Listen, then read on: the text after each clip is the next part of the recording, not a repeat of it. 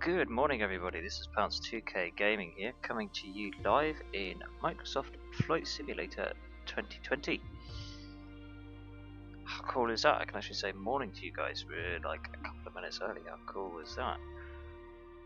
Alright, so what's on the agenda for today? Well, I'm glad you asked. So I kind of haven't really thought too much about where we're going to fly to, apart from our first flight for the day, which will probably be from let's go for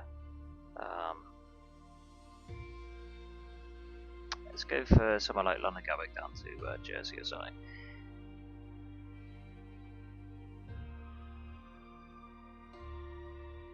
I've been looking at the weather around by in Norway, like around Oslo at the moment, which isn't too bright either, which is interesting.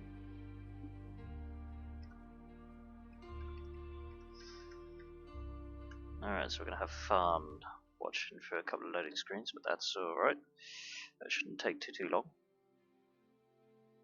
So apparently, in the recent update, they've fixed some of the so-called ghost cockpit issues, which I think formulated some of the problems that I was having with the 320. So we're going to try and run the 320 normally.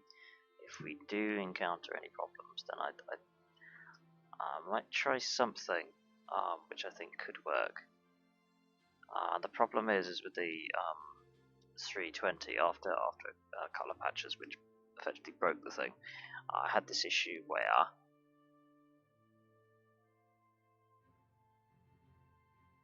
you set up the aircraft, not a problem. As usual, get it all started, push back, taxi, got all the way past the runway through to departure. As always, generators and everything are running as it should be. And then, all of a sudden, I just have the cockpit completely shuts down, everything just disables itself. We're like cold and dark just in an instant, and there's no power in the thing. You get nothing out of the batteries or anything like that. And obviously you can see well that would be a bit of a problem. So if we do run into that issue again, what I might try doing is, instead of using both batteries, I might see if I can get the thing to run on just the left battery.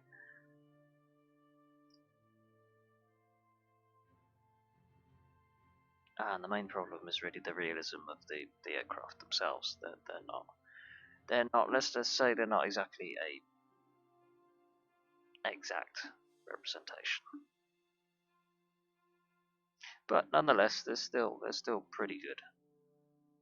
They're still pretty good models. They simulate pretty well for what they do.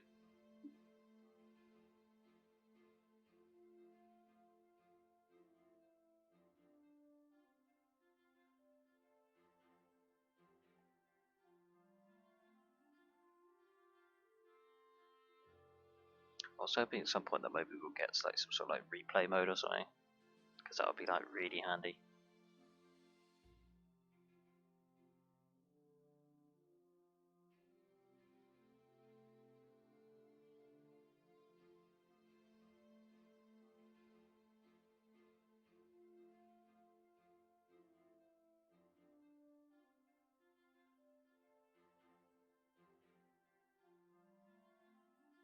Can't say I'm too sure about this whole one country at a time approach. Because I mean, how many countries are they going to do exactly? Because I can't see them doing like worldwide, individually, like they kind of have Japan. I mean, yeah, I kind of get what they'd have to redo Japan because it is, as far as architecture goes, significantly different.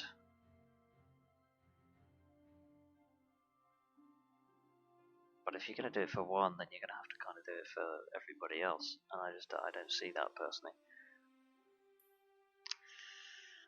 Alright.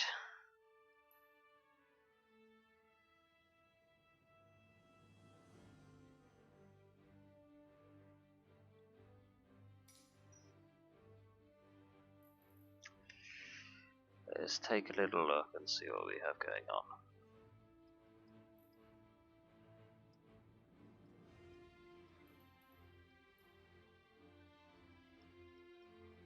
Hey, sup, dude?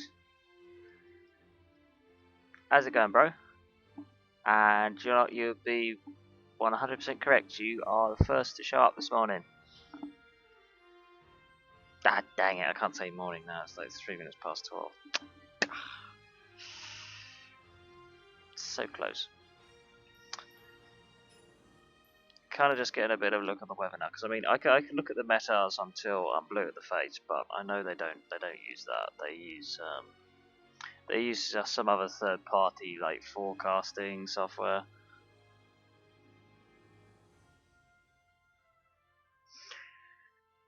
Yeah, you could spawn up in the air, but then that kind of defeats the object a bit, doesn't it? Okay, so Oslo, yeah, they're supposed to be just sitting around there at the moment. I read I should say I saw on the meta the other day that they were having a bit of snow over there, which was quite interesting.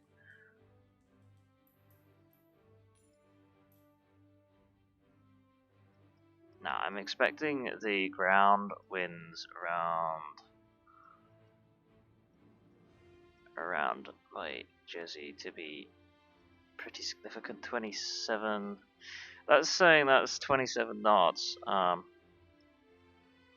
Let's just round that up to about a 270. That's not. It's between like a 260 and a 270. Let's double check that.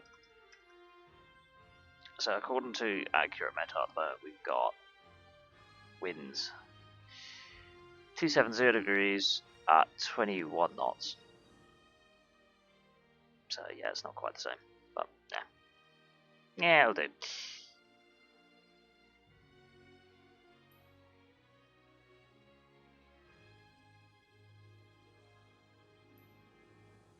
I did try doing the you know that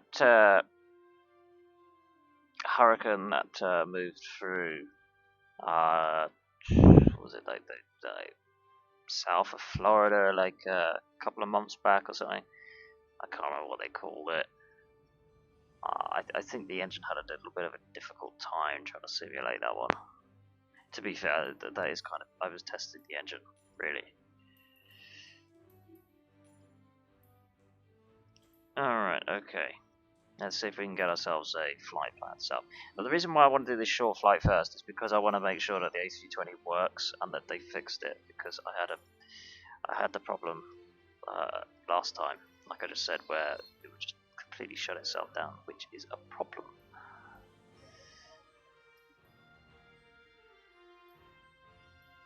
So we're gonna go. Let's start from like gate 64.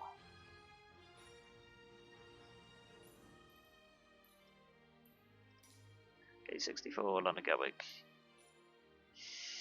Echo Golf Juliet Juliet. Take it out like gate 10 or something. I've got to try and remember what departures are going to be useful in this one. If we go like high altitude airways, departures. Why have we got flight conditions of like thunderstorms? What's going on in Gatwick right now? The frick. So look, pretty sure Gatwick's in better. Like, we're getting hit hard by the storm front compared to Gatwick. Yeah. This is gonna be interesting just to see what the simulator does then. Okay, because to me up there it's showing like thunderstorms, which is not the case. But all right, we'll see.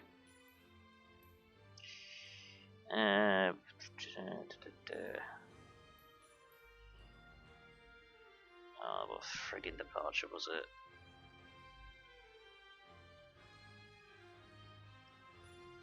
I can never friggin' remember.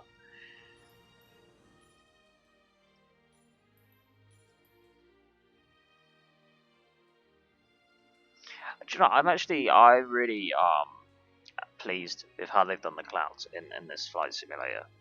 It's got to be the best insight into the formation of clouds that I've ever seen published in a flight simulator before. I mean, sure, some of the rest of it is a little bit less in terms of realism, but I mean, it's Microsoft Flight Sim, so it just goes hand in hand.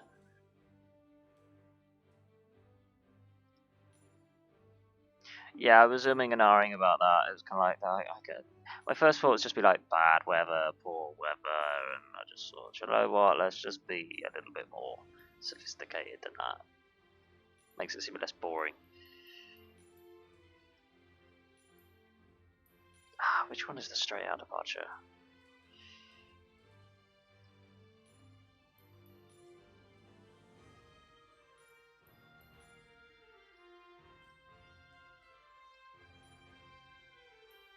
Oh, what do we have here? Is it one of the ends? Ah, there we go. That's better. Nice straight out departure makes it a lot easier by the time I'm fiddling about with the epoxy autopilot on the thing. The autopilot on the 320, the way they've simulated it in Microsoft Flight Simulator, it is horribly just. It makes it seem like it's the most awkward system in the world when it's actually not. Or it shouldn't be. That could be just me. I just, yeah.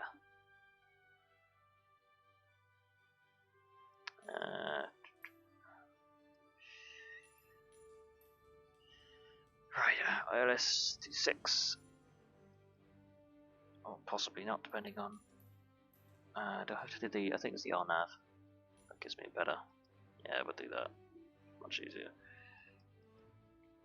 Direct arrivals, that looks about right, rather than trying to fumble about with one of the other ones. Let's go for that, good enough for me. Cruise, I don't know, what do you say, like 21,000, or do we go for like 18 or something? It doesn't have to be that high.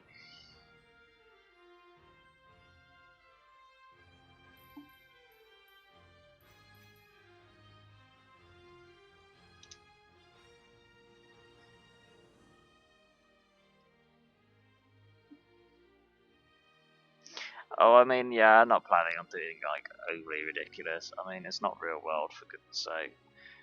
And besides, there's not exactly that much content and substance to the realism in Microsoft Flight Sim, because again, when you get a new Microsoft Flight Sim, it's basically all about just giving you the platform, and then it's about waiting for everybody else in terms of the third parties to develop their stuff to actually truly make it into a flight sim, if you know what I mean.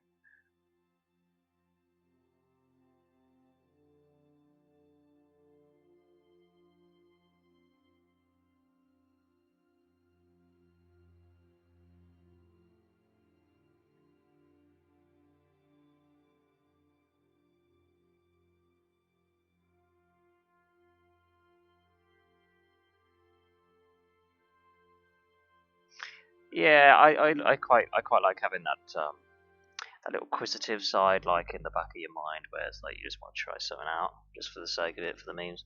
Like for example, I think I was flying a 787 once on stream. I think I actually I shoved it as a video because it was just so funny, right? Uh, this me in my infinite wisdom may have slightly just small oversight, just small. Decided to forget to turn the generators on. Well, you can imagine what happened there. I was just about getting comfortable in the wing view for a nice long flight, and then all of a sudden everything shuts down. And then, of course, they hadn't modelled any of the emergency power systems and all that kind of jazz. So I thought by this point, oh well, what the hell? We'll just have a laugh. And before, well, we'll see if we can make it back to the airfield. That's the most botched thing I've ever done. We were so high, I practically like nosedived it effectively, and then we then tried to like do a belly landing, and it just wouldn't let us, which was kind of frustrating.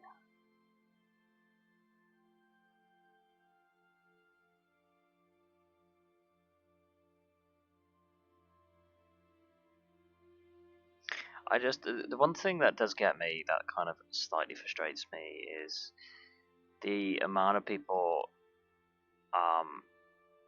who are so down about the fact that there isn't any crashing physics. Of course there isn't going to be any crashing physics. Microsoft would never put themselves in that position to do something like that. Yeah, it'd be cool, but it's not a War Thunder.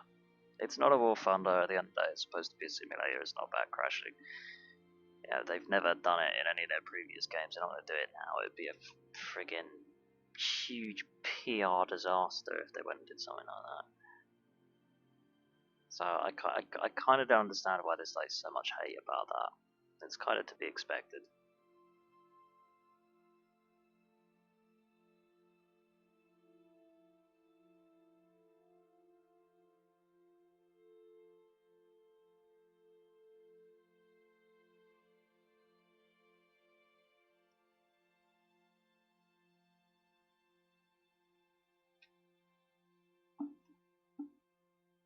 We won't be zoomed out too much. We'll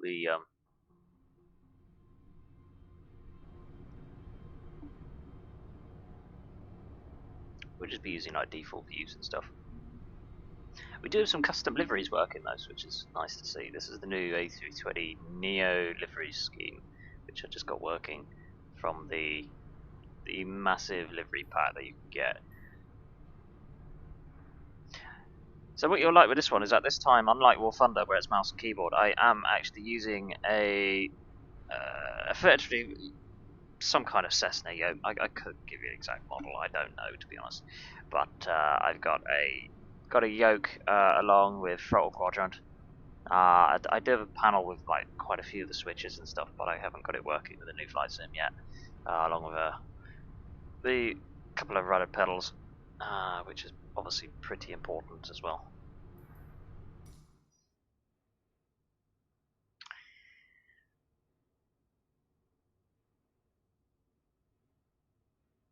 Right. Just got to keep an eye on. Oh right, lol. Oh well, you can take it easy for the day then, mate. We can get the external power and stuff. That's fantastic. It's just.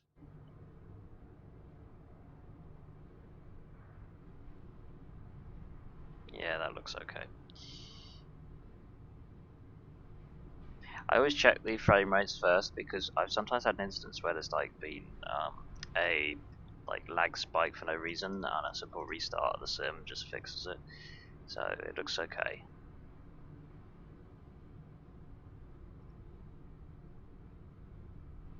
Oh yeah, of course, it's like first thing in the morning over there. It's like already like 12:15, like midday for me. And of course the clocks have changed, so we've gone back to UTC, which is, oh my god, saviour of my life. I don't even know what flight number I shoved in this. I didn't. Just be whatever it was before. Oh well, it'll be fine. Yeah, but it's real world weather, man. It's not like it's not like custom made. You'll find that it's a lot worse in Jersey. Trust me. What was I doing? Yeah, I wanted to start the other view before we start playing around with all that good stuff. I wish you could assign a button to do this. But you just like swap between these two. It'd make my life so much easier. Alright, so we are going to start with the external power. Good thing it's real cold and dark. The only thing I would have, like, if I'm going to complain, right, is the fact that we've got lights up here. Why have we got lights up here? There's no power to the thing. There shouldn't be any lights. But no matter.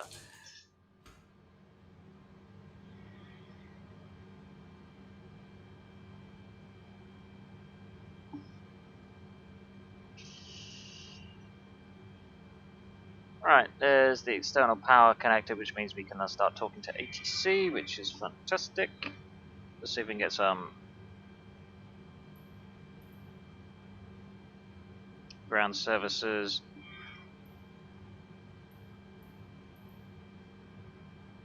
This is what I kind of find hilarious, right? So you request the power supply, right?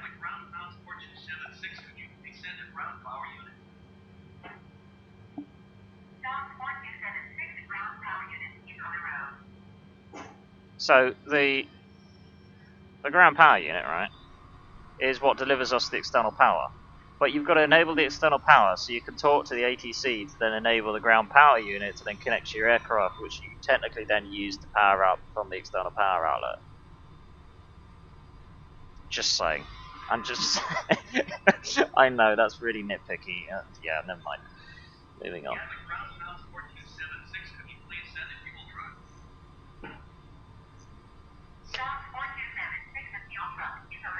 I wish you could customize like how long these services last. Because I mean, for example, right, you've got this A320 here. You got this A320 here, where you get it turned around in half an hour. Let's say half an hour. Like, if you're on a good day, you can get it like 25 minutes. But let's say half an hour. And then if you take something like a 747, you could be there for what, just short of an hour, 45 minutes to an hour, easily.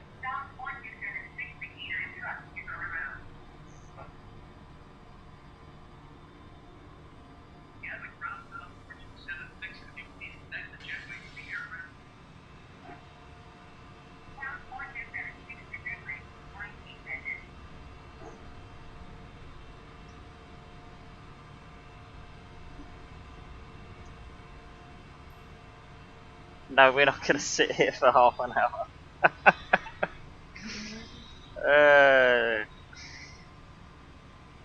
Think about it. Think about it. This is basically, if you're already loading in your baggage, it means you've already taken out the access.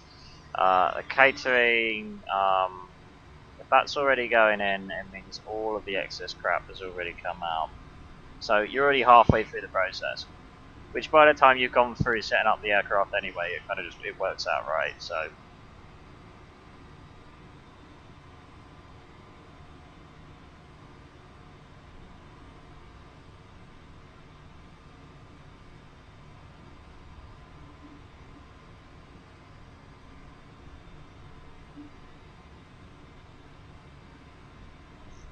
The only thing I would have to complain about is like how slow the fuel truck is. Because that's literally all we're waiting on. I'm waiting for the window to pop up.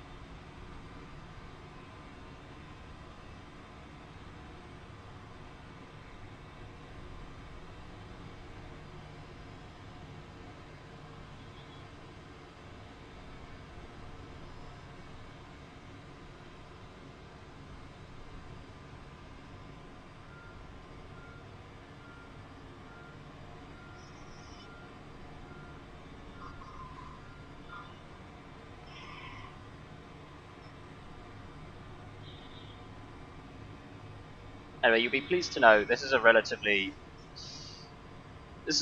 short flight. So we will have a cruise of about 10 minutes. Literally no more than 10 minutes. We'll be descending before you know it.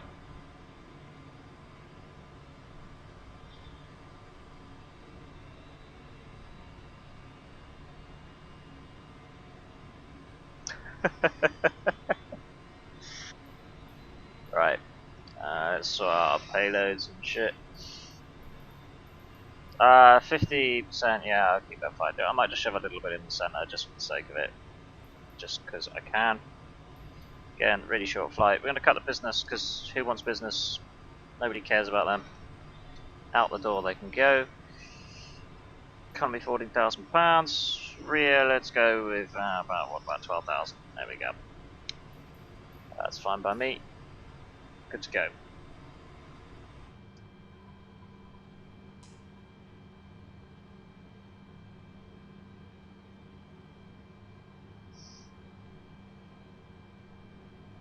I just like how all these systems just automatically come alive. It's highly amusing. Alright, so what have we got? Let's start off with looking down the left side. That's all clear. None of that lot works. Gauge all the fuel pumps.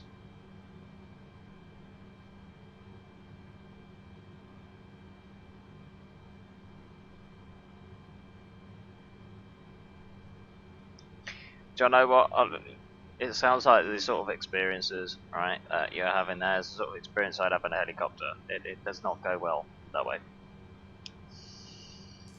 Right, we're going to actually turn off these two generators, because I don't want them to come on straight away.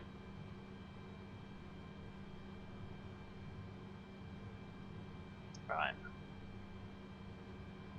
That's good for now. That's all set, lovely jubbly. Right, I'm going to make myself comfortable now, and we're going to start playing around with all the different screens. Just because we can. You'll actually be amazed how the different lighting can actually really help.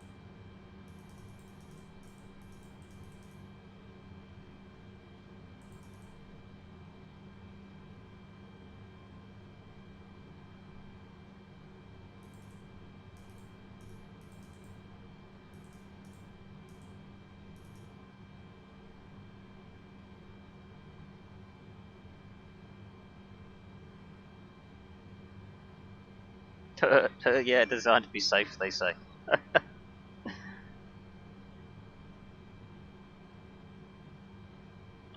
There we are, that'll do.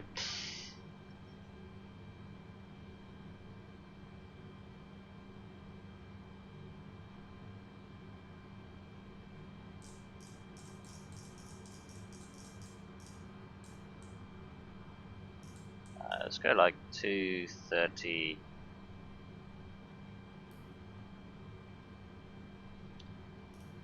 Runway heading is going to be 260.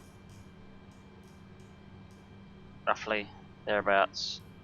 Maybe 18,000 feet. That's all set.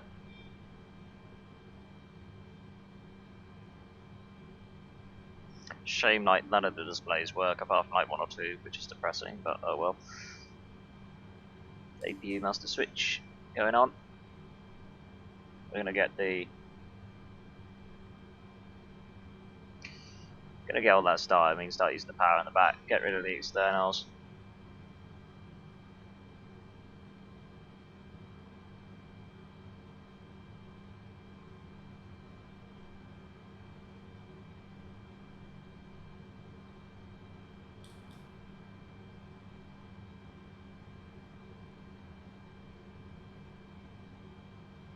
Yeah, it's only because we haven't got the Q&H yet. That's actually all that is about. In fact, if you want to get that now, then we can get that now, that's not a problem.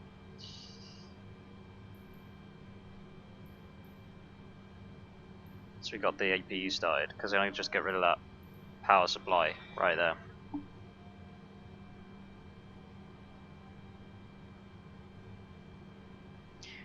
Right, so we got the APU running, you probably just heard it start up. Gonna have it bleeding.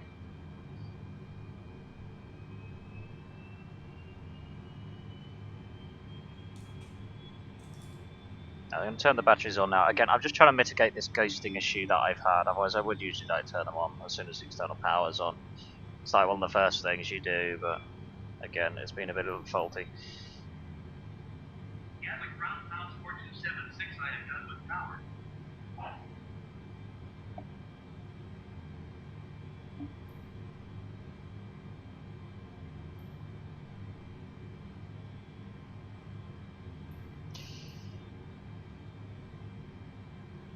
Right, we'll get back to our clearance. Go on the ATIS, we'll get our information from there. Gatwick Airport information, call Colony 2002. 1250 Visibility 3. Sky condition. View clouds at 600, via view clouds at 4,300, via view clouds at 11,200 feet. Temperature 11. Dew point. Yeah, we're waiting for the Q&H. Trust me, when we get the 29044. So if I set this down to 29044, you take a look on the altitude down there and you'll see that it's changing.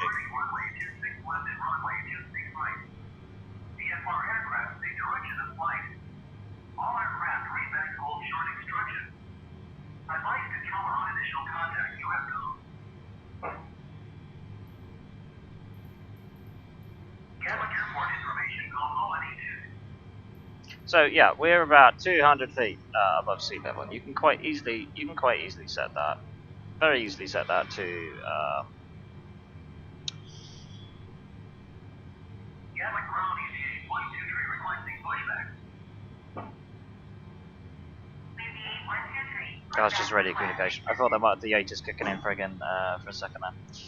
Yeah, you can quite easily set it to ground altitude. But at the end of the day, it's just a departure. So you don't really have to worry about it too much.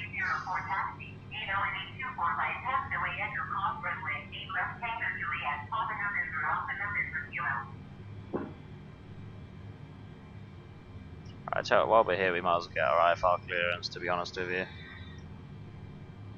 Gatwick ground Pounce 4276 IFR to Jersey, ready to copy. Pounce 4276 is cleared to Jersey Airport and filed. Take off runway 26 left climb and maintain 10,000 feet. Departure frequency is 118.475, call 0626. Pounce 4276 cleared to Jersey Airport is filed. Take off runway 26 left climb and maintain 10,000 feet. To be honest, yeah. 47 squawk 0626. I mean, we could even do a fully automated landing as well, technically. Contact ground on LNE 21.805 when ready to taxi. Okay, that's looking good. 123 with golf ready to taxi IFR.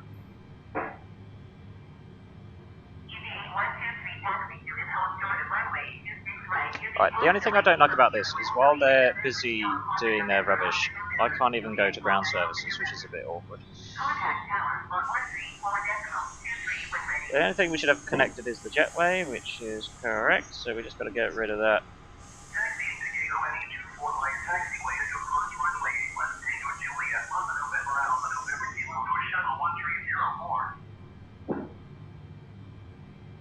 You will not want to be doing a barrel roll in a 320. You will have a structural failure, trust me.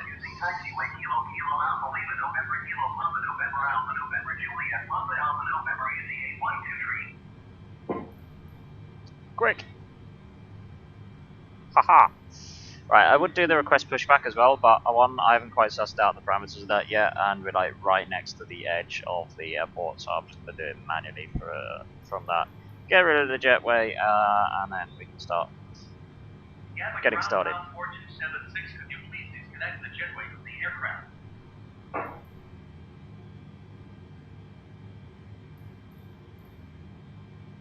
Go back to our clearance.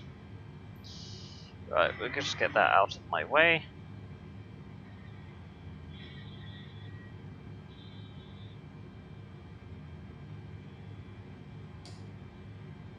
Take off the parking brake. Yeah, you're pretty thinking like something like a 707 or something, like really back in the day. Beacon Knight's coming on. Now we can then start our pushback.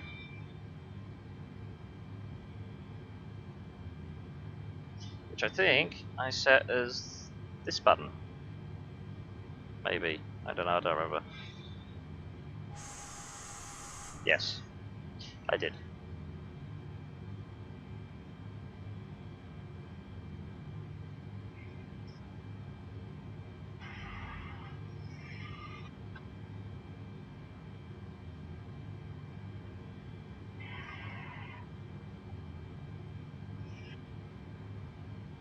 I wish they'd give him some sort of like animations or something. He's just like stood there like friggin'. He's just frozen to the stop like.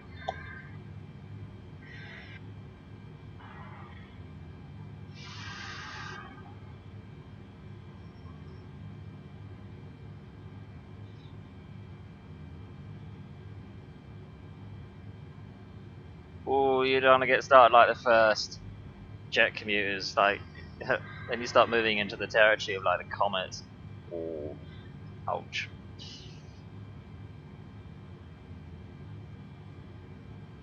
I like when you push it back, how they've even got the physics on the edge of the wings there.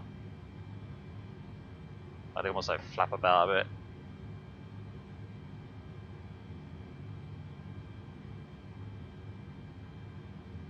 So again, I could be starting the engines right now, but I don't want to mess up the pushback.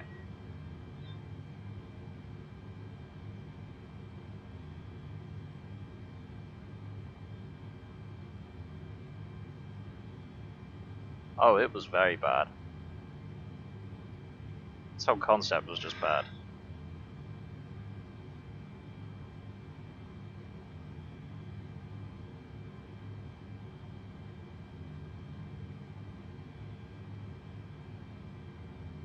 Yeah, alright, let's park and brake. No, wrong button. There we are, it's better.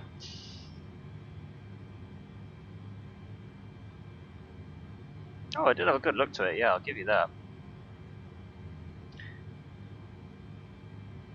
Let him get out of the way, give a hand signal, whatever. We're going to crank these first, rather than just go for the automatic start, just because I can, because I feel like it. Again, everything's looking good.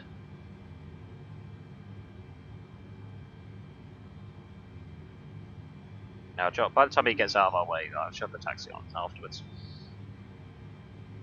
Start with engine number 1.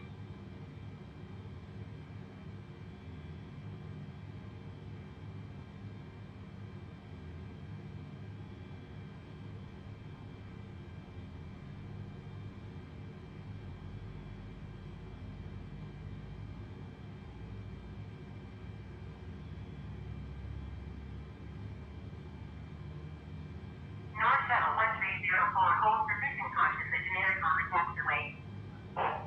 Joel, that sounds like a Harrison Ford right there. North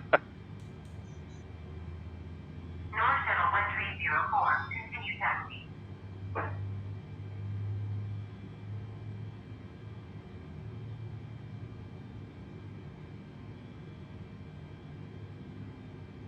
Roger, North Shuttle 1304.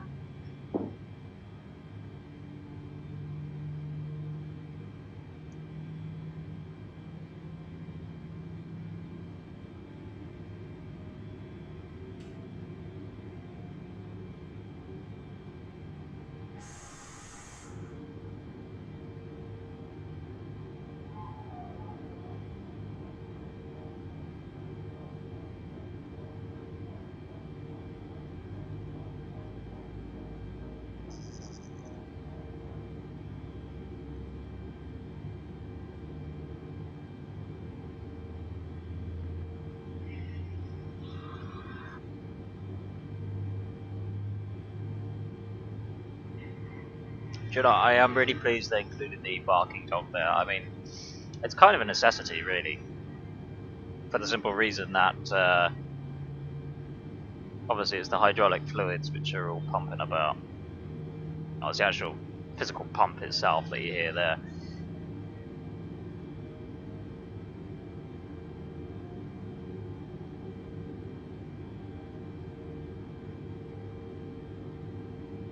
That sounds about started.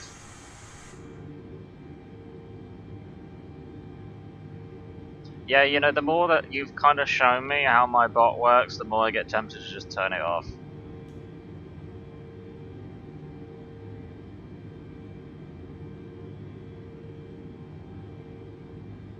Alright, we're going to set the pitch trim to about -1, I think.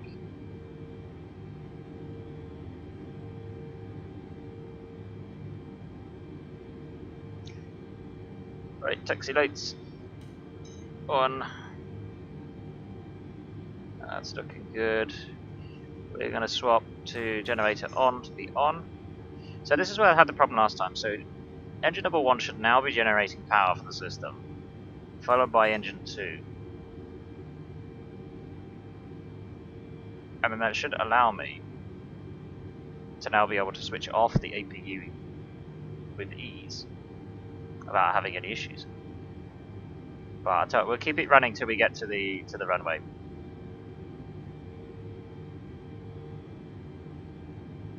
Just see what happens. Gatwick ground Pounce 427, 6 foot Gulf, ready to taxi IFR. Pounce2K taxi to an offshore runway 26 left via taxiway with a Kilo Papa November Alpha November Zulu Alpha Alpha November Mike. Contact tower on ONA 24.23 when ready. Oh yeah, no, I definitely got that 100%. Yeah, definitely. Taxiing hold short runway 26 left using taxiway with that Kilo Papa November Alpha November Zulu Alpha Alpha November Mike Pounce2K.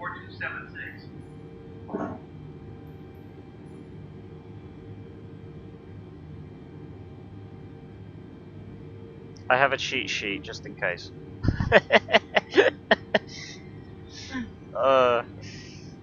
Me and navigation, I tell you.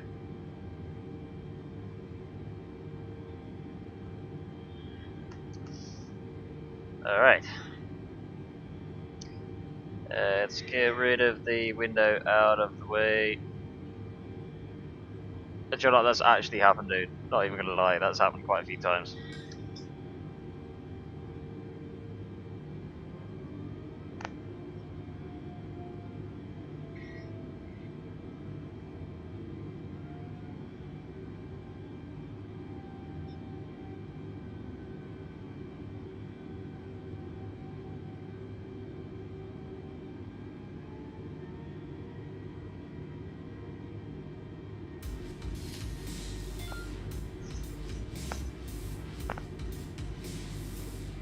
Thank you for the Facebook like, whoever that was. I don't get that information straight away, unfortunately, so I'll have to give you a shout out at the end of the stream.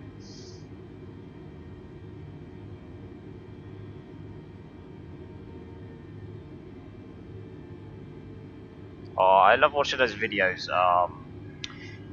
like on YouTube, where like you've got the ACCs just having an argument with the pilots or something like that. That's highly amusing. Stop 4276, all position caution, other traffic. Why do I have to hold for the Cessna? I've got right of way. That's crazy. Position Pounce2K.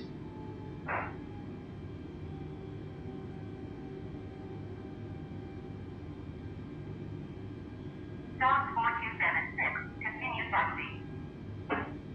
Jar of that right there was completely pointless. This is why I hate the default ATC on flight simulators. Like Microsoft Flight Simulators every single time. The sooner they can bring out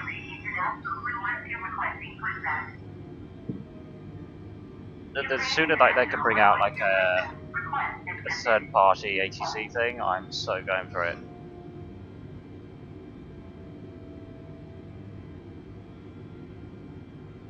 I can't wait to see a couple of 737s. That's what I'm waiting for. That'll be really cool. I want to get a hold of PMDG's 737s. Then we're talking.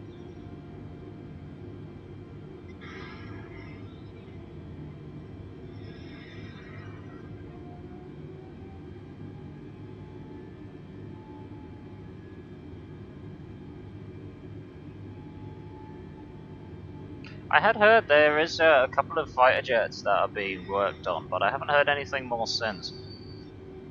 I was going back like a couple of weeks.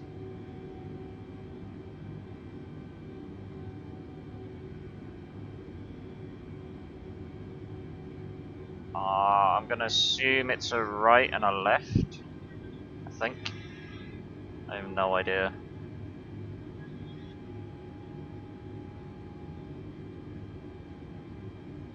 Dallas Ground Ukraine International 112 requesting the end of pushback. Ukraine International 112 request to end pushback received.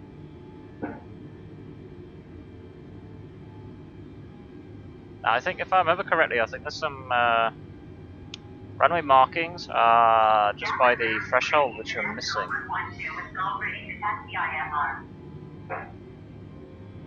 Ukraine International 112 taxi to and offshore to runway 26 right by taxiway Juliet November November Alpha Papa Juliet Papa Alpha November. Contact tower 113.23 when ready. Yeah, no, I know. I don't know any Portuguese, so. I think we're both in the same boat there. Take your guess. Taxiing off your runway at 26 right by half the way, Juliet, November, responded Juliet, Orbit Alpha, November, Ukraine, International, runway 2. I'm not racing. I'm actually not racing. I just want to get in front of him. That's technically not racing, right?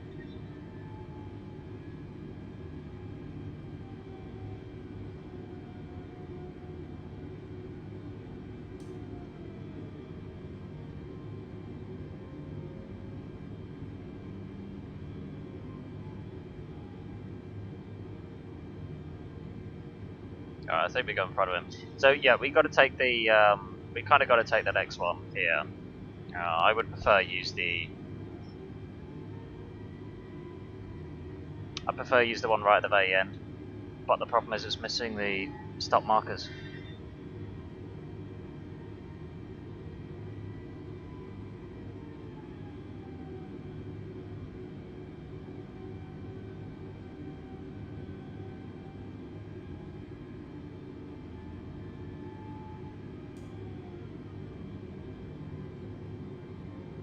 Alright, here we are, guys.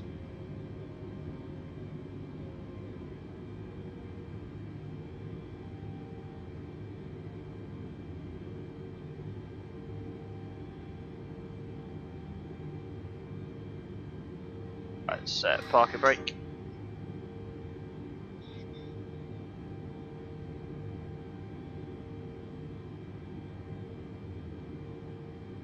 What's up, Flamboyant?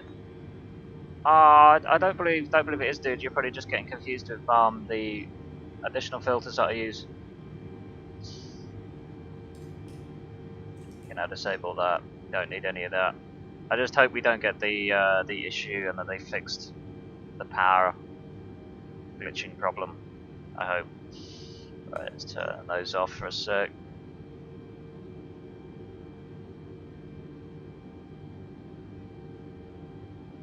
Gatwick Tower, Pounce2K at runway 26 left, ready for takeoff by Airport to Jersey. Pounce2K cleared for takeoff, runway 26 left.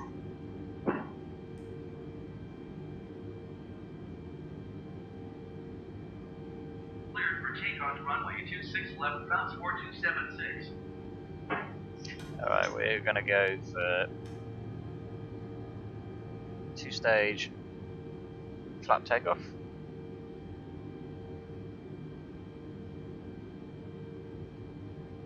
Get that out of our way.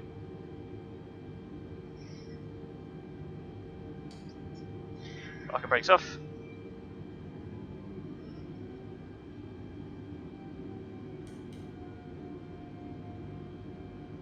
Takeoff lights are set.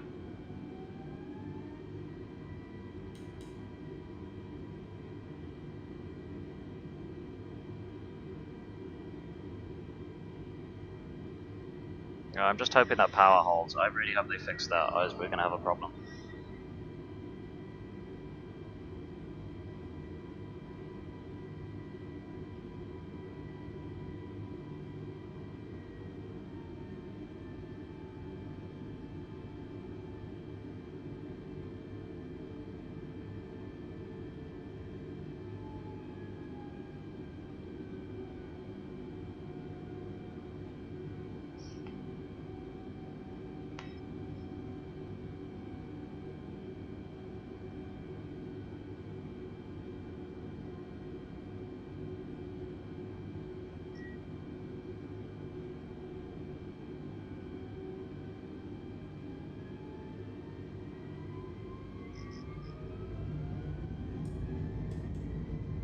Take off for a set.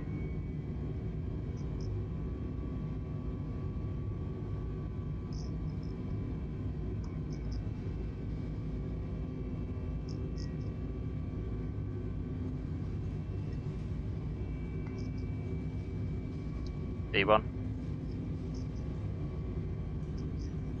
Rotating.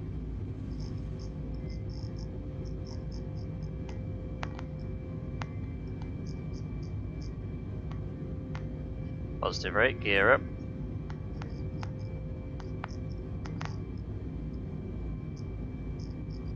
Pounce2K contact London Center on 118 decimal.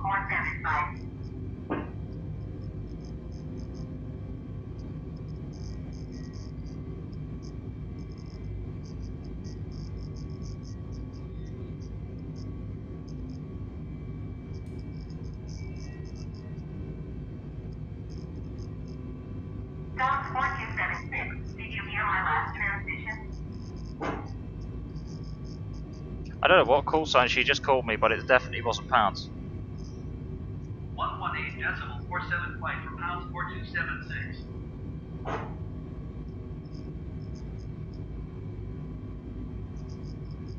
Sounded like she was saying like Scott.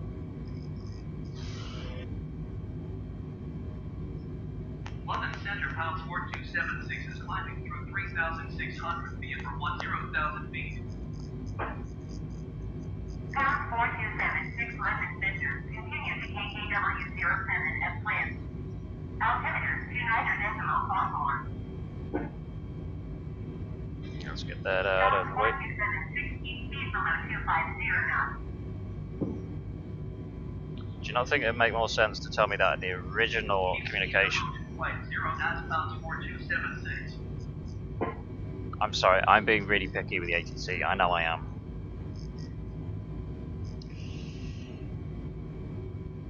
Alright, I'm going to start getting the autopilot set up momentarily.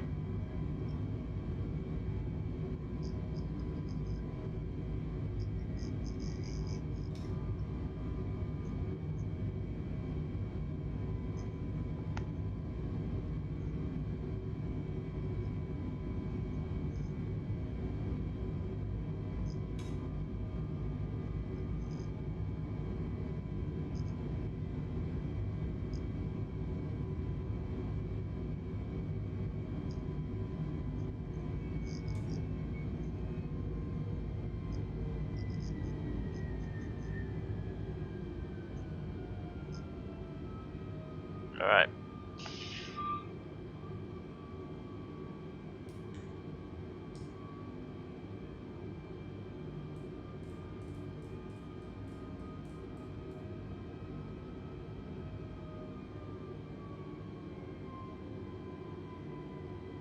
So the autopilot should be now doing its thing, in theory. You can go up to 240, get away with that. Let's just double check the increase the brightness of this just so I can see it a bit better. Vertical speed is plus 2,000 feet. Passing through 7,000, speed 240 knots. Yeah, that's looking alright.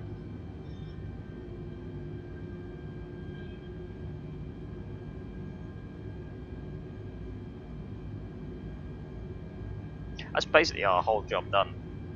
Just like that. Job done.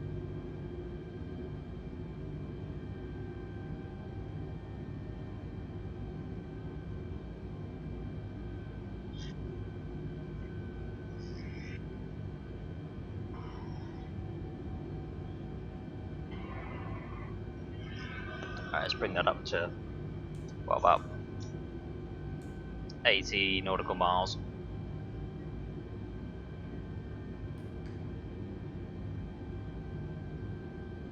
We can even turn on the terrain display if we feel desperate.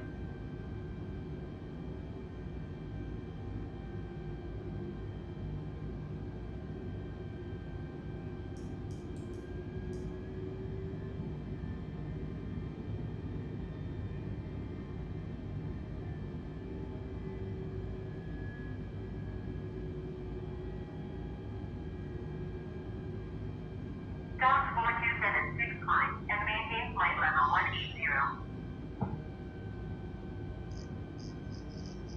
Climb and maintain flight level 180, Pounce 4276.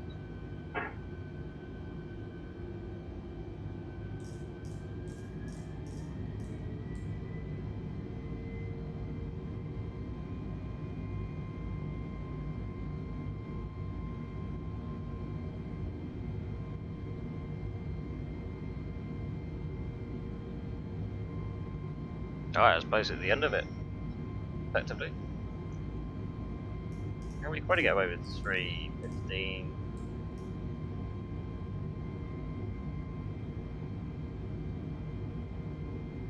We're only going 18,000. Yeah.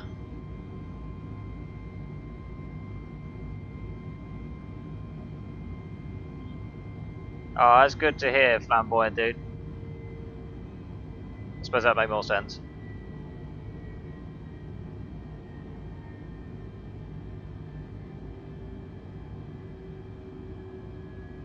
Yeah, so I bet you we'll have about like 10 minutes in the cruise once we get there. Descend and maintain 5,000 feet percentile at runway 26 left approach by ASTRA transition. Clear to ASTRA.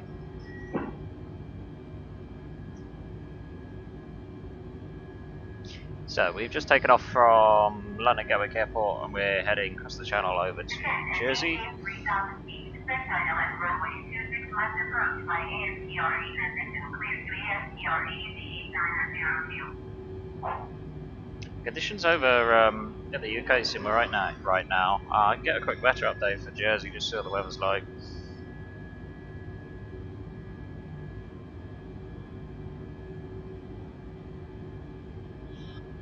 So I know before we left on the sim we had winds at about 270 at about 27 knots. On the Meta it was about 21.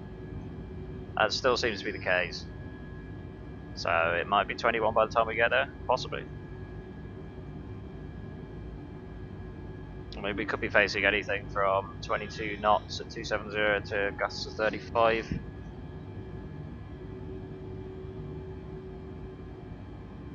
Depends what we get when we get there.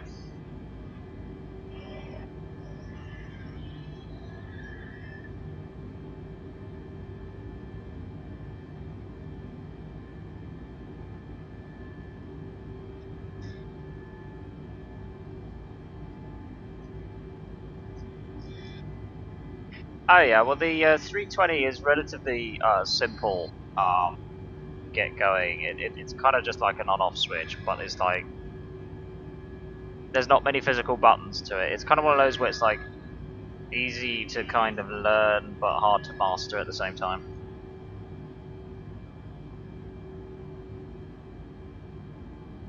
It's just trying to suss out once you get it going. I think the hardest thing is trying to get the autopilot to do what you want it to do. That's the hardest thing. I mean, the good thing is the way that Microsoft have actually portrayed the aircraft, they haven't simulated all of its features, and it's not 100% there. But it does make it easier for the average user to use it. But I mean, the main thing, which I think a lot of people forget, is actually getting the engine started, and that's where they go wrong. Get your batteries on, the power. If you're using external power, you can use that. You won't get anything from the engines until they're turned on. But if you want to start the engines, you can press the automatic start on these motors as much as you want to, but you won't actually get it started. You've got to have the APU turned on, switched on, and most importantly, you've got to have the APU bleed on. If you haven't got the APU bleed on, you won't start any engine.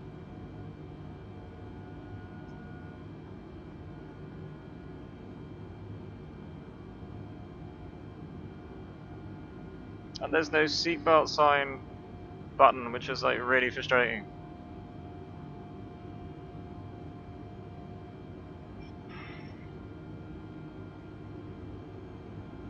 I mean, come on, it's supposed to be a flight simulator. I mean, isn't that just the most fundamental thing you don't forget? It's alright, there's a workaround, it's fine.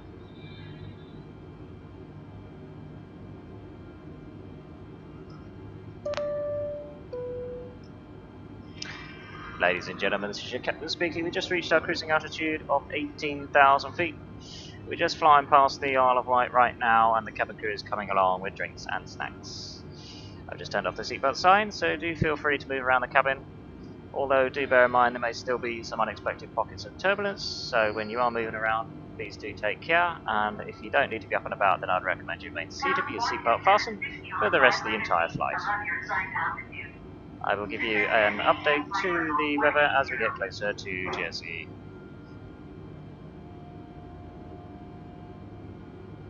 Descend and maintain flight level 180, Pounce 2K. Well, I don't know what she's moaning at, because I'm just using the QNH I've been given.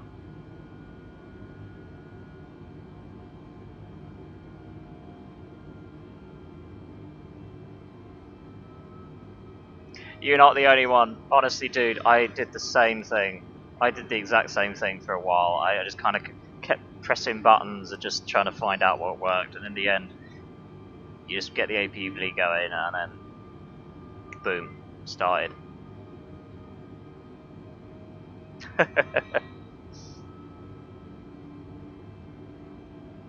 I do like that feature where like you can get them to take over like the radio and stuff. It's really useful, providing you're happy with the AI accepting whatever the ATC is about to give you. Basically, that's the only limitation.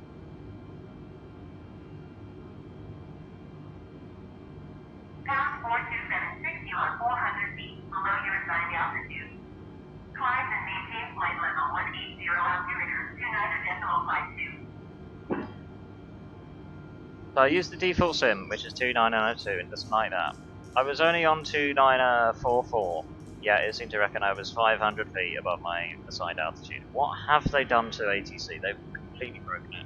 Climb and maintain flight level 180, Pounce 4276.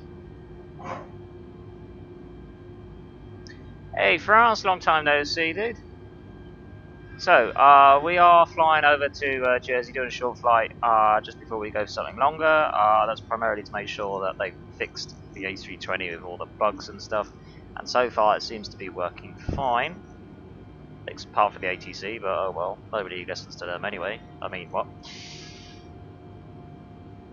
In terms of mods, the only mods that I've got installed is just the, well, it's not really a mod, it's just the Mega Livery Pack. I haven't really delved too much into modding just yet. I kind of want to see until more of the third publishers bring out some more stuff. There's a couple of airports and stuff I want to get at some point, though. I just haven't got around to it. Pounce 4276, climb and maintain flight level 240. I maintain 40. What the hell are you sending me 240 for? My cruising is 18. Climb and maintain flight level 240, Pounce 4276. Oh my god, I set... Pounce 4276, climb and maintain flight level 250. What is it doing? Oh my god, seriously. Climb and maintain flight level 250, Pounce 4276. This isn't me, I remember setting it correctly beforehand. I actually remember, like... London Center, Pounce 4276. Request 11,000 feet. I don't get it. Pounce 4276, descend and maintain 11,000 feet. The autopilot has gone rogue on me, I mean the ATC are going rogue on me right now. Pounce 4276. Pounce 4276, climb and maintain flight level 200. Okay, wow. Do you know, I'm just gonna ignore them. Flight level 200, Pounce 4276. They clearly don't have a clue what's going on right now. 4276, climb and maintain flight level 250.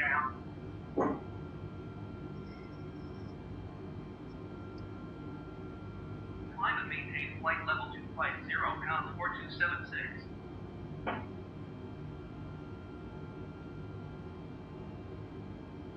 Alright, okay, that's got them silent for now anyway. If they give me any more trouble, I'll just end up just cancelling IFR because it'd just be easier. I ain't putting up with that all the way down, that's just pathetic.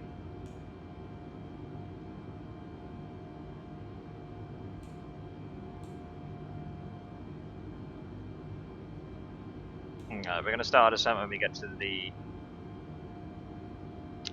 next waypoint. We can have a quick little look at the meta just beforehand.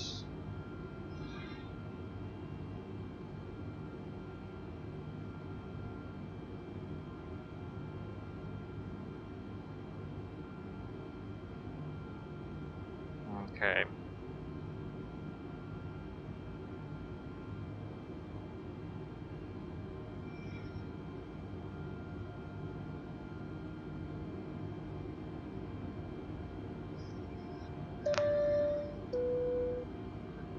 Ladies and gentlemen, this is your captain speaking. We're going to be starting our descent towards Jersey.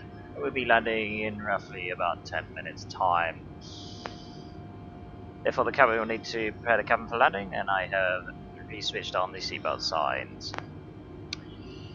Weather in Jersey is very mixed at the moment. Showers are roaming about here and there. The winds are coming in from the west. Quite a moderate breeze. The temperatures pretty chilly at the moment, but it could be a lot worse.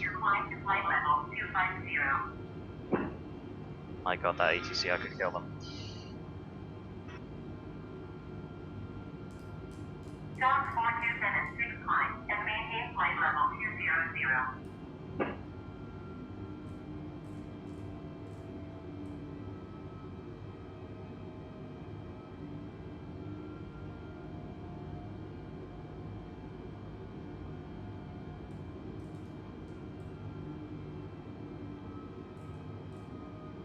Dock 4276, please acknowledge. Yeah, this is the point in time where I just ignore ATC. I can't be asked.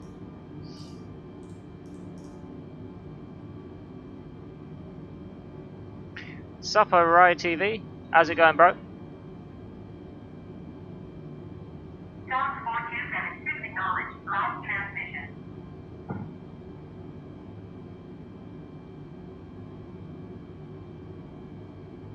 That is a very good question. So, if you are going to be getting it through the Microsoft Store, then you can download it directly through their store.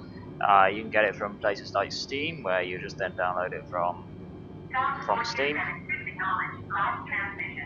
And then you can also get like physical copies and stuff like that, where you'll have it straight to a disc, and then the rest of the further updates then be downloaded through probably their launcher sort of type update system that they've got included. Pounce 4276 IF on flight plan. If canceled, radar service terminated. Squawk 7000. Maintain VFR. Frequency change approved. Oh, thank you so much. We get rid of that. That was doing my head in. Right, we'll just go straight for that, I think. We'll tune tower, and then we need that.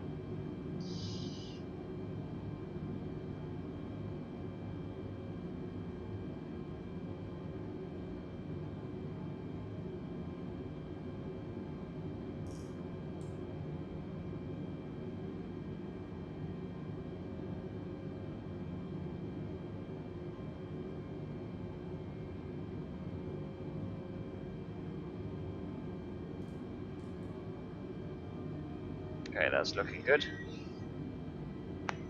In terms of links and stuff, dude, just literally put in Microsoft Flight Simulator 2020 into Google. You will find a seller somewhere that will be basically selling the product. You'll never end up coming across the Steam or the Microsoft Store directly. You'll find it in some shape or form. What was that? Did you guys see that? I kind of saw that out of the corner of my eye. It was almost like a flash sort of type thing.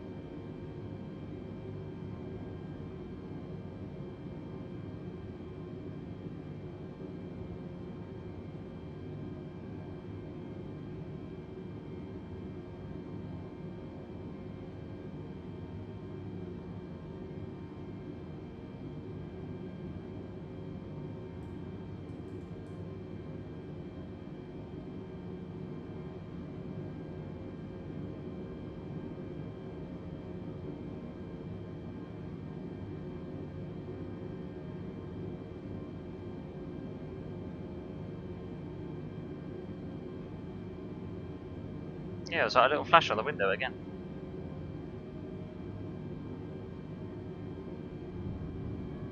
The simulator thinks it's lightning over here.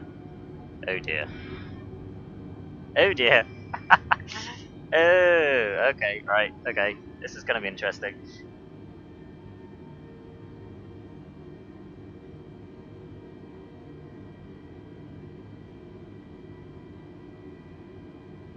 Yeah, that's definitely a bug. It's the first time I come across this one actually, so yeah, there shouldn't be lightning.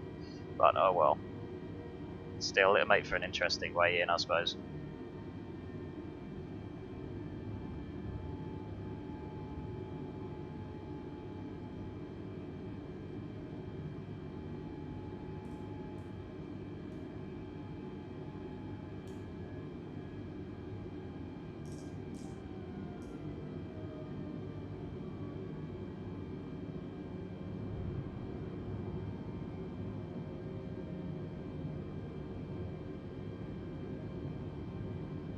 Still, it looks pretty cool.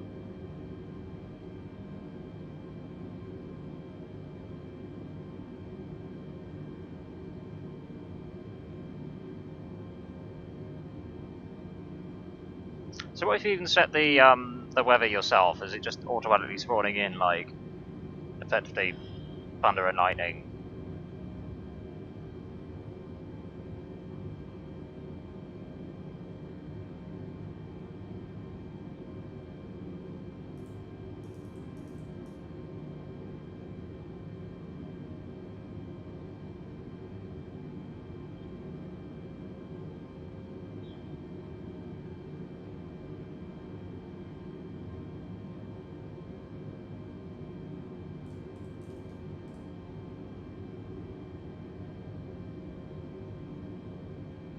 Oh yeah, fair enough.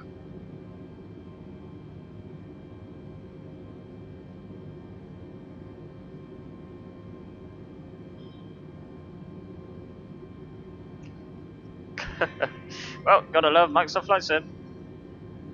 Whoa, wow.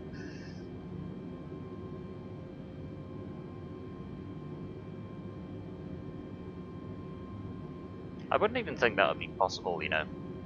Actually having a lightning effect actually that far above the actual where it's supposed to be. Like the calculator is way below that.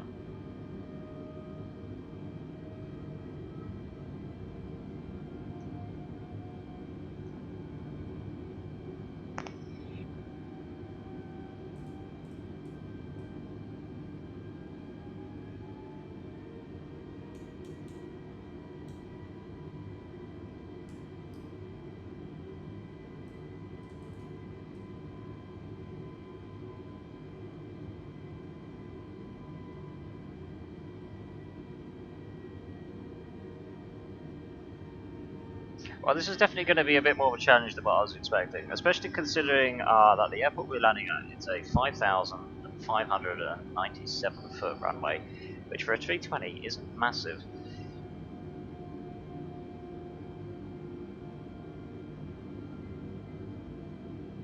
Do you know what? I might do that. Remind me to do that on the next flight.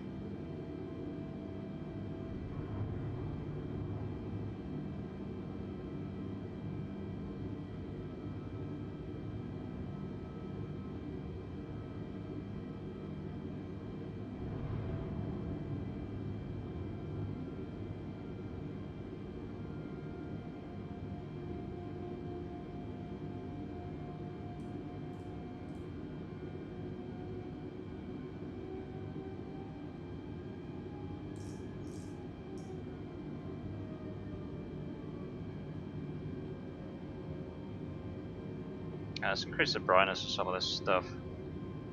Oh wait, it's already on full.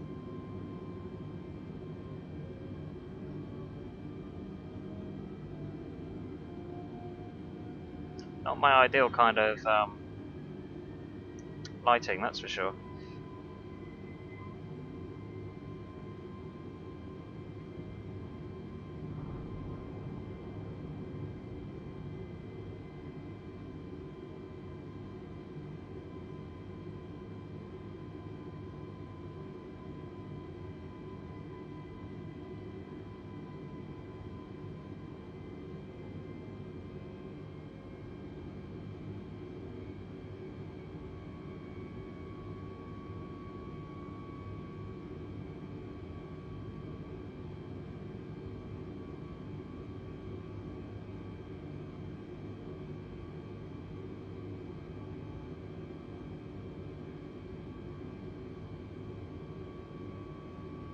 I wish they would change the shading on the window effect. Because you get this horrible, like, shading ghosting effect. Like, they'd be better off just having that as, like, a basic shadow or something, or just, like, disabling it completely. I don't just I wish they'd make a decision on it. Just do something with it.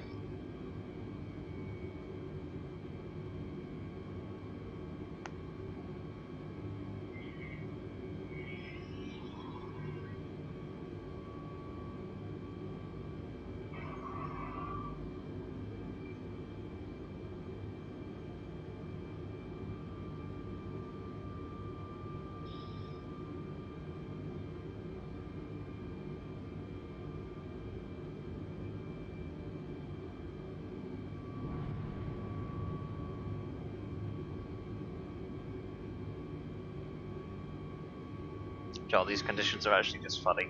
It's actually just funny. I mean, this is just me. This is just so false.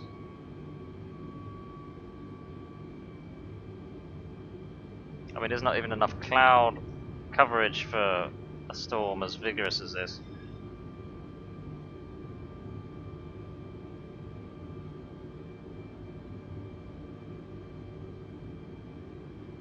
Yeah, I know, that's why like I'm only running at like 60 rather than any higher.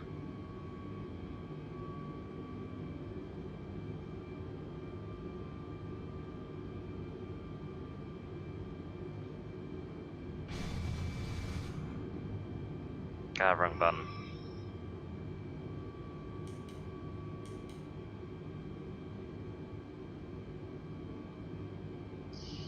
Alright. Let's get in contact with ETC.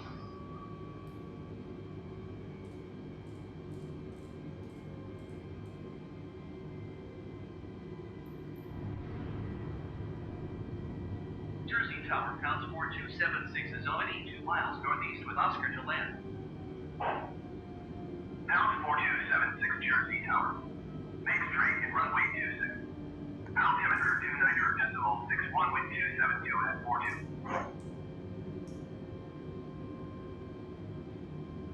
Fly straight at runway 26, Pounce2K.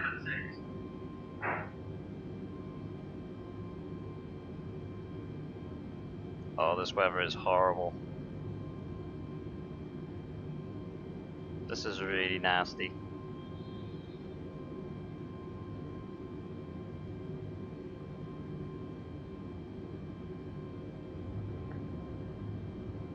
Alright, we're gonna go first stage flaps.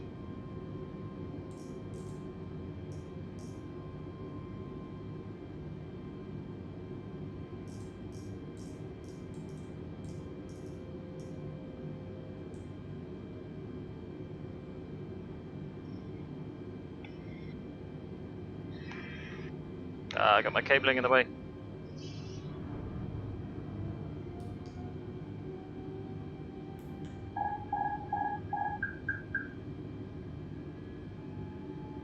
Alright, we're gonna take manual control. If we can see anything, that is.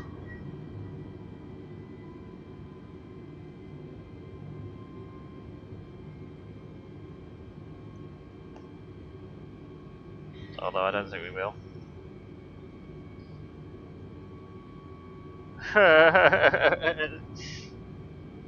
Jot, that gives me a lot of confidence. Cheers.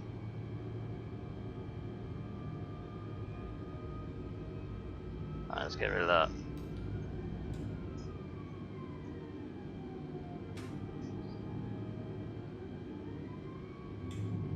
Get down. Oh my god, I can't see anything.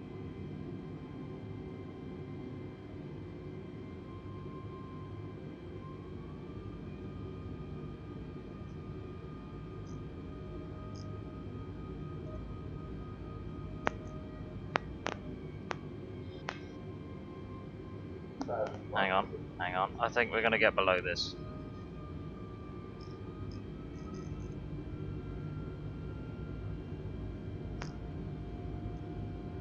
Pounce2K, cleared to land runway 26. Wind 272 at 42.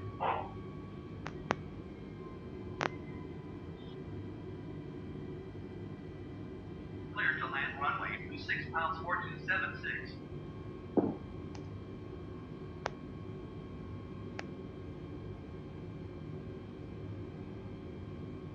I can kind of see a little bit below me, like not a lot.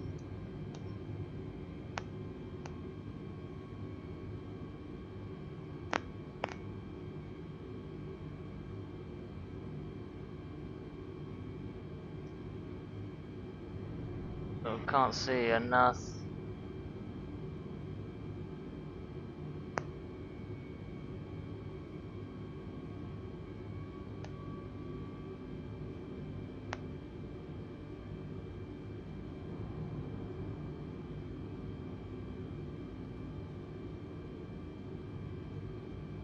Hang on, hang on, hang on. I got it, I got it, I got it. Just. Literally just.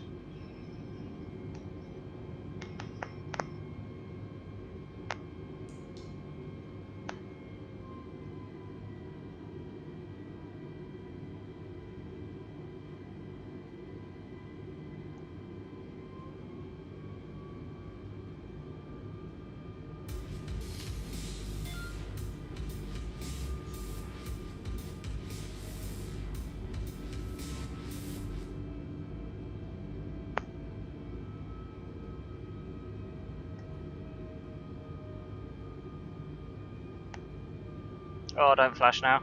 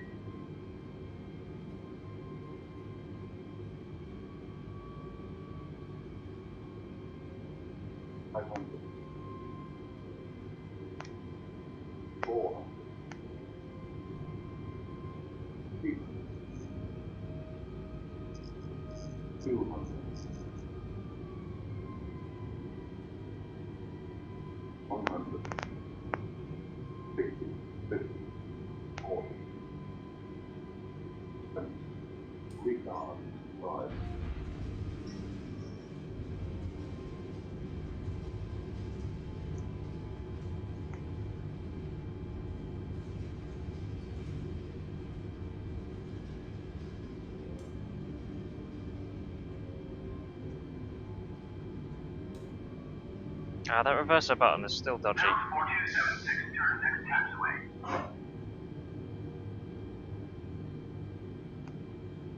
Oh, that weren't bad.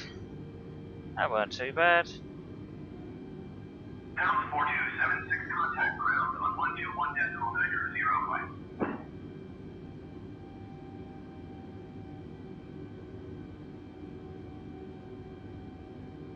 121.9 flight Pounce276.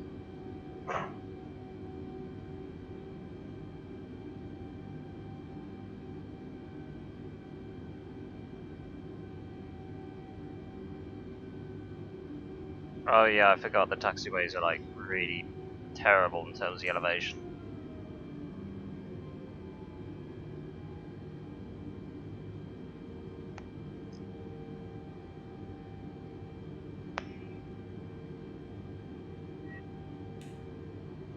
Oh, what do you think of that? That weren't bad.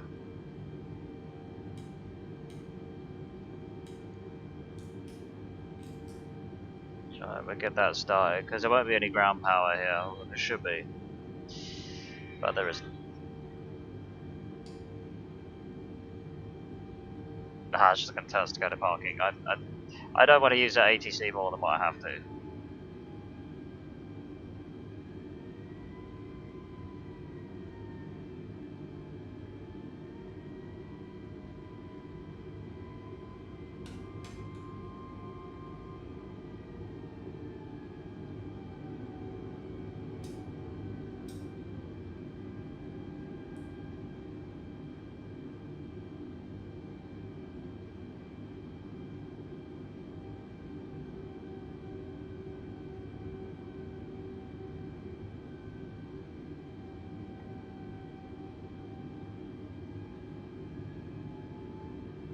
Alright, let's see if we can pick a spot.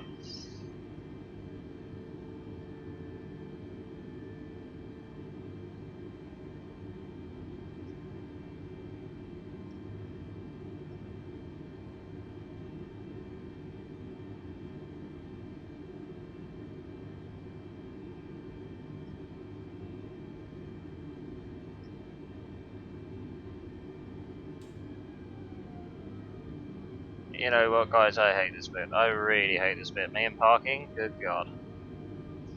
It's bad. Like, it's really bad.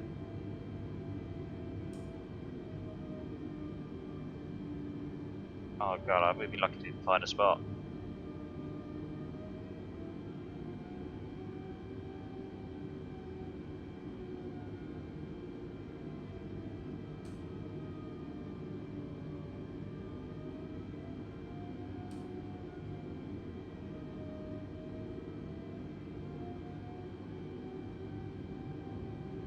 You know, I don't want to get in the way of that tiny little one on the left, so I think we'll go to where these hangar-like things are, even though they're not hangars.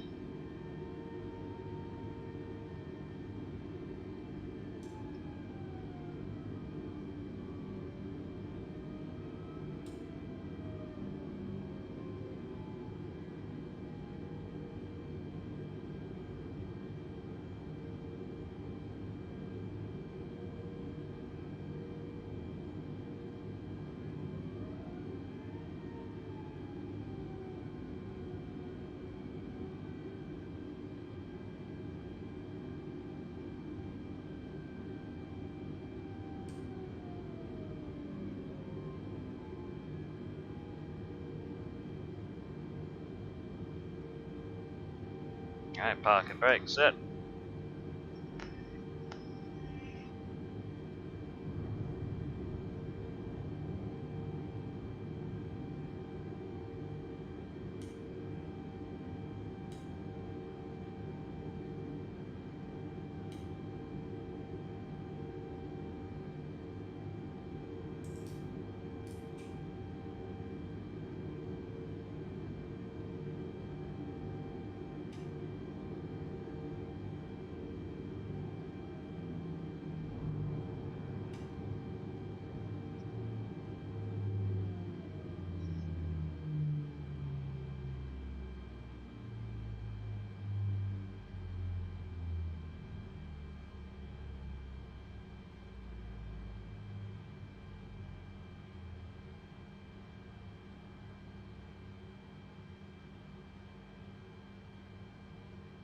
Well, that was a relatively short flight. I think that shows that the 320 is working and everything again, which is good. And by the looks of it, we need to do the weather ourselves, which is fine, that shouldn't be too difficult to do.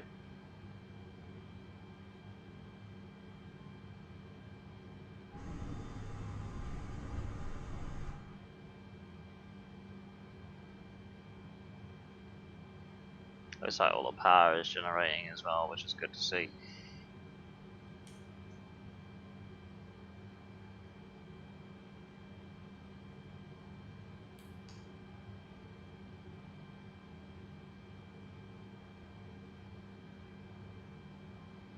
I was to turn that off as well.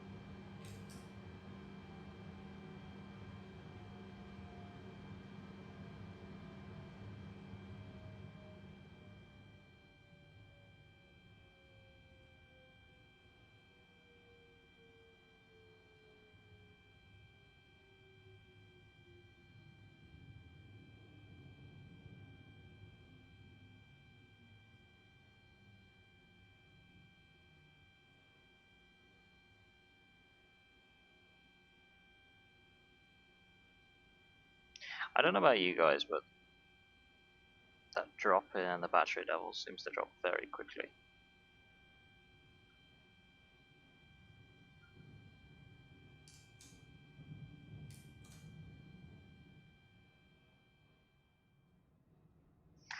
Alright. Okay. Let's see, where are we going to fly to next? Anyone got any suggestions?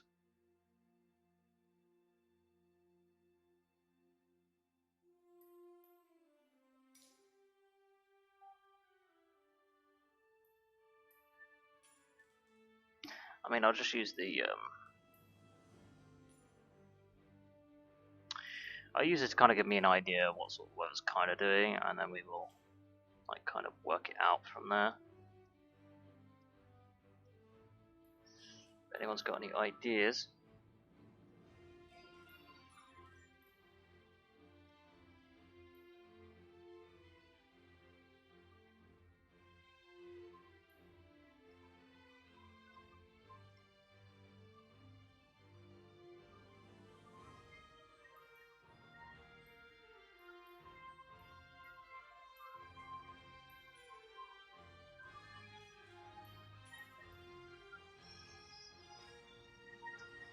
Let's have a little look about.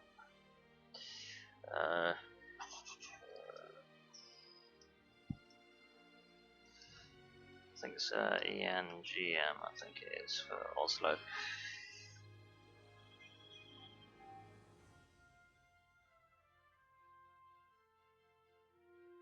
Yeah, it doesn't look like it's too interesting over there at the moment. What else do we have?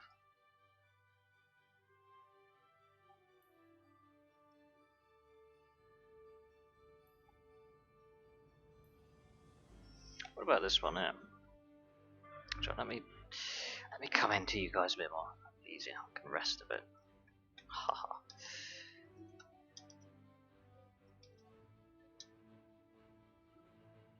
So Stockholm is again not doing too bad.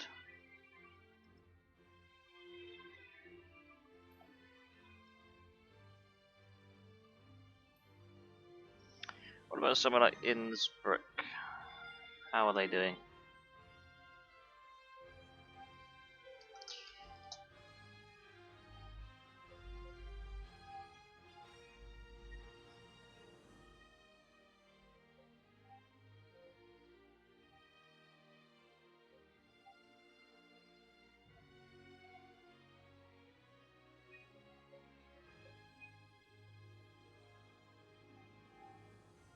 Alright, so they have got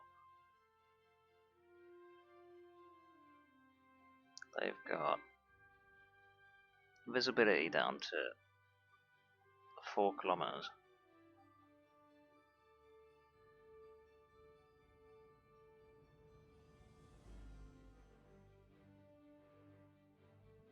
Okay.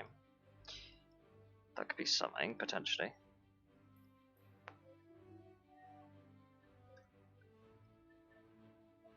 How about Malpensa?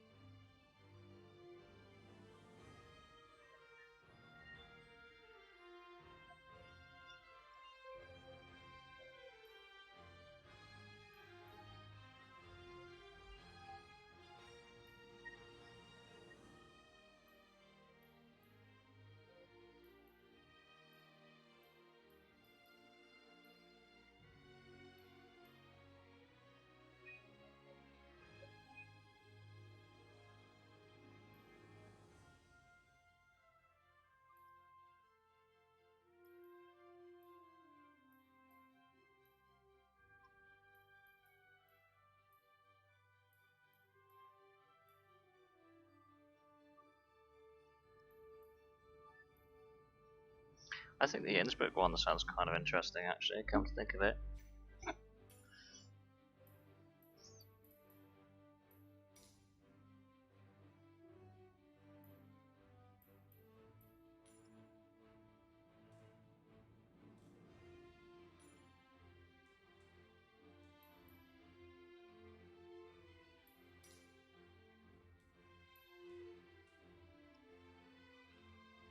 Won't you let me change this?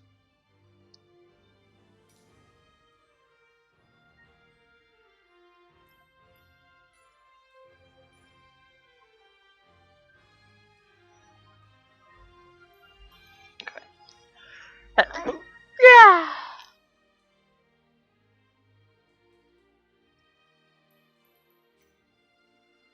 Let's do our flight plan first, so it's gotta be easier.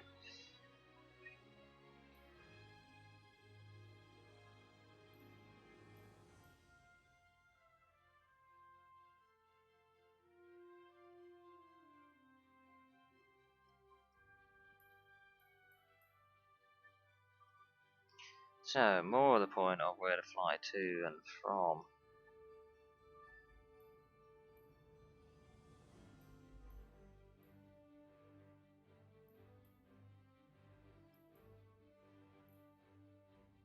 What about somewhere like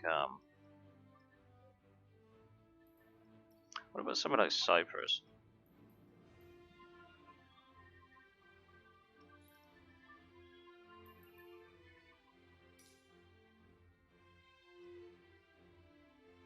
Well, you could go from Cyprus to then Innsbruck.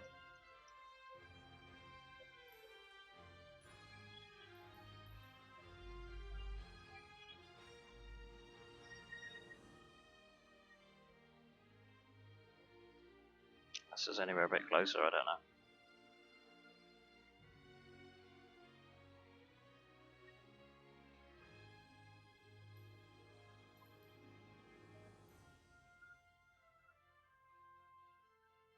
Or how about somewhere like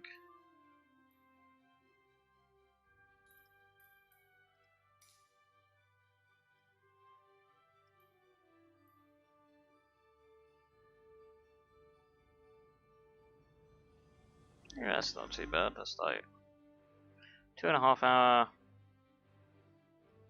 Yeah, it's not as bad. Pretty get some nice sights, I would have thought.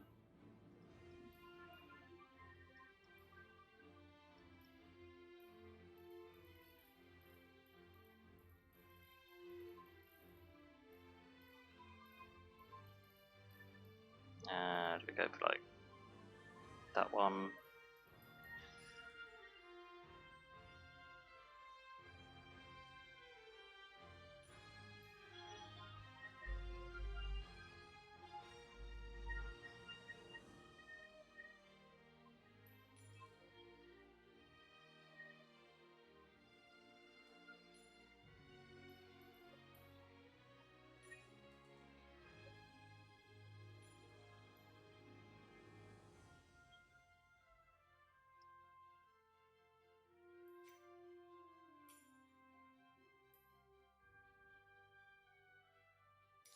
Right, let's see what deliveries we got.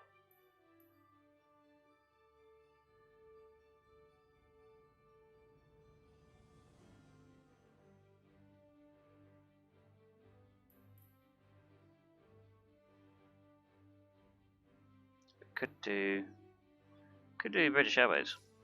See how that goes. Hey VJ, what's up, dude?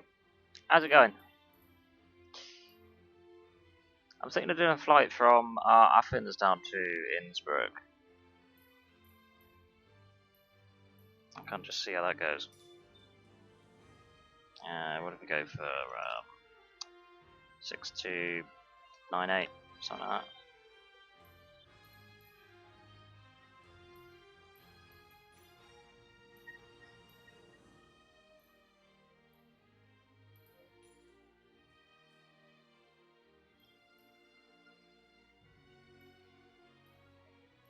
That's good to hear. 21 left.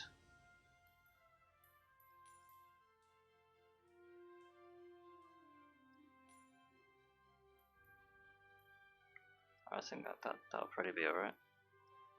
Use that. Go out that channel way there. Yeah, we'll certainly do some sightseeing once we get this flight over and done with.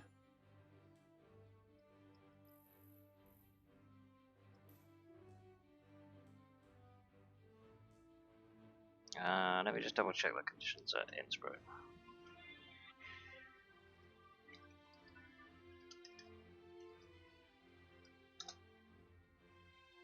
The wind's 260 degrees.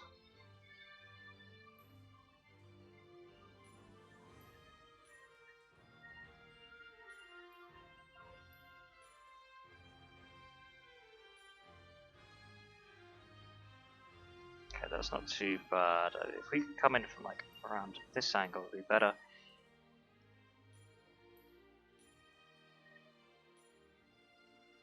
Yeah, that'd be much better. That one.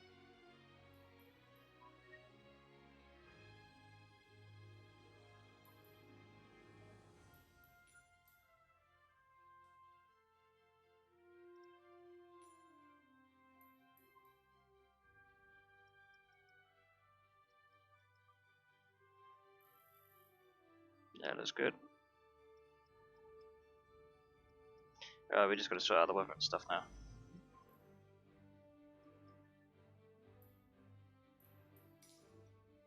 we go for cruising of, what, say 35,000?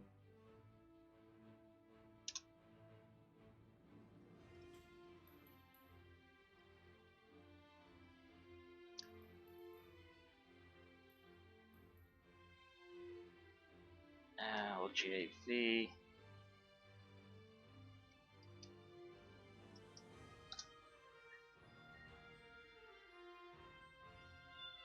We're going to do the weather based off of this airport first, and I can set it up in the air. It's got to be so much easier doing it that way. Alright, I have never used the custom weather settings before, so this could be interesting.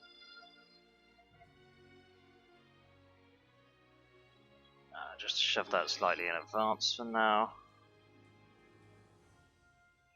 Temperature is 23.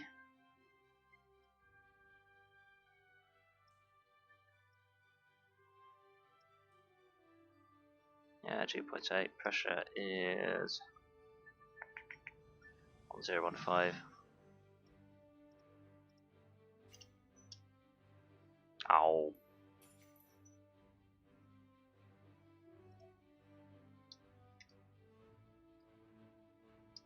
Ah, okay, I see. Is it 5? I want to do 5.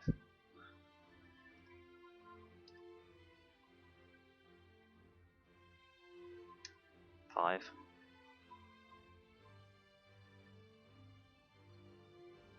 Okay, if I put a 4 it does 5, and if I do a 5 it does 6. Okay, no questions asked. Let's move on.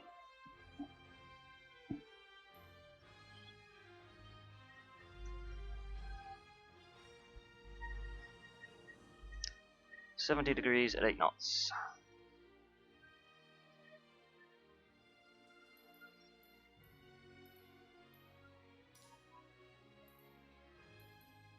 So we don't want ground level.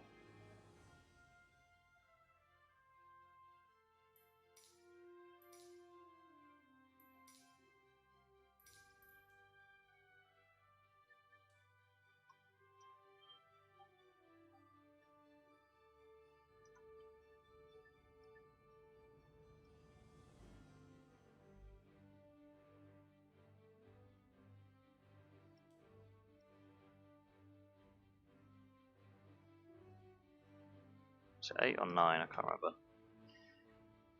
Yeah, it was 8.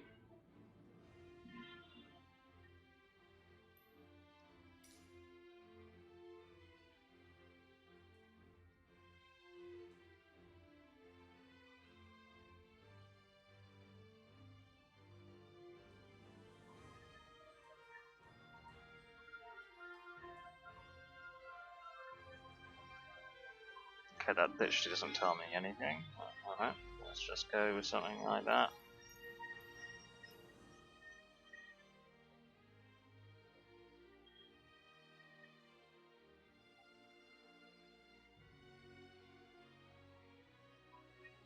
Well, you know what, John, if we just go with the live, and if we get any issues, just fix it that way. That's got to be a lot easier, surely. That's got to be the easier way of doing it.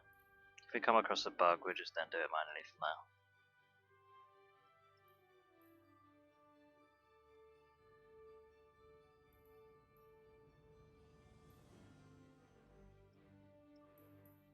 So let's change our departure.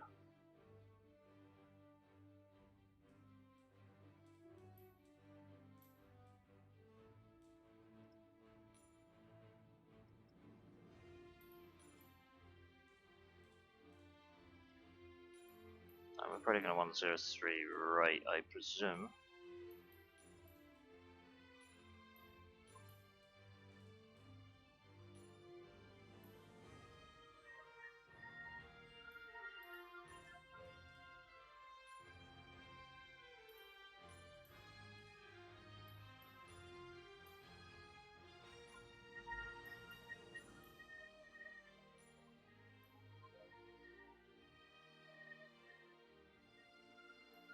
Okay, that's not too bad.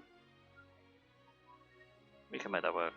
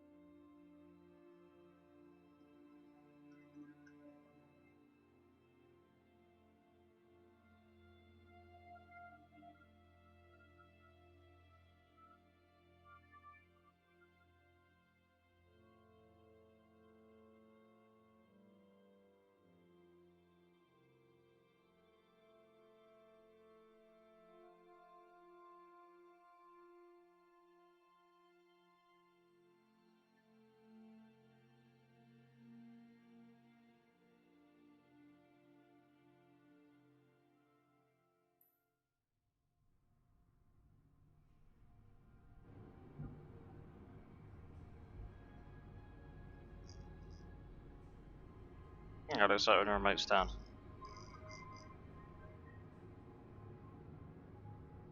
Fair enough.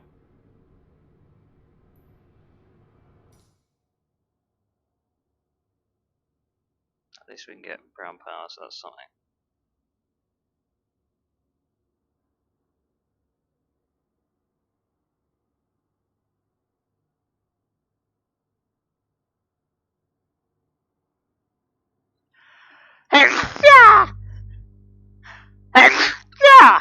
Ugh.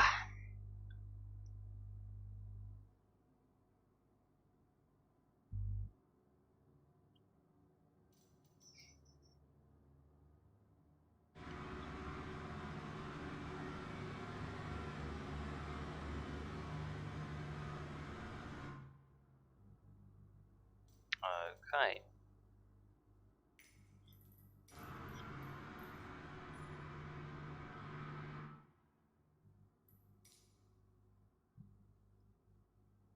Put ourselves there.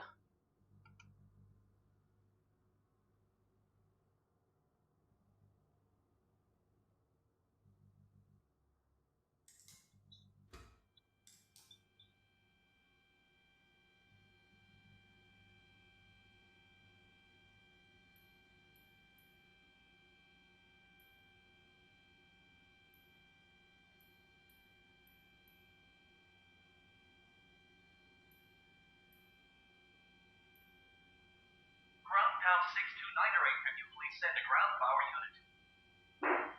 Pounce2K, the ground power unit is on the road.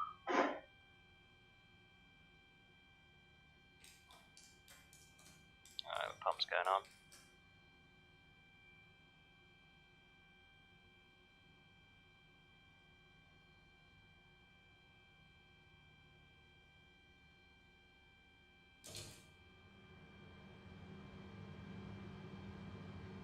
External power is connected.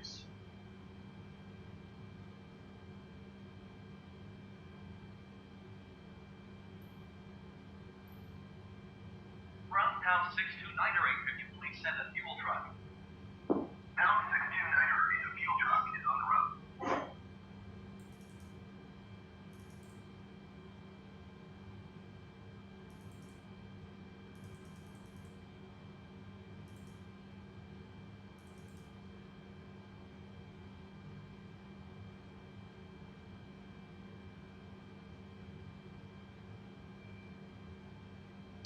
Hey Ricardo, dude. How's it going, mate? What did I just press? I pressed something. I don't know what it was. Probably fine.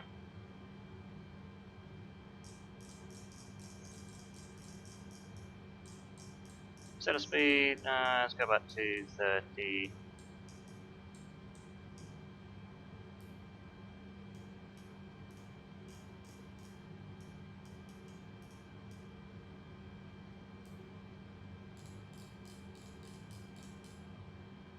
$35,000 feet. Get that in there as well.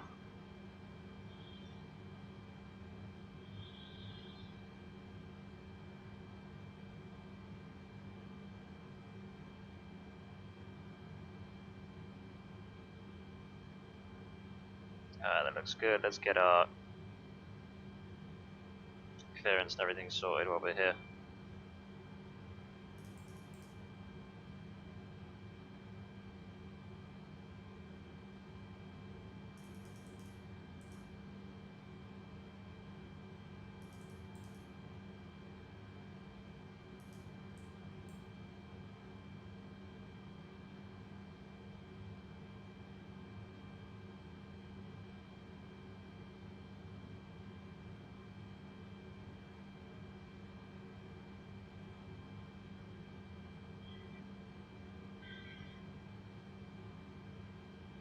Speaking of which, where's my fuel truck?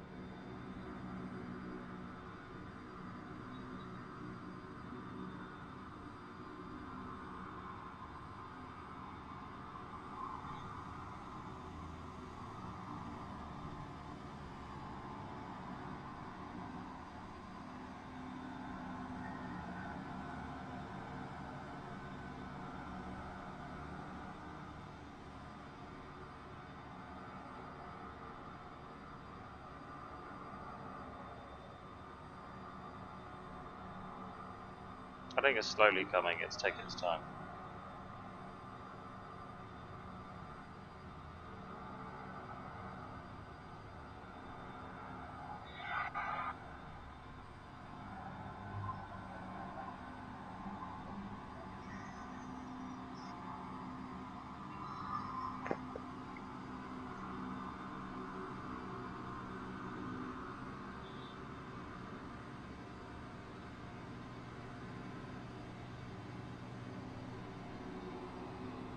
Alright, you know what? No questions asked.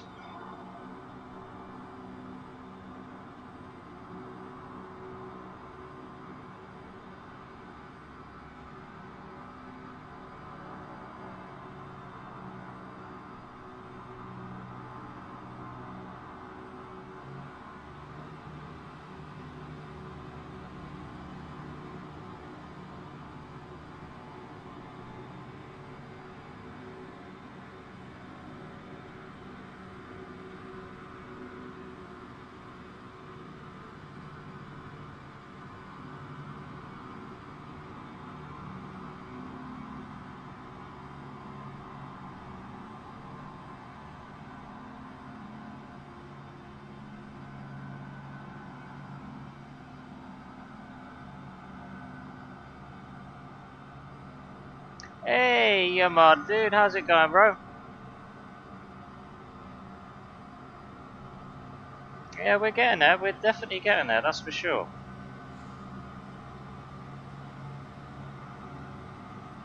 I was just highly amused by watching the fuel truck doing, like, some weird stuff. Right, let's try and suss out how much fuel we're going to be taking on board. I think it's going to be probably something like that, I would have said. Again, let's get rid of the business class because who needs them? More baggage going up to 9. 15,000, 12,000. Pretty get away with 16 actually. There we go. May take a bit more fuel just in case.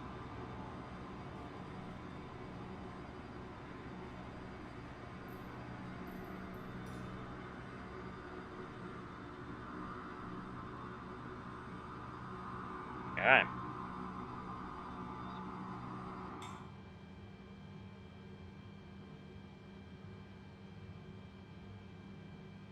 Must have knocked that.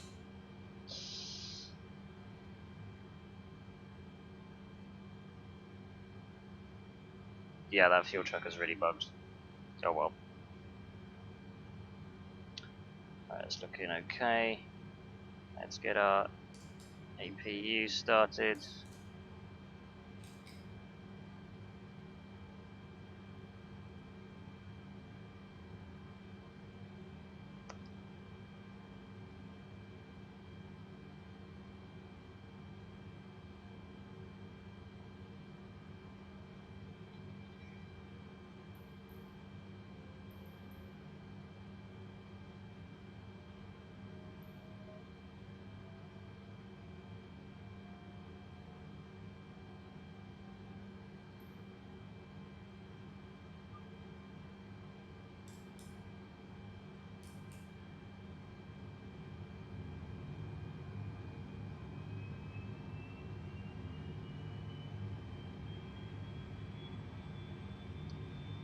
We've got a power coming through from the engines. I don't know why there isn't an ATC service. God knows why. There should be, but there isn't. Okay, in that case I'm just going to take the QNH from the active metal then. I think the only thing I can do. In which case it is a 1014. Which is the same as a 2994. There, set.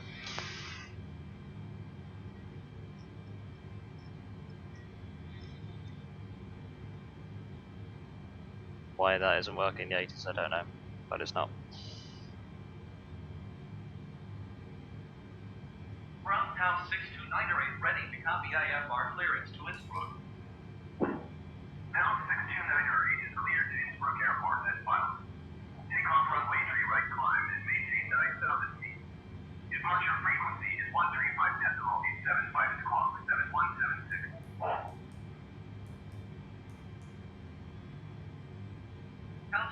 United clear to Innsbruck Airport as filed. Takeoff runway entering right climb and maintain 9,000 feet. Departure on 135.875 squawk 7176. Pounce2K readback is correct. Contact ground on 121.095 when ready to taxi. Okie doke, let's get rid of that, out of my way.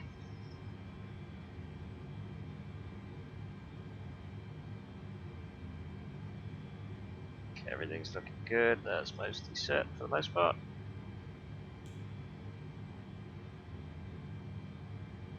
Set that to 20 there. That's going to be us about ready to go.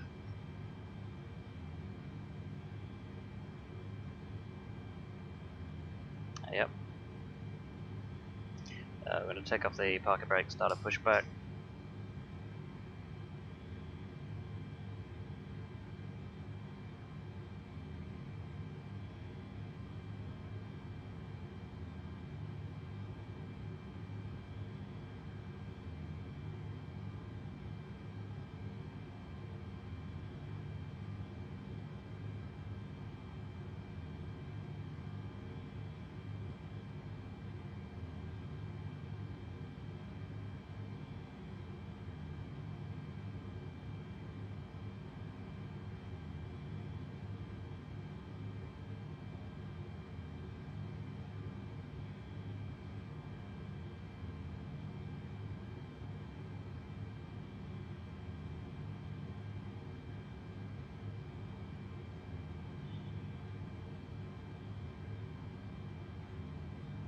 Parking brake set.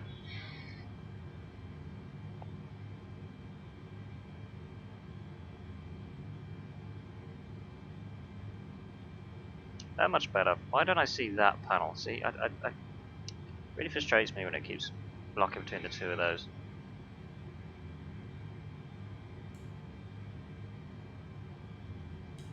Beacon lights are on. Start of engine number 1.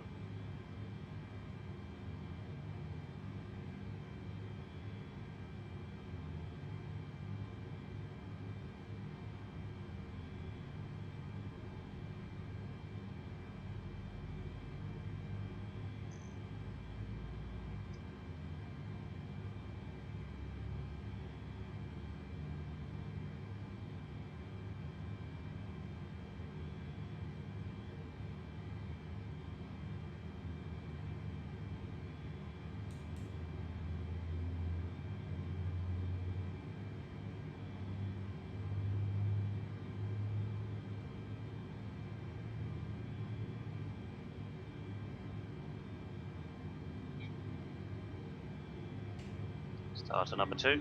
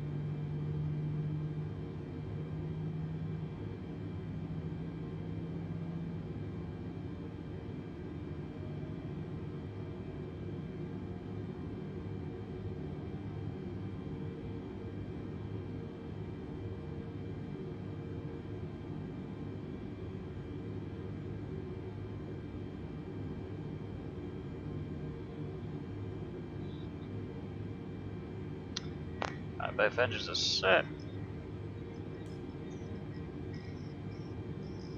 They appear to be running normally, which is good.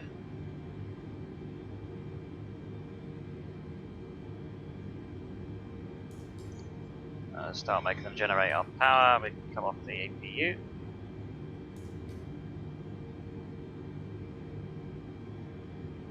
And then we'll disable that once we get to the just short of the runway. Then disable that. In the meantime, let's get our taxi clearance. I have no idea where it's going to send us, by the way, so we're going to have to try and suss this out as we go along. Ground Pounce 2K with Charlie ready to taxi IFR. Pounce 2K, taxi to and hold short of runway 3 right by taxiway Kilo Charlie Delta 7 Delta Delta 2. Contact tower on 136.275 when ready. Taxi to and hold short runway 3 right by taxiway Kilo Charlie Delta 7 Delta Delta 2 Pounce 629. Taxi lights are set. Now we're going to try and suss out whereabouts we're going. That should be fairly straightforward, in theory. Maybe. I don't know. We'll suss it out, it'll be fine.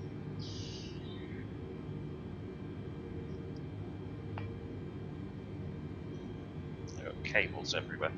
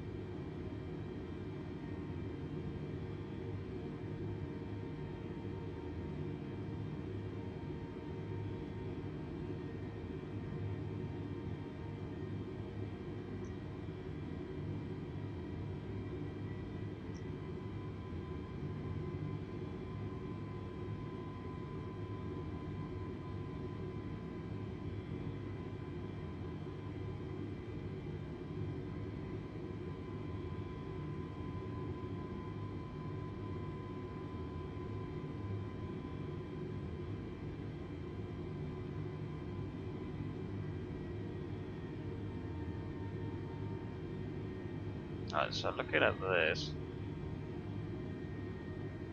we take the next one, and that'll probably be easier for us.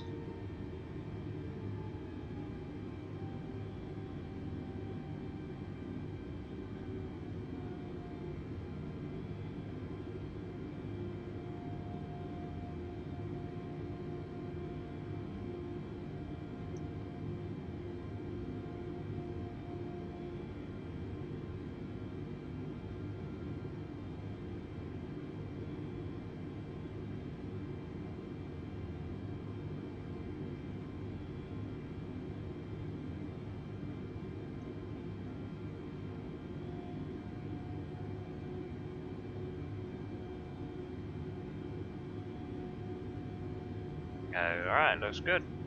We're just going to follow this all the way down, apparently.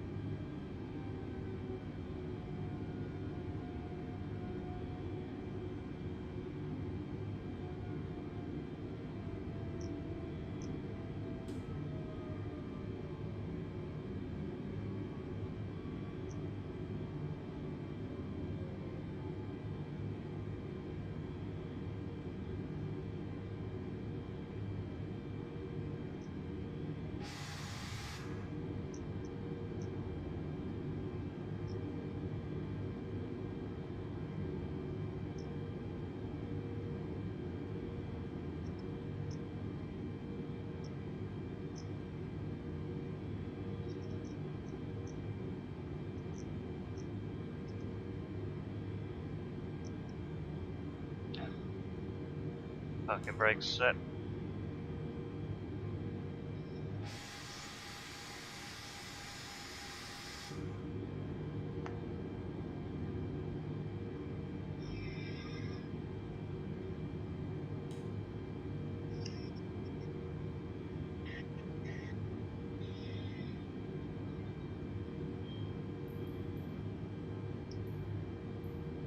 Tower Pounce2K ready for IFR departure runway 3 right.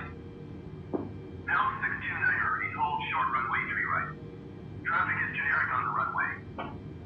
Pounce2K, cleared for takeoff runway 3 right.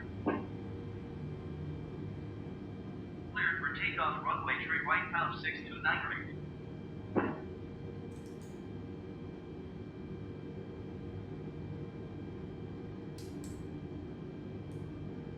Alright. Strobe lights going on. Takeoff lights on.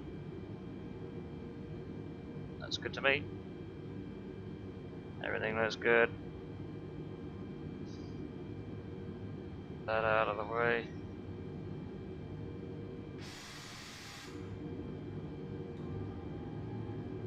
First stage flap, take off.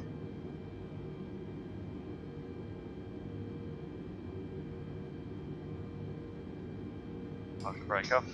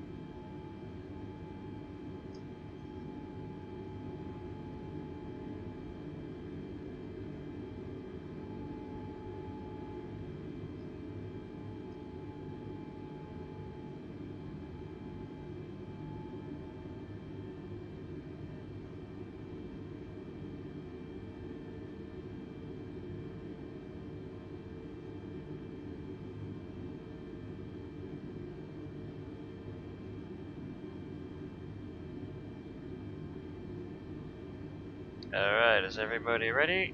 Sitting comfortably? Well, if you're not tough. Because we're headed on out of here.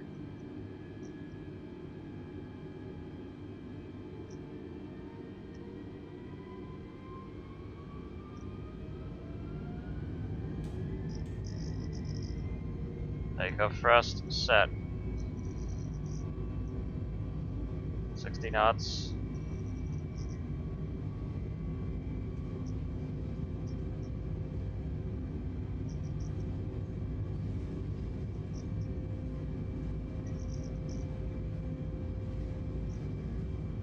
V1. Rotate.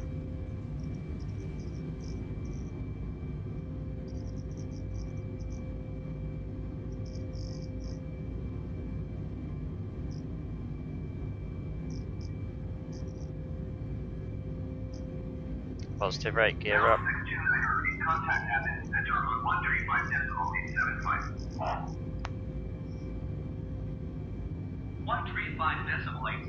for Pounce2K.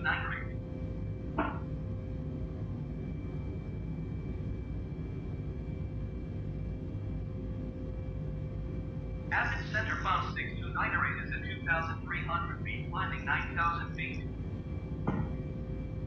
Pounce2K has a center continuous plan.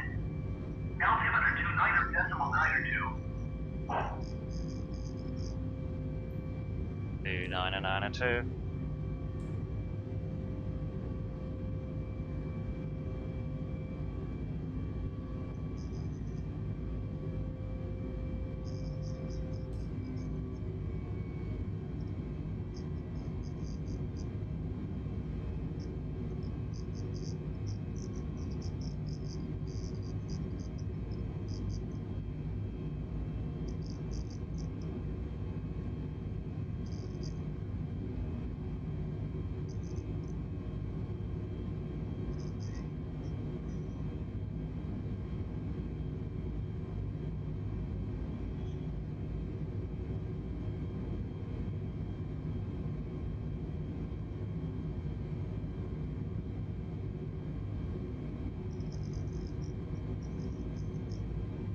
confirm the auto throttle is engaged.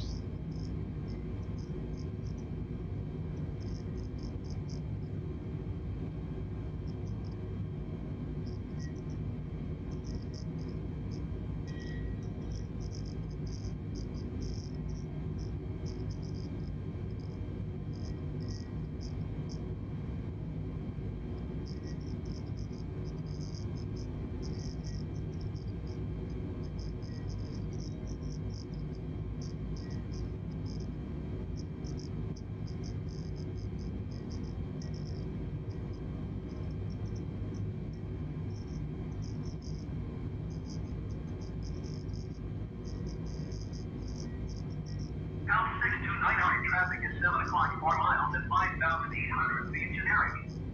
Report them in sight. How the hell do you expect to see me something at 7? 2 o'clock, 4 miles at 8,600 feet Airbus A20 is. Report them in sight. Pounce2K climb and maintain 17,000 feet, keep speed below 210 knots. 210? You having a laugh? Train 74 has the Airbus A20 in sight. Climb and maintain 17,000 feet, keep speed below 210 knots on 629 rate. It's a bit tight.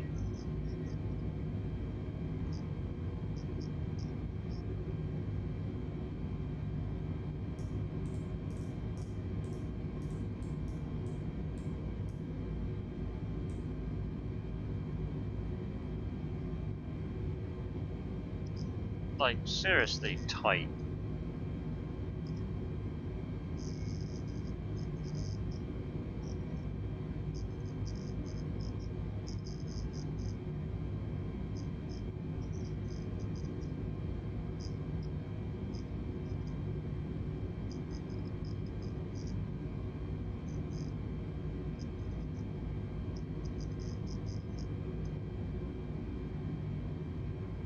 Pounce2K don't have generic in sight.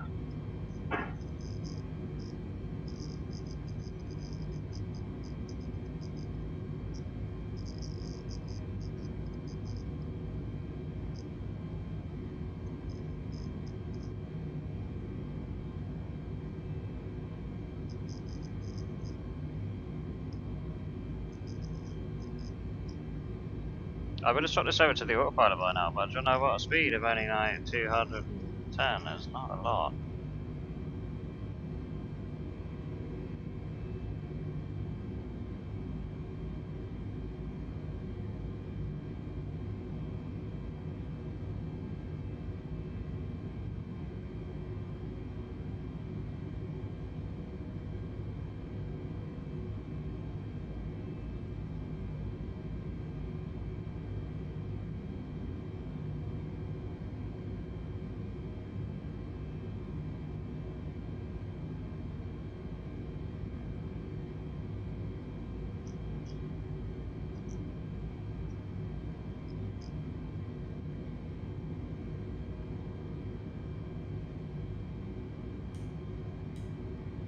I'll turn those off.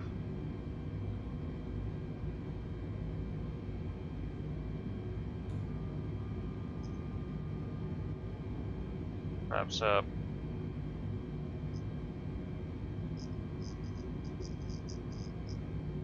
see, it's like right on the edge.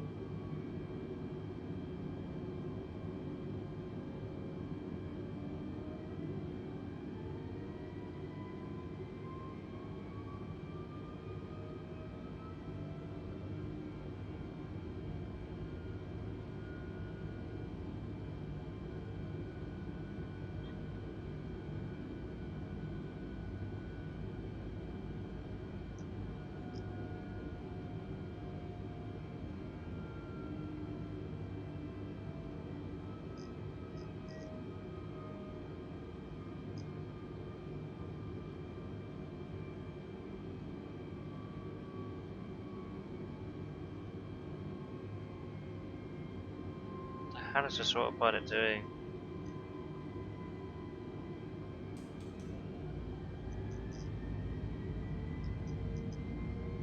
Pounce2K, please expedite your climb to 17,000 feet. Well, what the hell do you expect me to do? You want to keep me at below 210 knots? I mean, seriously. What the hell do you expect me to do? It's not even viable what you told me.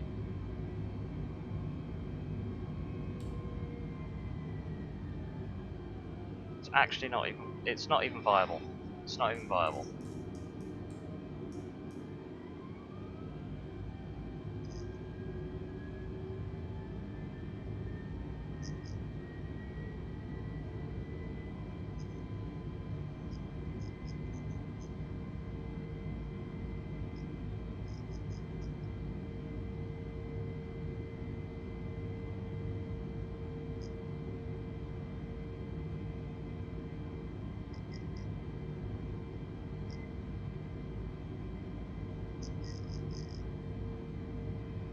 Pounce2K, climb and maintain flight level 270.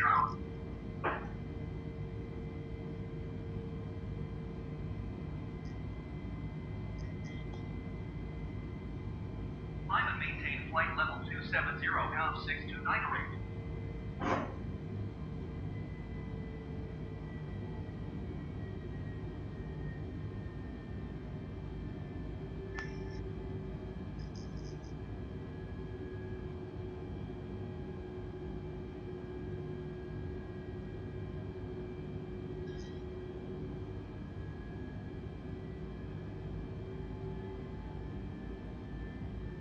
Yeah, Joel, the ATC have been putting my hair out today. Trying to give me instructions which are just completely impossible to pull off.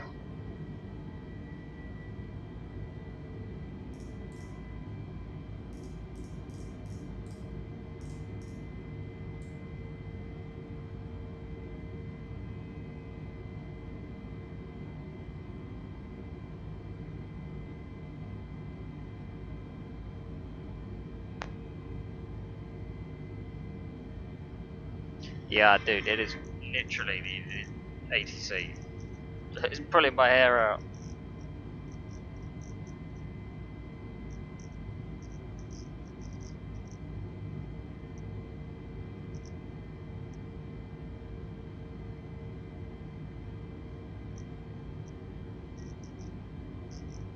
Alright, there we go, that's better.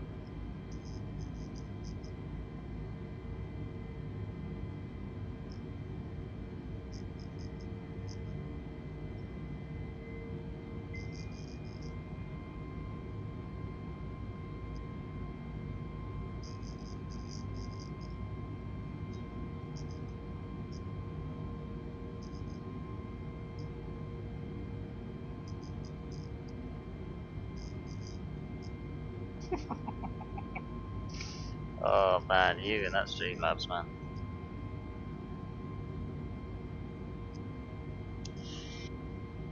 Alright, let's get this to do some stuff.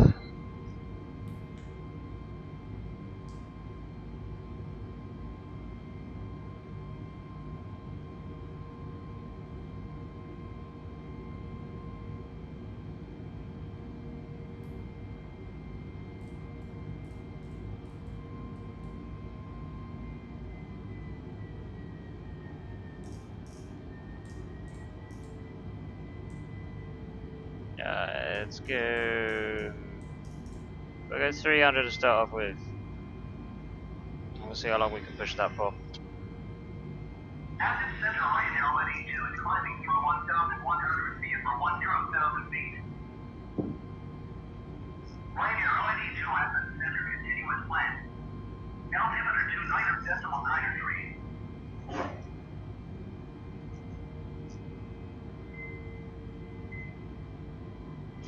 Yeah, no, I know, right? Alright, at least I hope so. Alright, we'll set that 320. See, the good thing is, once I can get the cruise and everything sorted, I can then, like, I can then, come through with drinks and snacks. As in, I can stack myself up. See, win-win that.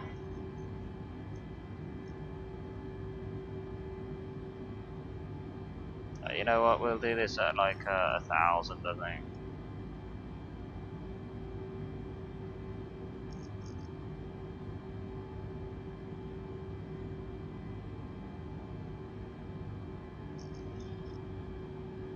When we get on the ground, I'll tell you what we'll do. We'll do a bit of low level flying, right? Like low level flying. My low level flying is like literally flying through buildings, like in between buildings, below trees, fucking here, there, and everywhere. And there's a perfect little plane to do it with.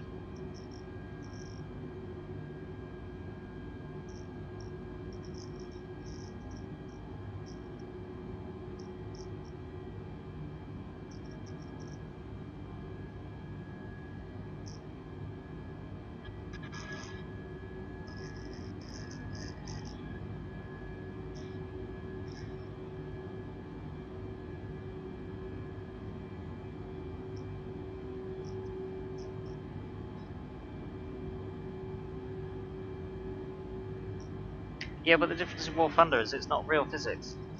Not really. I mean, if you think about it. But, I mean, they try. I mean, don't get me wrong, they do try, but they're just not there.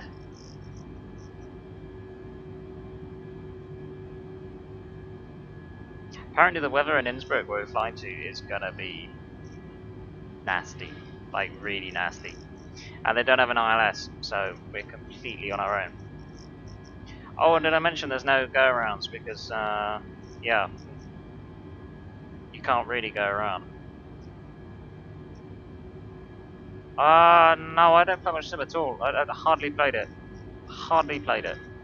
Because I don't like the mouse controls. They're just awkward.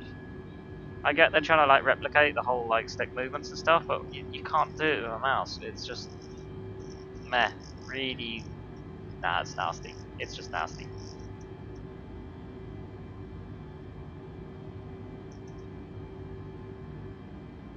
Yeah, but the thing is, yeah, I do have a stick, but the problem is swapping between the two. I've tried setting it up, and you end up just like trying to swap between the two, between the mouse and the keyboard, and then the stick. The setup just becomes an absolute nightmare, like a physical nightmare.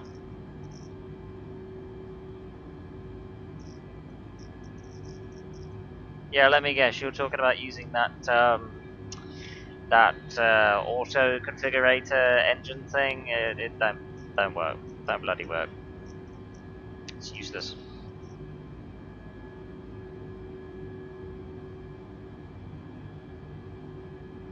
Or at least that's what I found, anyway.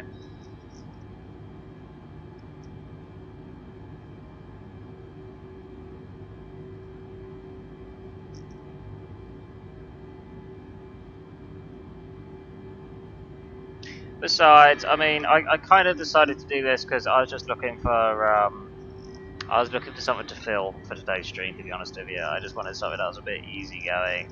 I spent the whole weekend like editing videos and stuff, which I've got it finally coming out this evening. That'll be out this evening once I've just finished writing it up after the stream, and then I'll then have more of I'll have more time in my hands. I'll have like a whole day off on the Tuesday, and then we can actually get back into some interesting stuff.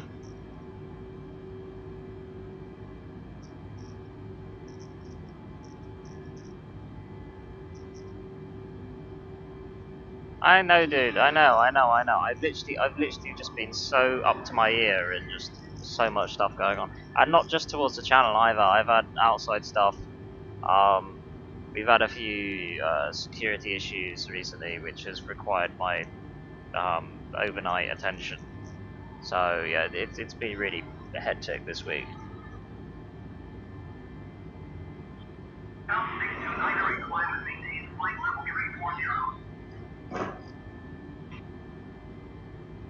Climate maintains flight level 340, Pounce629.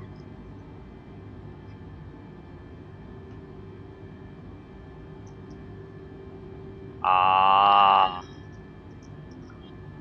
no. I mean, yeah. It's healthy. Yep. Yeah. Oh yeah.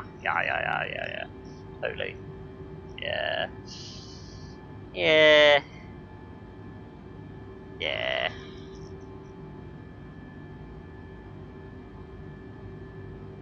All about the healthy around here.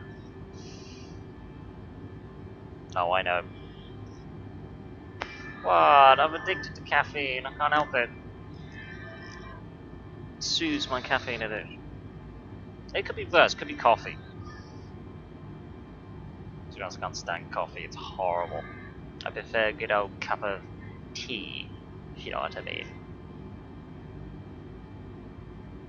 Good old brew, a good old British tea. Can't go wrong with that.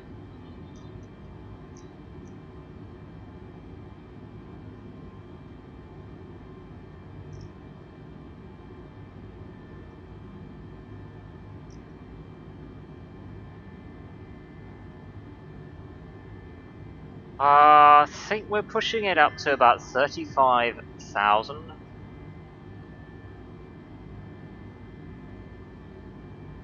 I mean, I've tested all this before, like in all the simulators when it comes to flying high altitude.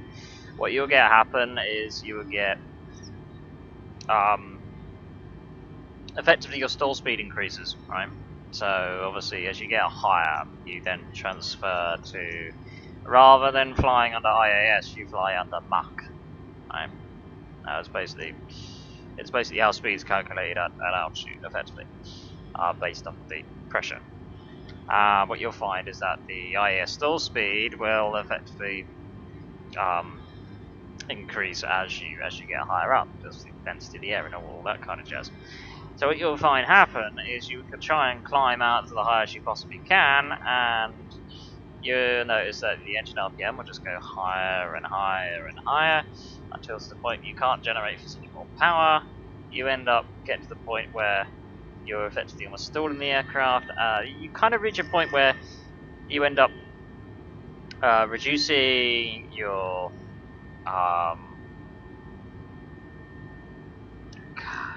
virtual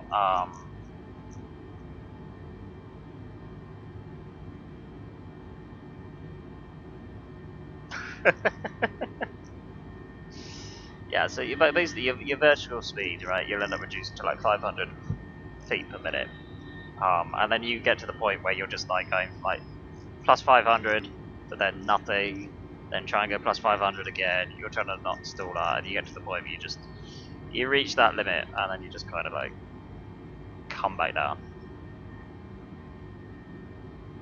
I mean, there's no point over revving the engines because you'll just get the same result, except the difference is you'll overstress the aircraft and then just kill the sim. Lame.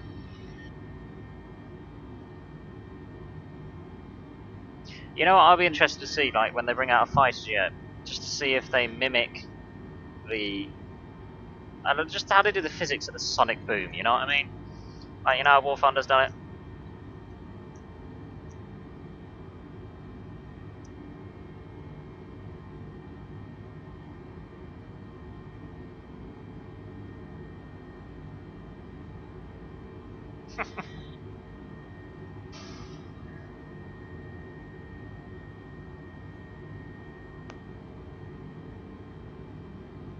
I mean, in theory, that sounds great, but you'll just choke the thing, though, wouldn't you? I mean, think about it.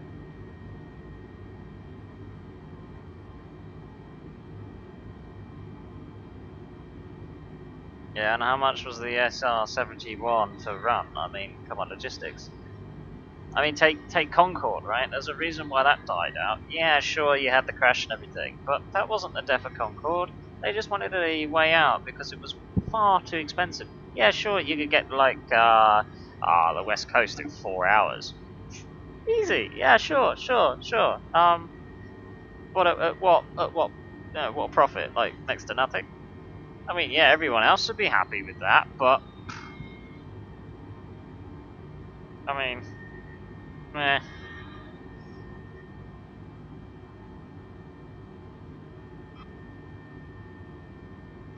We've swapped over to Mark.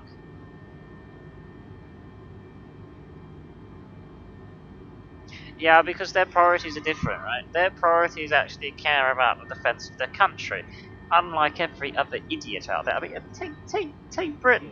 What a laughing stock, man. My God, the MOD. Just I read in the news just last night, right? They had to get the special forces involved in a small tanker incident just off the Isle of Wight. They called it a hijacking, right? Apparently, from what's been disclosed, a couple of immigrants stowed aboard and they got a little bit aggressive. What with probably nothing. And you've got so many branches of the military. You've got the friggin' British Navy. You telling me they cannot deal with a small little incident like that, but they got to go and rely on their special forces guys? What if they actually got to engage in another another naval asset or something, like another navy? What are they gonna do? Like run away and be like, oh, special forces, come help us out. We're the navy. We're designed to take on ships, but no, we can't do that because we're just. It's just so they're weak. They're so weak.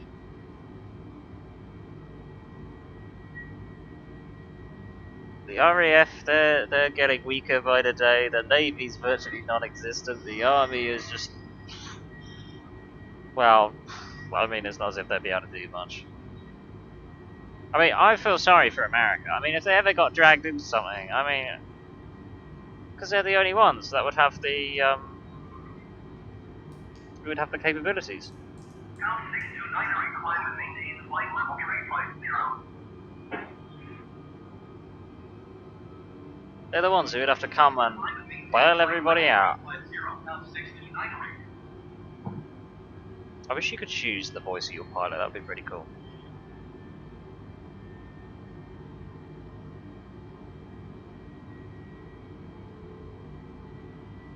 Alright, let's see how our speed is. Yeah, 0.79.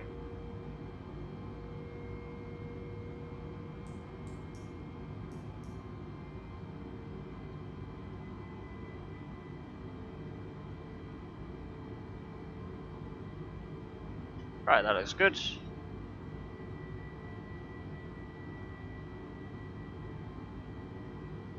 Oh my god, speaking of BMP, right, I came across this video on YouTube the other day where apparently some drunk Russian dudes, I think they're a crew of a BMP, right? I think it was a BMP too.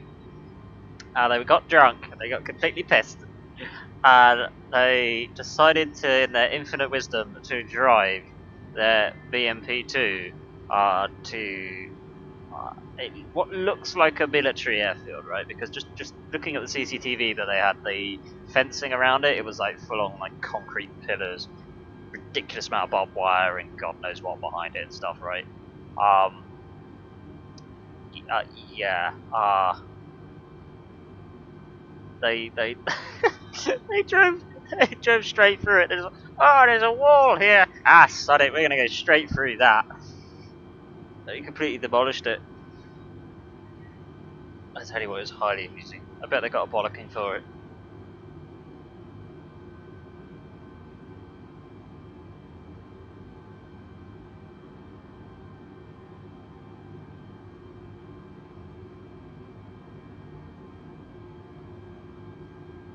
Alright, well, it looks like we're pretty set by the looks of things. So that means you can kind of like come to here and I can get some drinks and snacks going. Thank God. What do you think of this nifty little trick? Look. Ladies and gentlemen, ship captain speaking. I've just turned off the seatbelt sign, so do feel free to move about freely at your leisure. Do bear in mind, though, there may still be some pockets of turbulence, which may be about here and there that we do not know about, so do take care of moving around the cabin. If you do need to open the overhead bins, do take care, obviously, when opening them, as content may lift around during the flight. And if you don't need to be up and about, then I do recommend you maintain your seatbelt fastened for the rest of the entire flight. Meanwhile, the cabin crew will be coming around with drinks and snacks. You sit back, relax, and I'll give you a weather update as we get closer. Brooke. Right, snack time.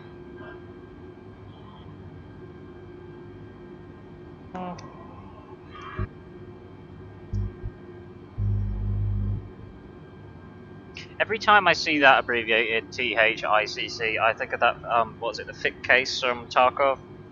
That's what I think of. I can't help it. I've never actually got my hands on one of those, by the way.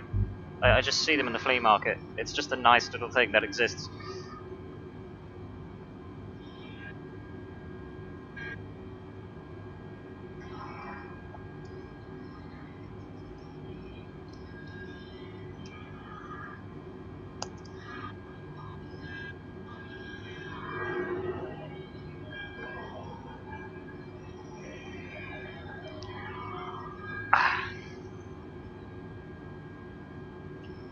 Well, the Automod didn't like that last one. The hell?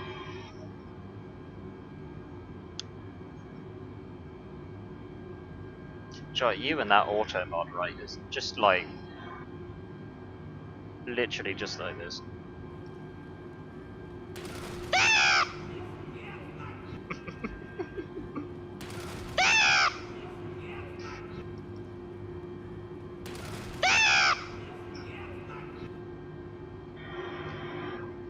That was my worst escape from Tarkov moment, by the way. I was not proud of it. I never knew the AI could spawn in there with the boss.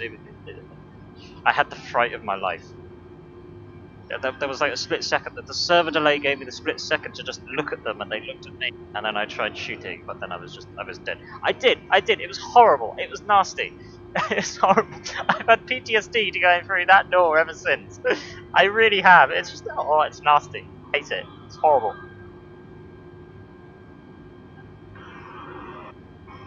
Absolutely horrible. Hate it.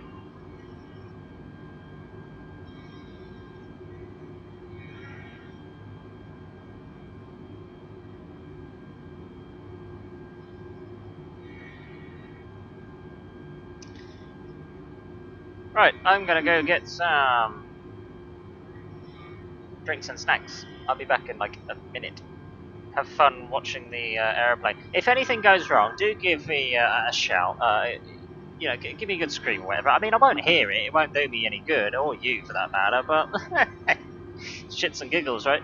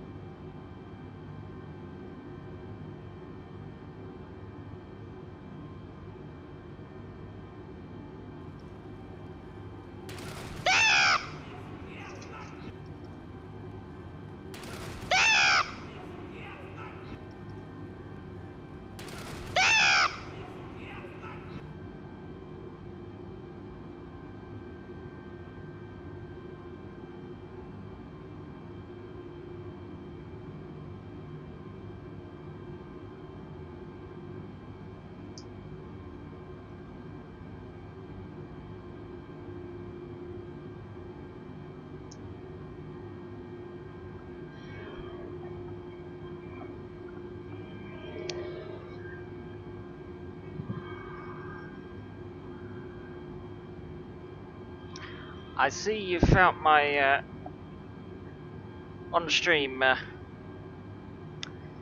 interaction bits and bobs.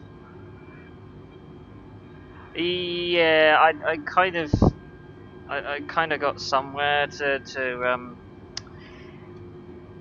trying to get them to work and stuff. I didn't get very far. I kind of want to have like a whole like sound effects list shop. I started playing around with it, but I didn't get very far. Nobody seemed to use it anyway, so that's why I haven't really gone back to it yet. Yeah, I pressed something. Oh shit. Oh shit. Oh, I see the problem. Okay.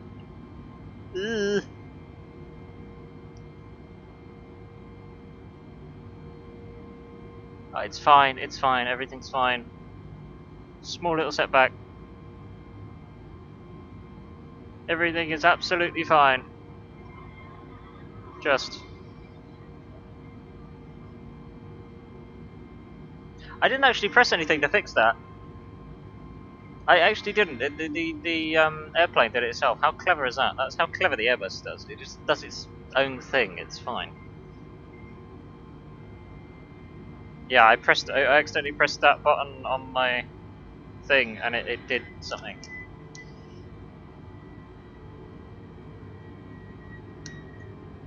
Hang on, let me shove that down there for a sec.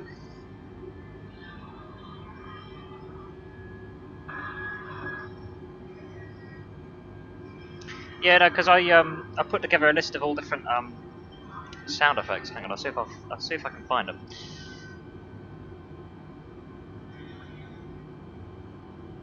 Bum, bum, bum, bum, bum.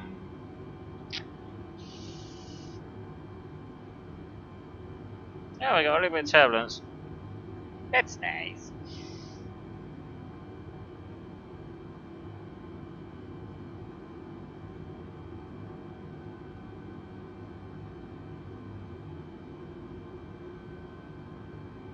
Yeah, so my shop consisted of just these sound effects so far.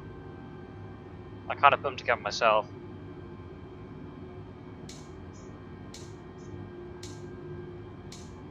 One's called 1911 Fire. Then there's this one, which is 1911 Hammer.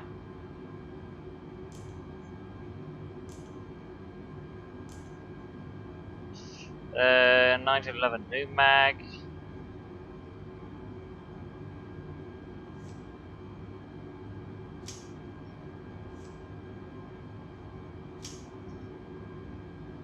Then we got 1911 Quick Reload.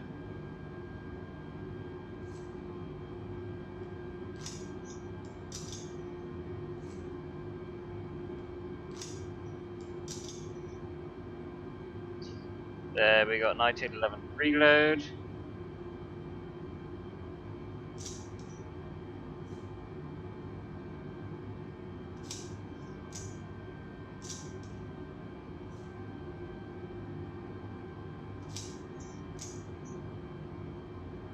We got 1911 Safety First.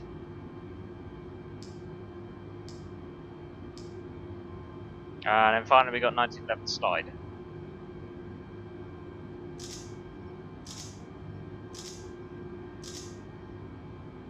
Yeah, so I wanted to shove those in as part of the shop sort of type thing. But again, I couldn't get it to work. Absolutely couldn't get it to work, which was a bit of a shame. Because I thought, like, you know, when you're like playing like a I mean, like you're playing Escape from Tarkov, or you're playing on maybe like a Battlefield or something, or a Hell Let Loose squad, and you know, literally anything.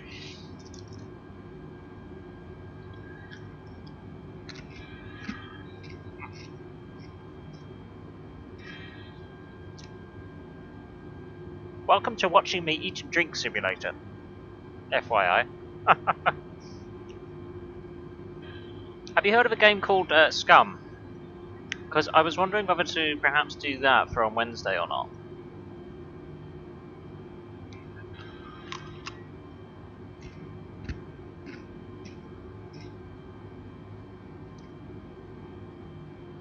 Yeah, I will do. I will do. Scum. SCUM. It's a multiplayer, it's kind of like a multiplayer zombie survival sort of type thing.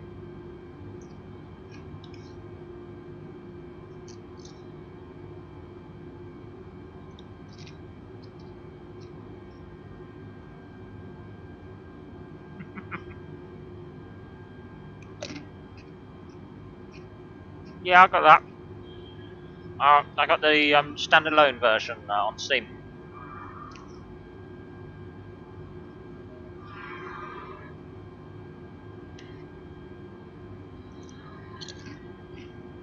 But I'm not very good at it though.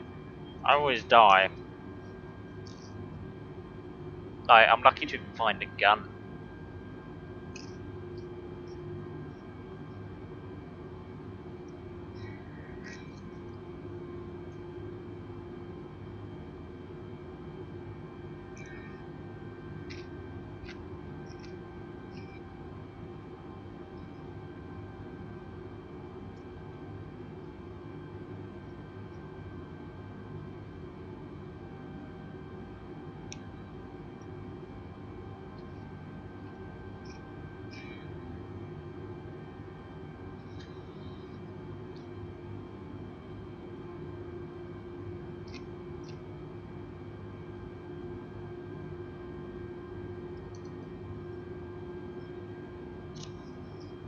Pounce2K contact Stocky Center on 119.375. You know you can program failures to happen in this as well, right?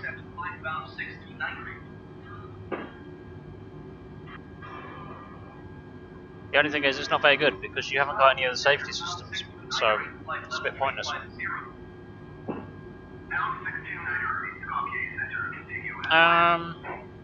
Let's have a look on the map, shall we?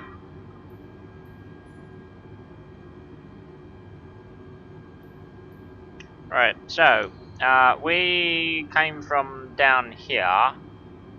We are here, obviously evidently by the big plane, and our destination is there. So I don't know, probably about hour and a half, I'd say, probably.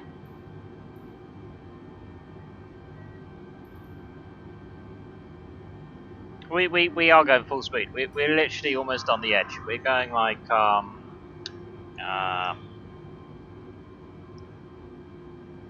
we're going Mach 0.78. I mean, the most I'll be able to get out of this is probably like 295 maybe.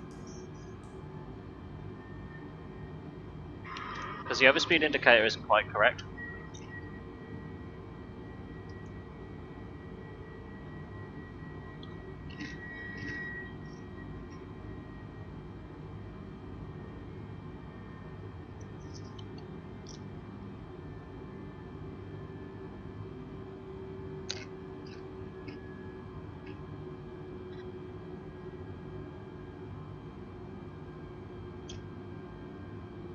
At least we get to see a lot more than what a lot of usual people do.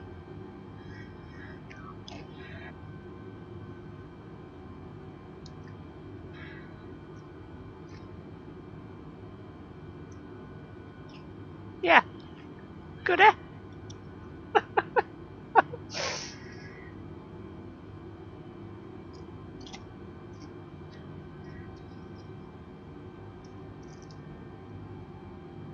Put it this way, right?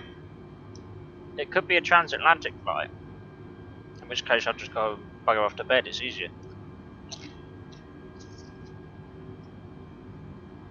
That's why I love them flights. You go off, you take off, shove your autopilot on, go to bed, get up, oh, ready to land by morning. It's fantastic.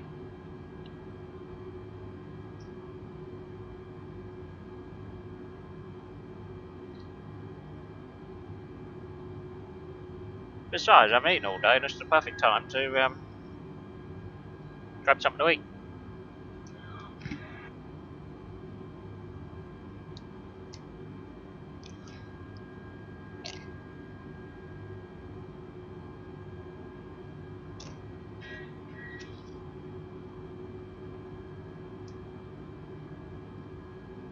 Actually, I'm hoping I brought enough fuel, actually. That could be a problem. I didn't calculate beforehand. I kind of just winged it. Just hoping for the best. So if it goes silent all of a sudden, then you know why. I was saying it, you probably hear me cursing straight afterwards.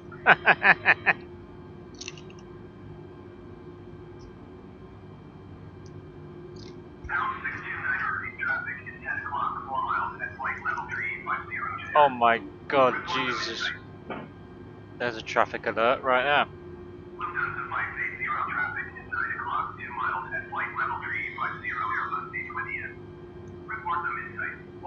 Stupid ATC. That would have been reported, that would have been. 2 miles.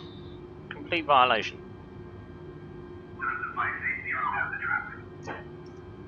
Have the traffic, we're basically kissing. Pounce2K have the traffic.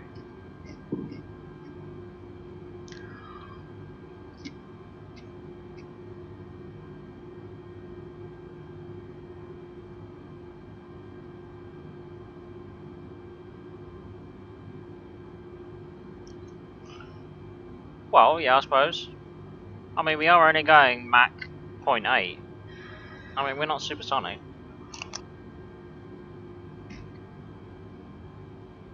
We're effectively we're the same as like a Meteor Mark III. That's effectively what we are.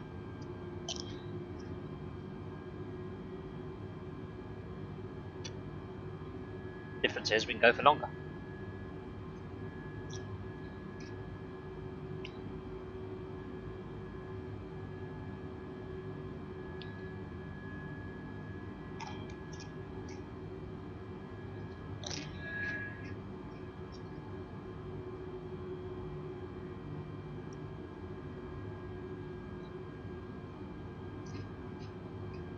Besides, even if I wanted to do crazy stuff in the 320, it wouldn't let me. It actually wouldn't let you. It's absolutely impossible. You could try and do a barrel roll, but you'll never do one.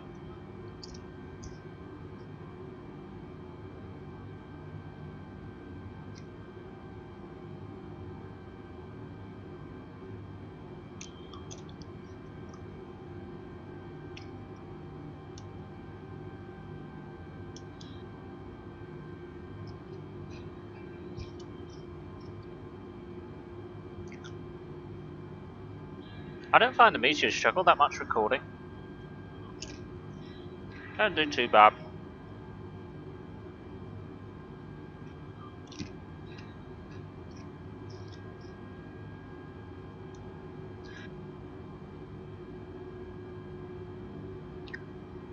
Speaking of which, it got me thinking about afterburners.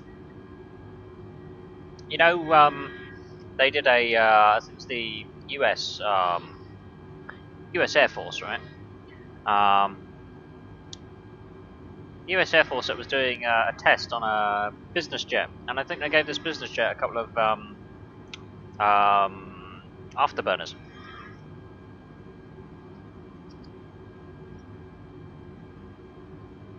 Yeah, that's all cloud.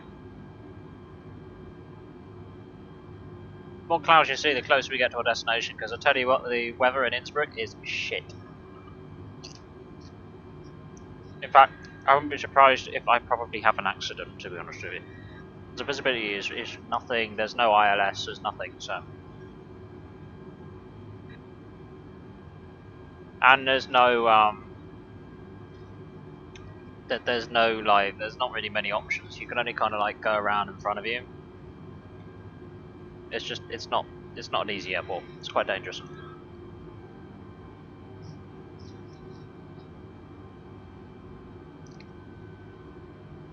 Speaking of dangerous airports, what happened to that map in War Thunder? You know the one, which had the graphics, glitch? You know the glitch where it would kind of like, it would glitch out in the terrain by the airfield, and you'd have like, you'd have 2 trenches. Well, not 2 trenches, but you'd have like 2 sides. You have your Allied and your Axis. Going to 182 decimal flight bound 629. and you had to basically like take out all the ground targets and stuff. I think it might have been an arcade map, to be honest with you.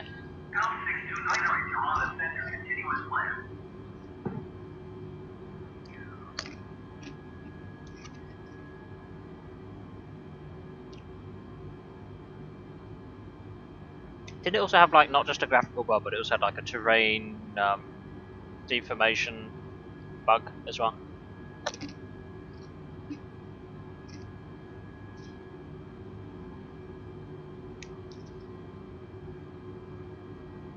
Do you know what? I'm seeing some mountains in front of us.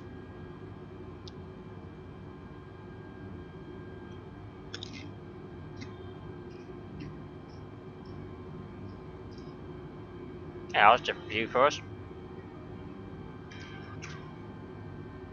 See, if we look at side on, it looks like it's going faster.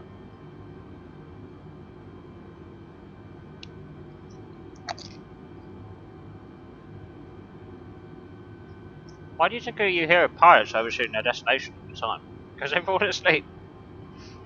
Or they get stuck in paperwork. Paperwork. Yeah, sure. in.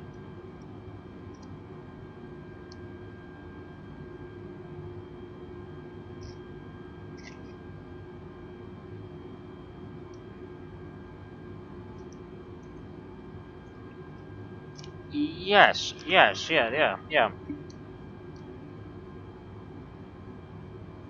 Well, I played a little bit, not lots. I just bought it the other day. Literally only for the multiplayer. I played the campaign like years ago.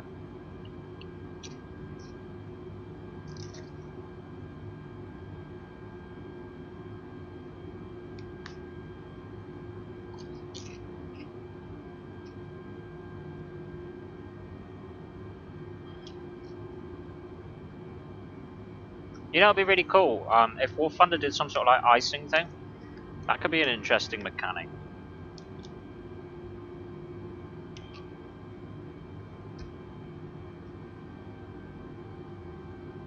Yeah, I'm like little newbie at the beginning again, so I don't see half the time who I get shot from. So I just hide in the corner like a little camper and just hope for the best.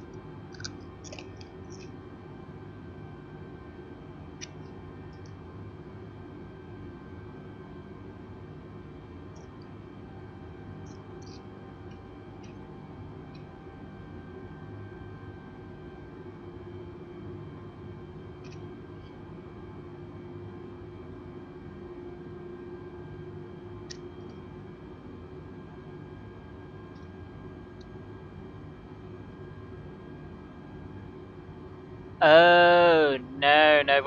What you're seeing is the jet exhaust. Yeah.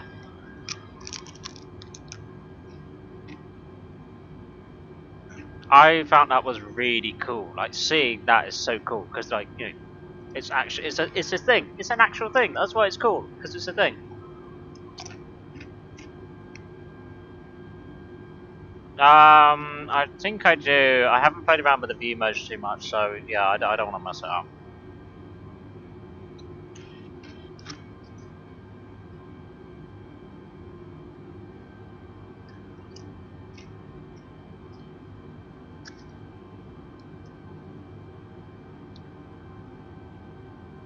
See, you can see that river down there through the clouds. Lol, glitch.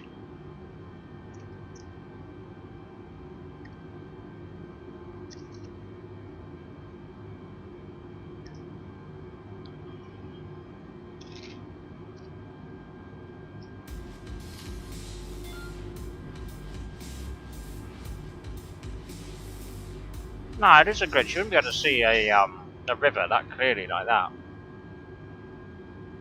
Yeah, but it doesn't like you can see how dense those clouds are there. There's no way the reflection would be able to go through that. No way. No, you wouldn't. Oh no way! I swear to God, no. You didn't see the cloud that I did, man.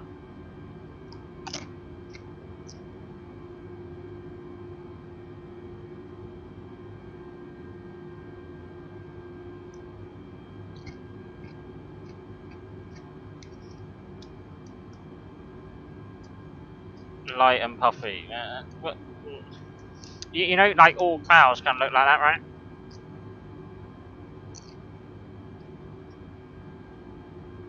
These clouds here, you can clearly tell that they form a front. They definitely are the start of a front formation right now.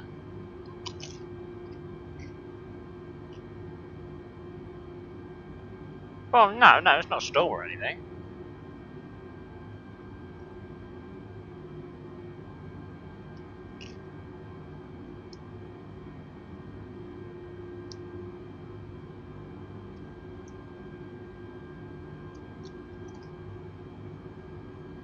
You'll find one at Innsbruck where we're going, that's for sure.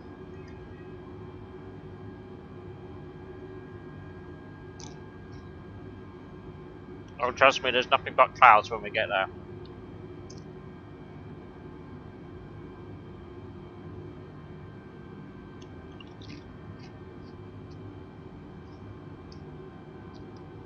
Like, the visibility is down like 4 kilometers. You know, like the blind preset in War Thunder for weather. That's effectively what we're going to be flying into. That.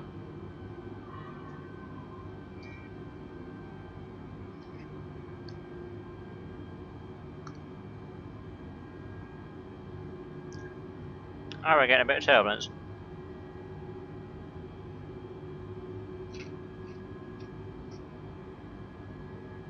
See how amusing that is? There's a little bit of movement on the wing, isn't it? So exciting. That's so much more exciting than what we had before.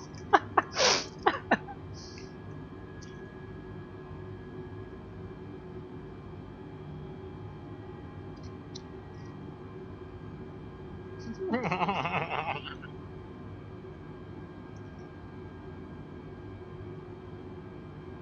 Central is on your 88 is at flight level 3900 descending 10 south speed. On your 88 Tirana Center, continuous plan.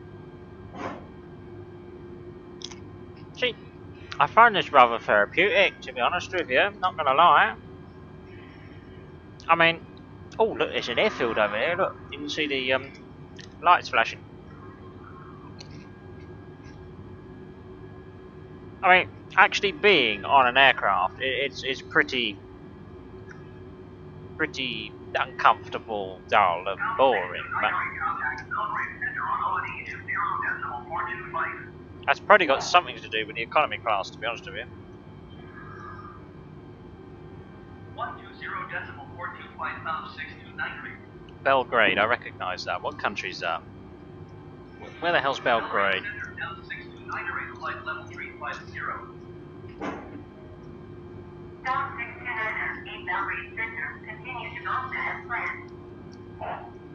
Blimey, she's got a bit of a bellowing voice to her, ain't she? Or should I say authoritative? Let's say authoritative. Probably more PC.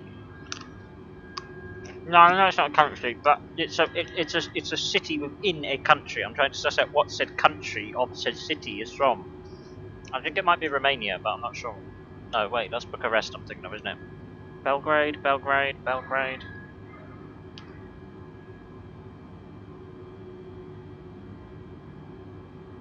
Is it like Bosnia or something? No. Or is it Croatia? Maybe it's Croatia. I mean, that would make sense.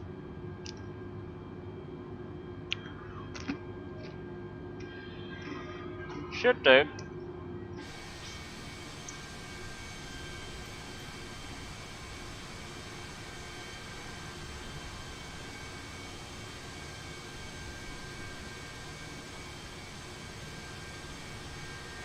But it's not letting me move about. Why is it not letting me move about?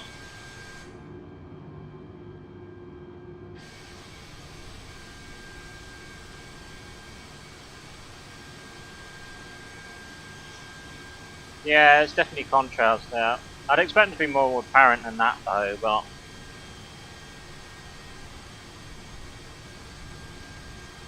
again, probably because the temperature's still pretty high.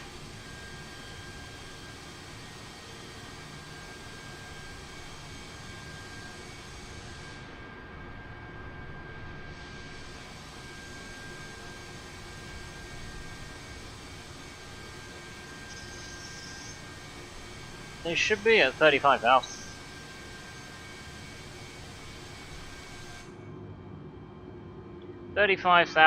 It is, let's see, temperature is, yeah, it's minus 44 degrees outside. We should have contrast. Definitely, at that temperature. Definitely. That's like, fact.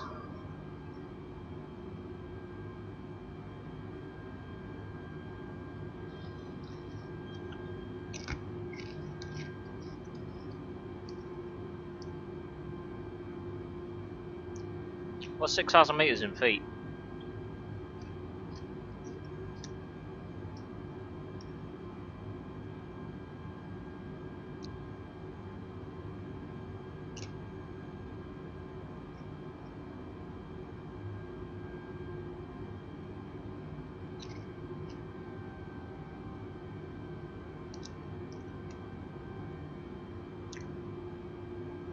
See, the problem is though, is that like you got pressurization problems from about 12,000 feet, I think. Yeah, I think at 19,000, I would think like absolutely sheer maximum. Like if you had like a lot of training at high altitude, like a lot of physical training, would be about 20,000 feet would be absolute maximum. Nothing survives above that, not for long.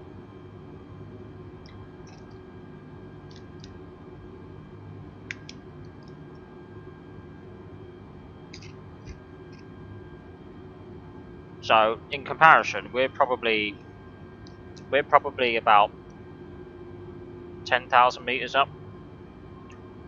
Just kind of ratio calculation there.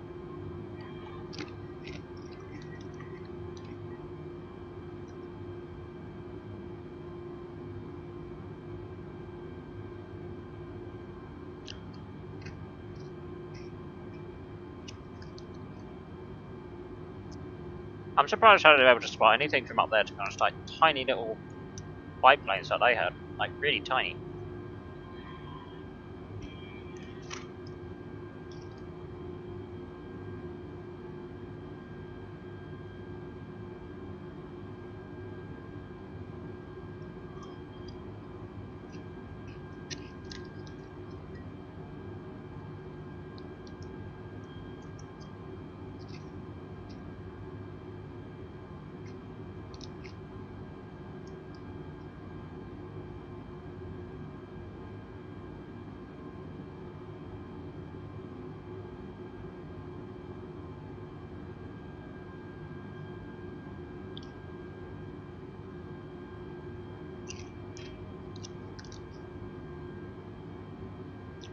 I'd give us an escort then, couldn't I?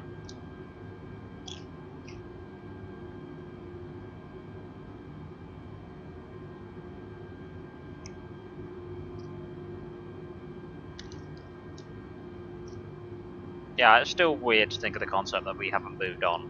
Like, you think modern airliners, so you'd think they go faster, but nah.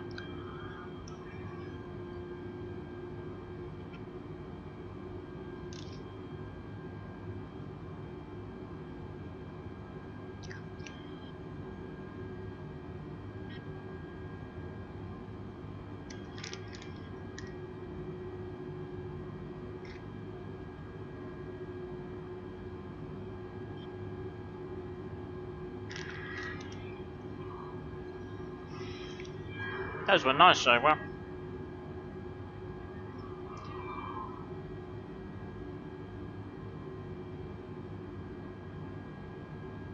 Pioneer 6042, contact Southwest Center on ONE 22.575.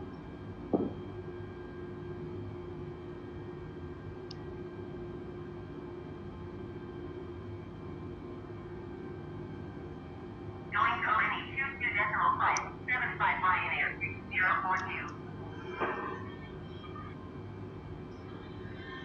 Ah.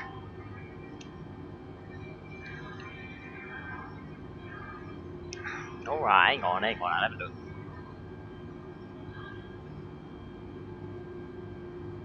Pounce2K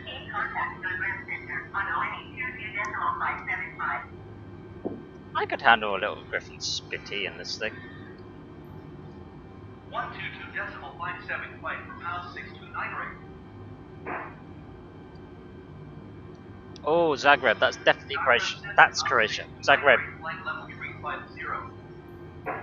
Which is good, it means we're getting there. Pounce2K rate. Zagreb center continue to Moscow as planned. Right, okay, so we are here. And we are heading to here, so in terms of flight time, we are looking at 1 hour. Works about right. Fits in with the schedule.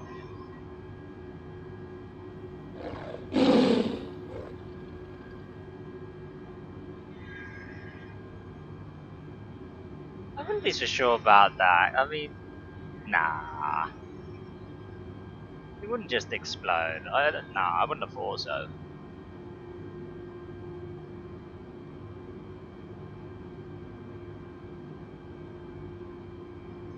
I mean, sure, the fuel tanks and stuff wouldn't be self-sealing, but...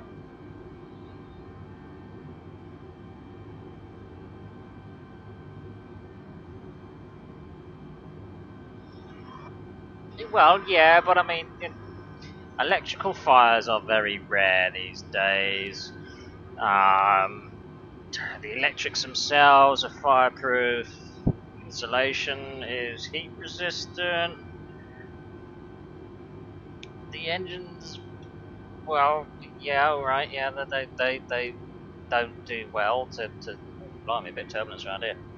They don't do well to fire or any kind of projectile or anything like that. No, I suppose not.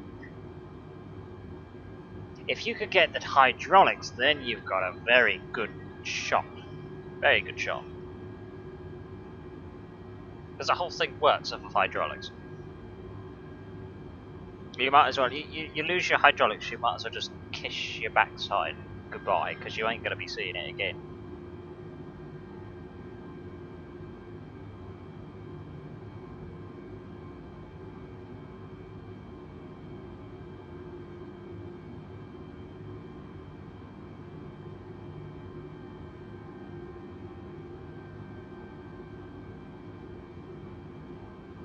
See, I wouldn't be so sure. I actually wouldn't be so sure.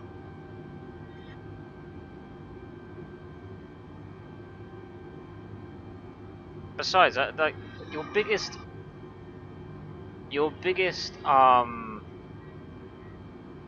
chance of having a fire would be around by where the engine area is, or like over wing around there.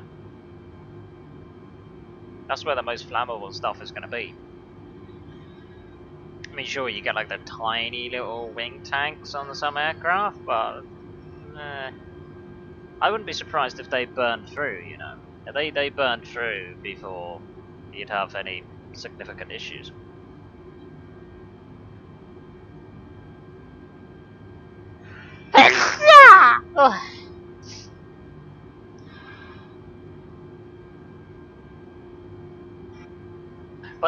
But then you're forgetting, right?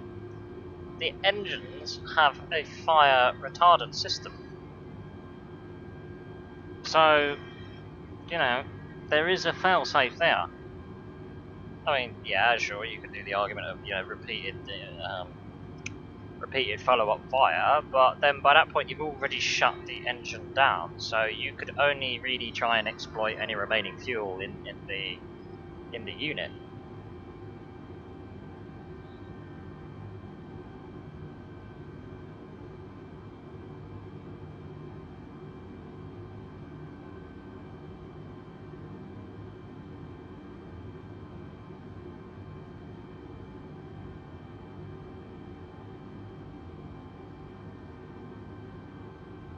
Well, provided it don't hit me, then yeah, I suppose not, no.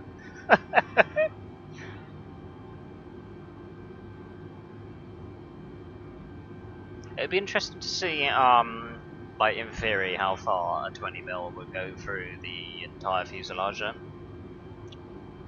Considering that, you know, there's obviously going to be no armor plating. There's not really materials which have hard stopping power. A lot of the inside is just empty space. Not to mention the pressure issues you're gonna have.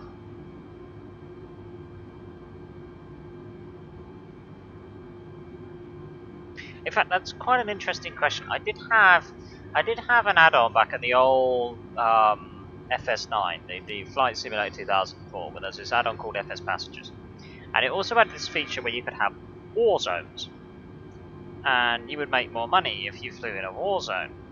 But basically, it would simulate your aircraft getting shot at, basically, and you could have like holes ripped open in your fuselage. You could have like your engines on fire. You could lose hydraulics. Lose navigation systems, your electrics out. Anything could happen. It was kind of interesting. Except that was more like ground-based fire. I mean, for example, if you flew over, it had like different areas where there was like, it would simulate like war-torn countries, but then it would also simulate like restricted airspace areas. So, for example, if you went flying somewhere over like Iraq or something, you'd have like a 50% chance of being like shot at, basically, sort of type thing. But then if you say flew over the Houses of Parliament, you'd have 100%, and you're as like good as dead in like 10 seconds.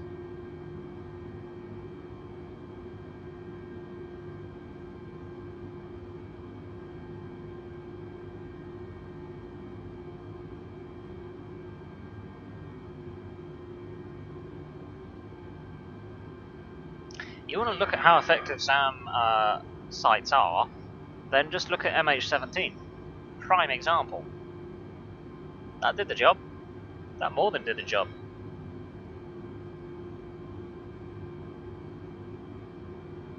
I mean, that would have been brutal. That would have been actually brutal. Physically brutal.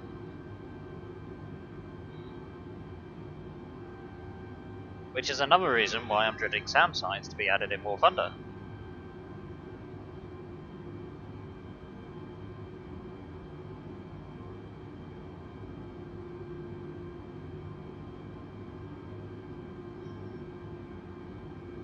Oh, they'll be able to get you in War Thunder. They'll just shove their like big ass fake nuke on you. You see that bit in the teaser? That was so bad, wasn't it? I mean, really, that amount of people who's going to believe that's going to be a thing. It's no way are they ever going to make that a thing. They categorically denied it so hard, so many multiple times that nuclear weapons will never, ever, ever, period, be added to War Thunder. It's not going to happen. That I can say with certainty. Never. What I do think, though, is if you combine that bit of footage with the bomb images that you saw earlier on, then perhaps they could be insinuating towards modern strategic bombers, perhaps, that were nuclear capable, but they won't be given the bomb in War Thunder.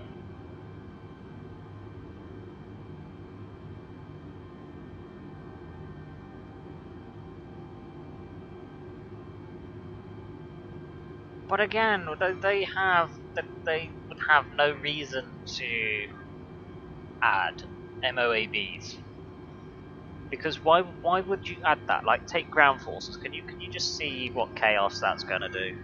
Like, someone just like, you know, does well in one match, gets a few kills, spawns in whatever's going to be carrying that type of weapon system, and then just go to town in making a mess, like a literal cratered mess at whatever ground vehicles are within its radius. I mean, that's just going to be overkill.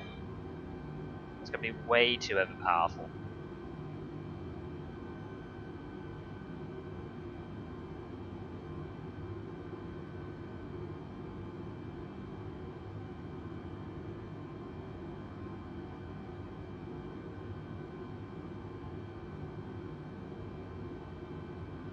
They still made it look like a nuke, though. Like, that is definitely clear. Looks like we're getting a little bit of turbulence again.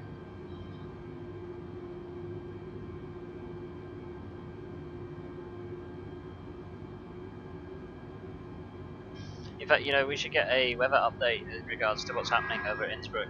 To be honest, just see what's changed, what's not.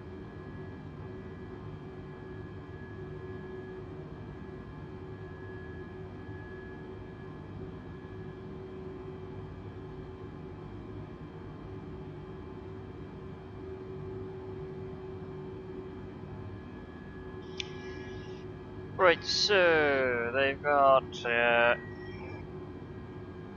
variable winds at 2 knots.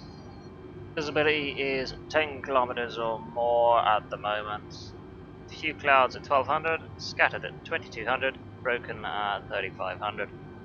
Moderate rain in the area. They've still got the forecast bringing it down all the way down to 4 kilometers with their rain, so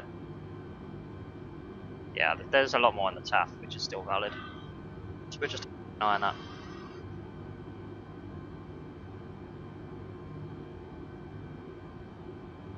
I tell you what, we're really good at being thrown about. Turn on the seatbelt sign soon at this rate.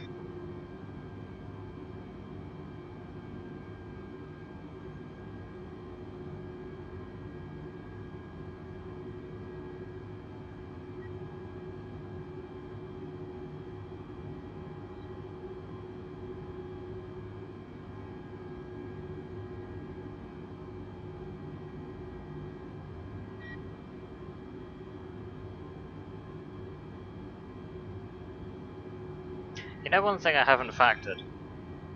How dark is it going to be when we get there? Because, I mean, clocks have just changed, haven't they? So it's different. Plus the fact that it's Europe, so it's plus an hour anyway.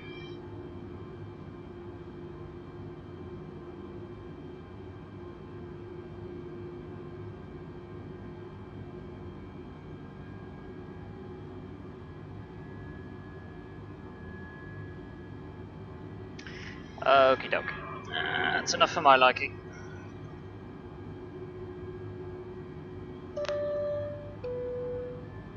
Cabin crew, take your seats.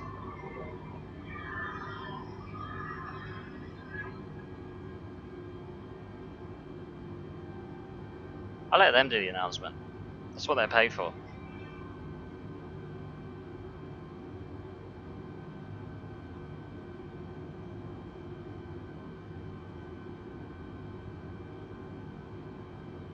I bet they'll just about get everybody sat down again and it'll just be like calm as anything.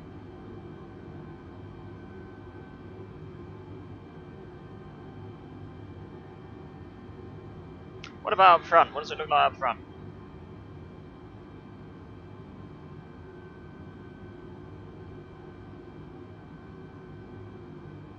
Hey, look, check that out. Do you want some good news? Look at what we've got on radar. Should I say our navigation system, really. We have got our destination airport in front of us, which means we are less than 320 nautical miles from our destination. Which kind of explains why the weather is slowly deteriorating.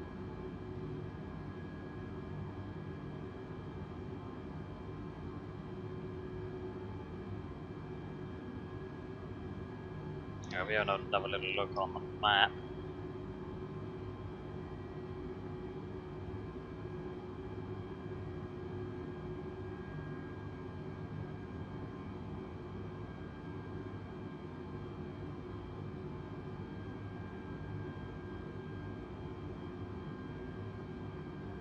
So I would probably say we will be well and truly on the approach in about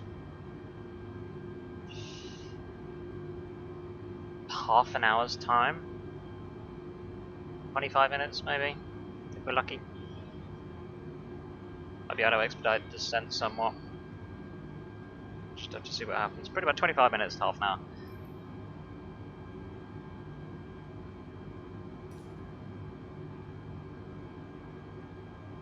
What is that over there?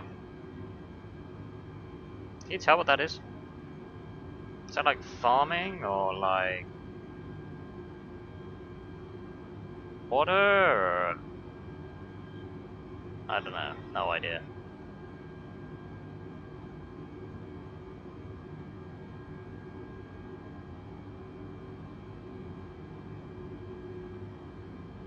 I'm being very nosy. You see those clouds over there? That's kind of where we're going. You can see all that mess, like, way over there. We're heading into that.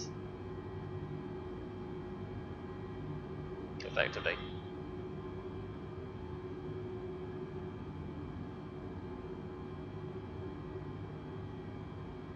So, I mean, yeah, we got the seatbelt signs back on, but the cabin crew will be preparing the cabin fairly soon anyway, to be honest with you, so nothing really lost there.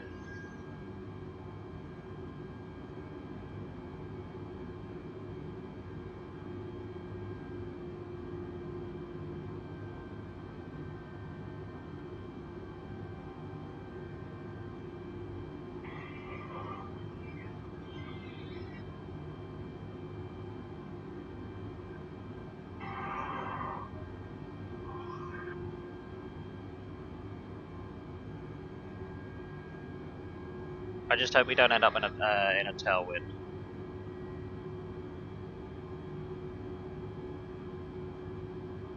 Because if we do, then we're going to run into the problem of potentially overspeeding. Because we're already pushing this thing to its limit.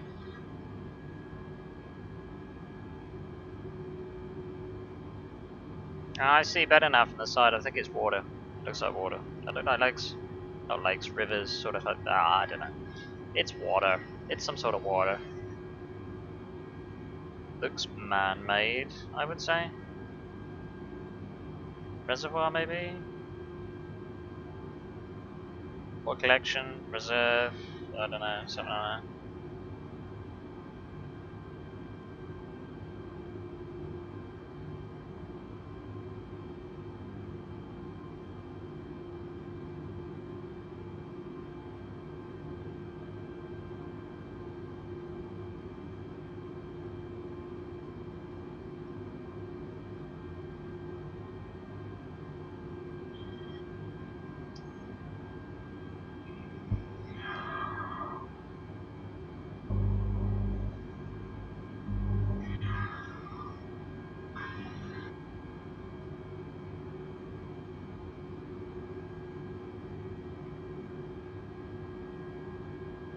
Ah, welcome back.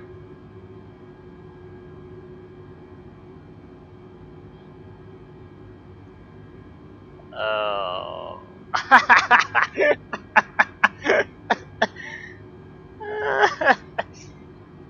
No.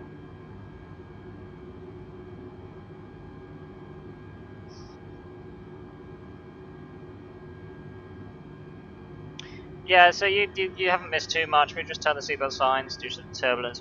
We spotted the arrival airport on our navigation system, so we are definitely getting there. Pounce 629 contact on Red Center on LNE 24 decimal 85.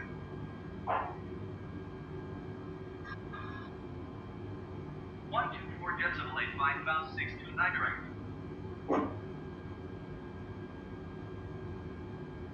Going to LNE 22 decimal 575, Lion Air 4575. Zagreb Center, Pounce 629 direct, flight level 350. Pounce 629 8 Zagreb Center, continue to Sierra Bravo Mall, with plan. Alright. Oh, there's an aircraft just passing through the sun. Yeah, so in terms of our destination, we are less than 320 nautical miles away.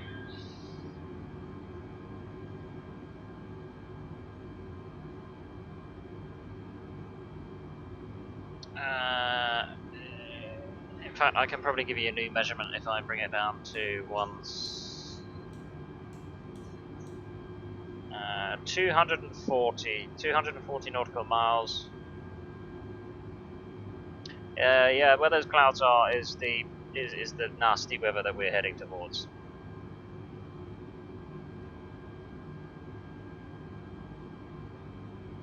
It's nice to see a cloud layer which is actually going to be above us. It's interesting.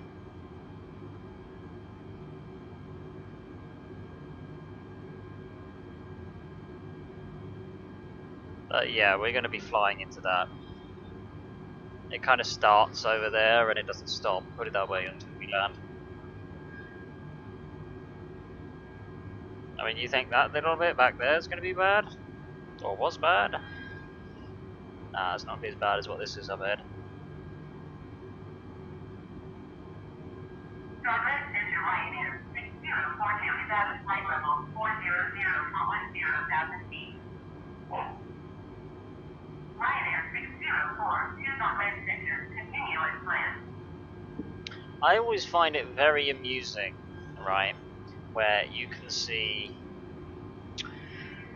from the ground, you can see the clouds above you, and they don't seem that high, right? And then you get yourself on an aircraft, and then you go through, I don't know, say like 2-3 different cloud layers.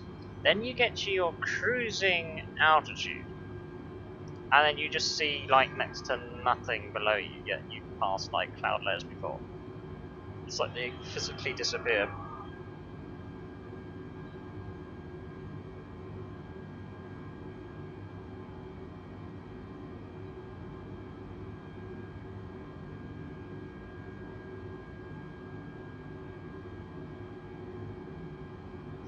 So who thinks I'm going to be able to land this? I mean, this is going to be only my second landing in the 320 in like about a month. So, out of practice isn't the word for it. Oh, and did I mention there's no ILS at Innsbruck?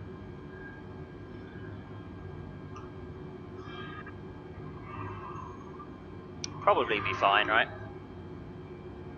In fact, Innsbruck was the one with that landing challenge. You know, the one where I managed to get like placed 84th globally in the world at the time for my landing in a.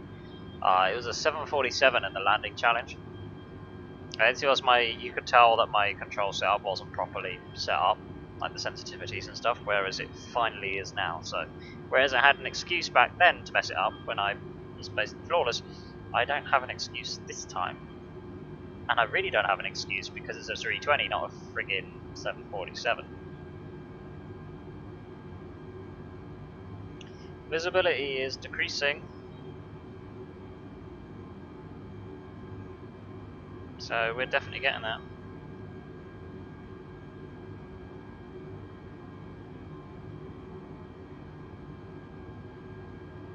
What, without the spaghetti?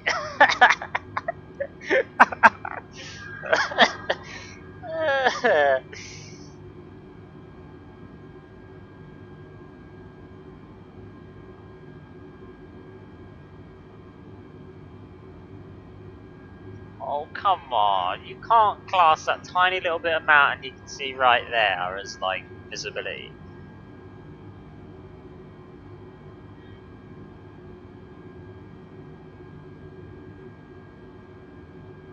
I mean, yeah, alright, well, you know, it was a passing cloud layer and it, you know, made sense.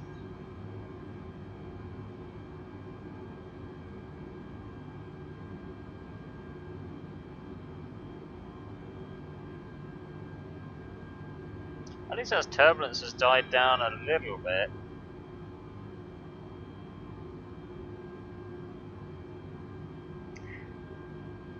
We'll be starting our descent in about 10 minutes time, about 10 minutes time.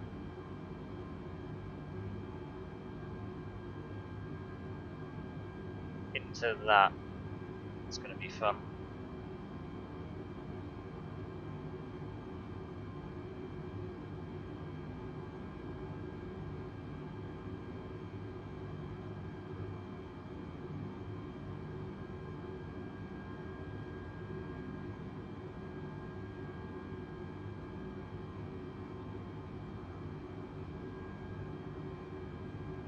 What if I get some more lighting in here?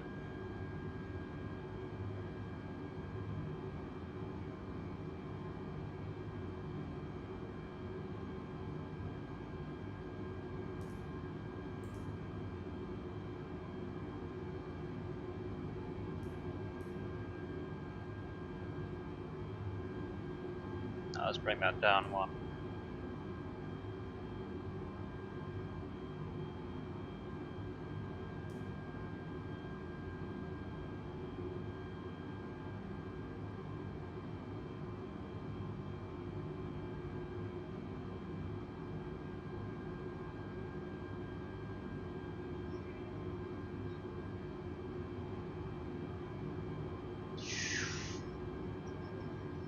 It's looking nasty up there.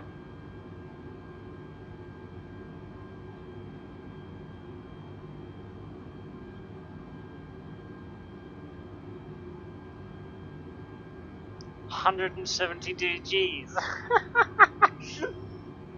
What was you doing? Like going to the moon and back in like a split friggin' second? Do you remember the bug where, was it like the MiG-15 or something, where like if you took out its wing, like you deliberately like flew its wing to the ground or something, ripped it off, you could go faster, like you go like supersonic with it?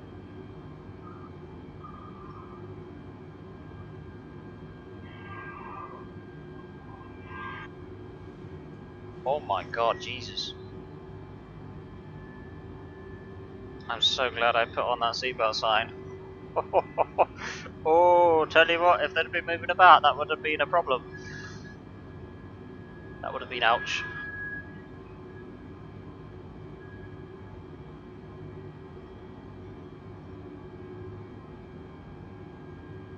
What was it, while you were crashing or something?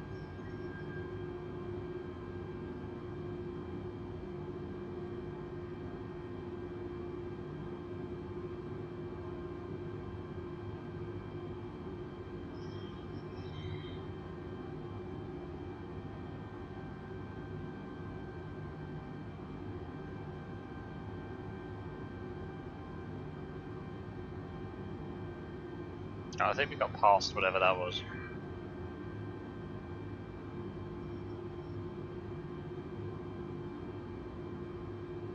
That's still pretty rough though.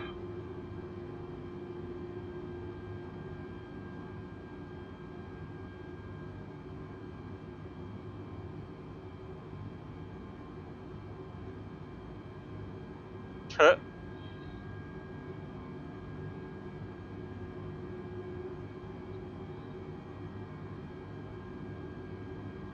I mean, I could kind of like get putting like 17.2 Gs. Like that would be like very difficult to pull off, but it would be possible.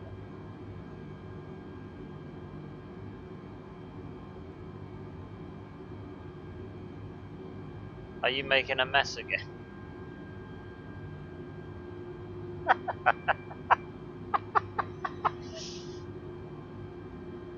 You're finding spaghetti sauce spicy. Pounce2K, 8 contact Lucy on the center on 135.275.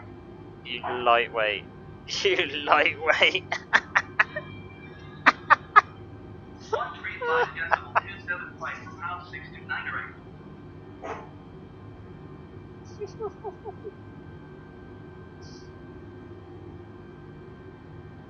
Oh my god, my bot didn't get you with that one. That's hilarious.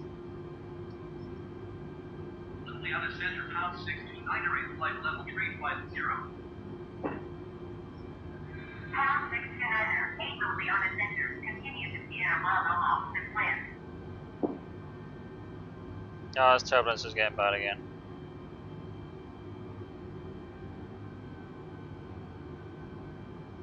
Oh yeah, we've hit something else now.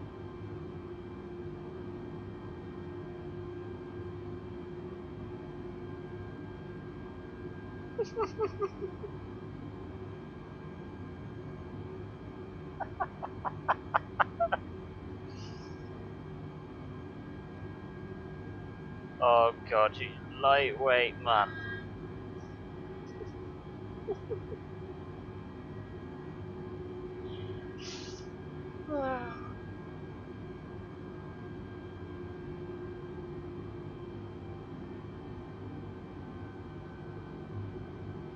Oh god, so dramatic.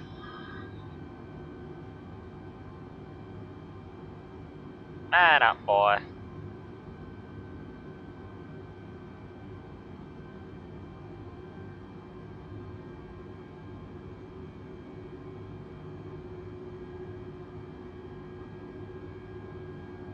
Don't make me call in a medical emergency on this flight. I want my payday.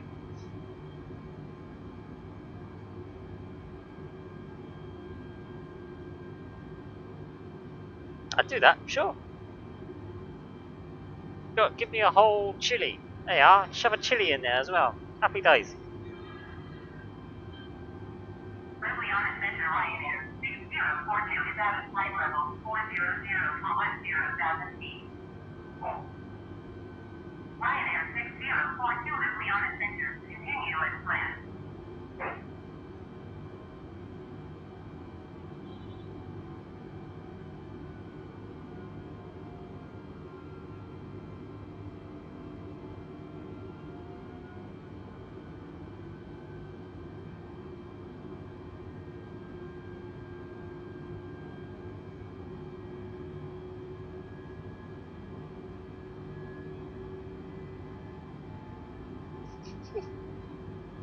For people to enjoy it, duh. Probably designed for people like me.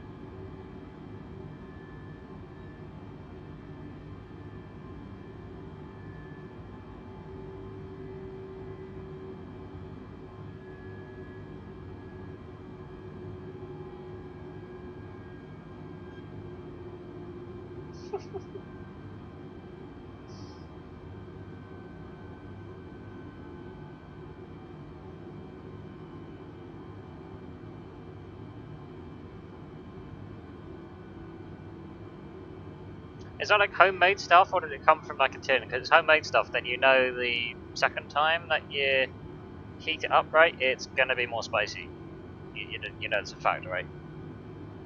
Like, whether you had it with noodles or not.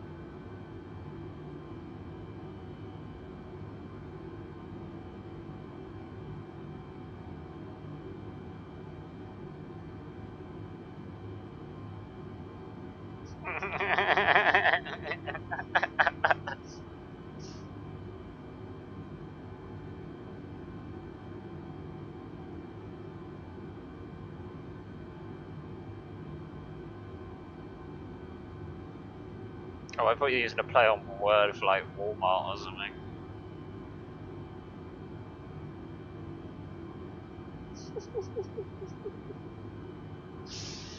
Uh...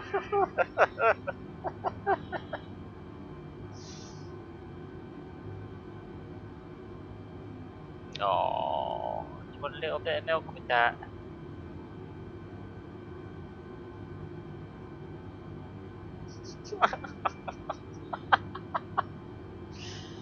Oh, Jesus.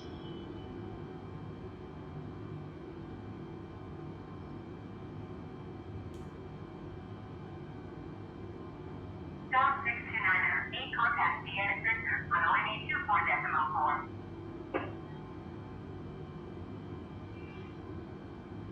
One two four decimal four from down 629er.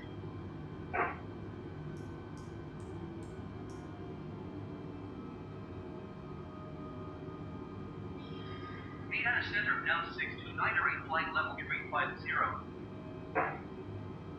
Down 629er, Vienna Center, continue to Sierra Bravo Golf as planned.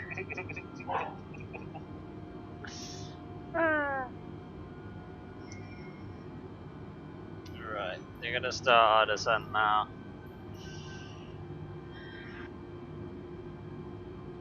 Vienna Center down 629er. Request flight level 250. Down 629er, descend and maintain flight level 280. Expect flight level 250.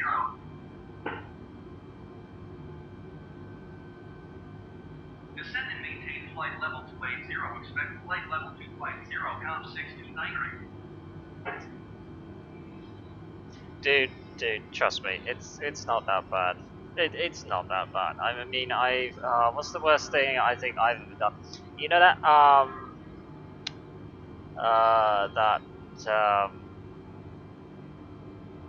really hot sauce, like 6 million Scovilles or something.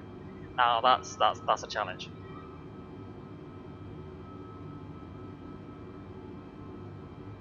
I mean, yeah, I one of my mates played that trick on me once. I survived. I survived. I mean, I didn't struggle too bad with it, but it wasn't fun.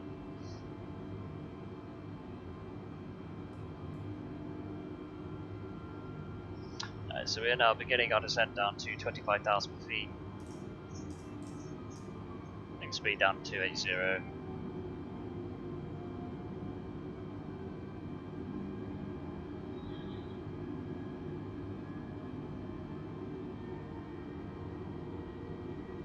Oh my god. Oh wow. This is bad. This is like really bad. I wasn't quite expecting it to be this bad.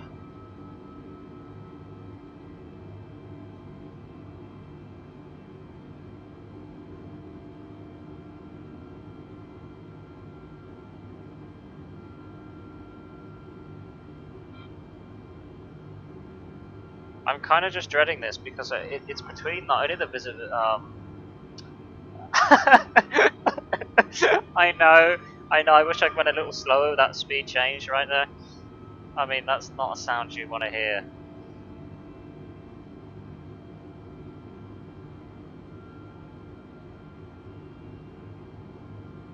To be fair, I don't think they've probably done the autopilot perfectly justice with the 320 though, because it does seem a bit erratic in its responses sometimes.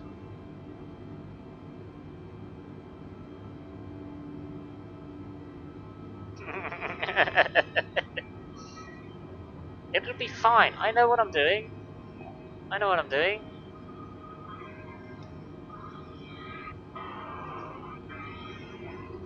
I know what I'm doing. It'll be fine. Now, where did I put that book on how to fly? I mean, where did I put it? I can't remember.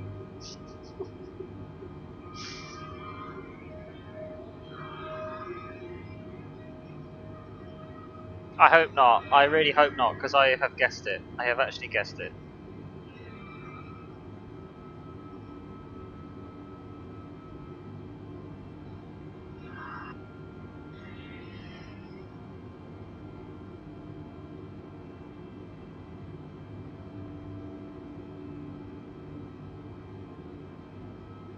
Yeah, the visibility is going to be really bad in Innsbruck.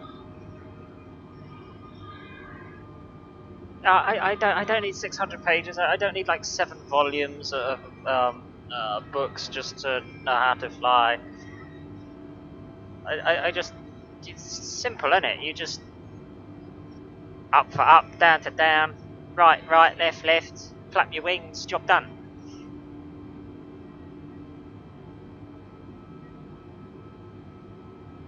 Have a bit of Top Gun playing in the background.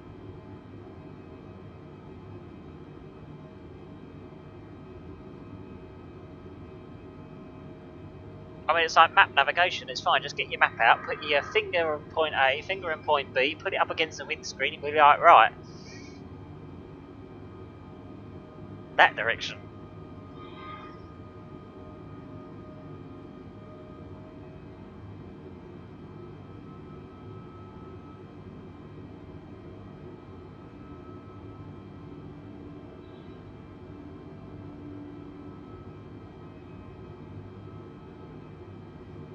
Oh my god, oh my wow. I would actually not want to be on board of this flight, it's not going to be very pleasant. Not very comfortable at all.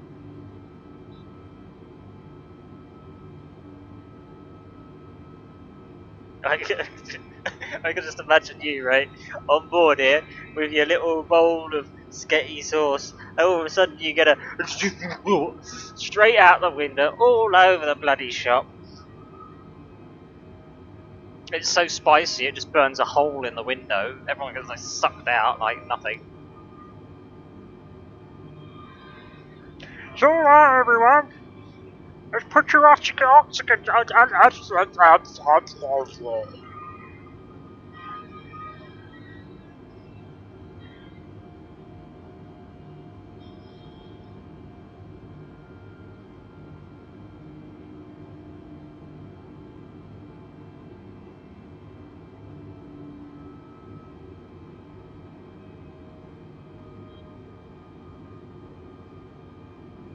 Not for me, they're not. Not for me, they're not. We're not going to see anything in a minute. Can we just stay up here? I mean, I know the whole saying is what goes up has to come down, but do we have to? Can we just... Can we not just, like, stay here forever?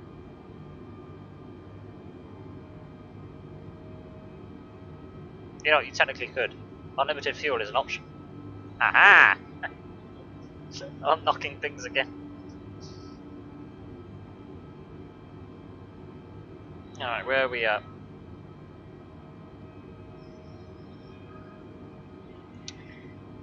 Right, we are going to request a further descent down to, what, say 15,000?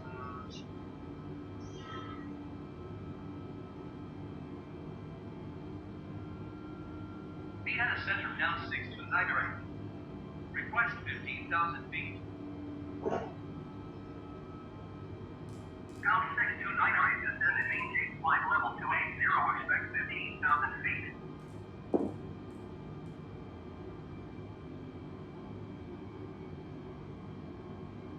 Descend and maintain flight level 280, expect 15,000 feet, Pounce 6 to inaugurate. Hang on, I'll have a look in a sec. We'll definitely have some. Pounce 6 to inaugurate, descend and maintain flight level 220.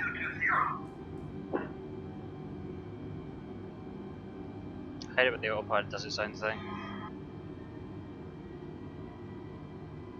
Descend and maintain flight level 220, Pounce 6 to inaugurate. Right, let's have a little look.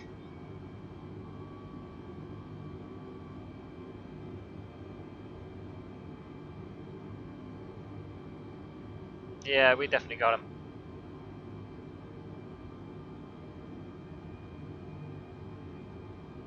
They're like dotted here and there. Bring that down to 80.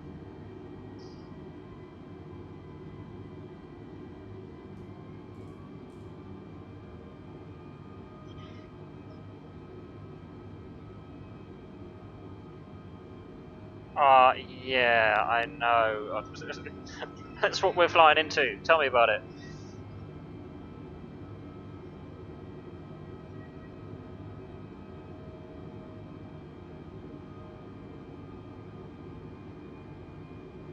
You know, we have to be really careful here, right? Like, we actually got to be careful here, because we're in the Alps. We are actually approaching the Alps. We're going to have mountains everywhere, to the left, to the right, front, back, everywhere. So these clouds, being roughly like the height of said mountains, is bad. Like, it's bad.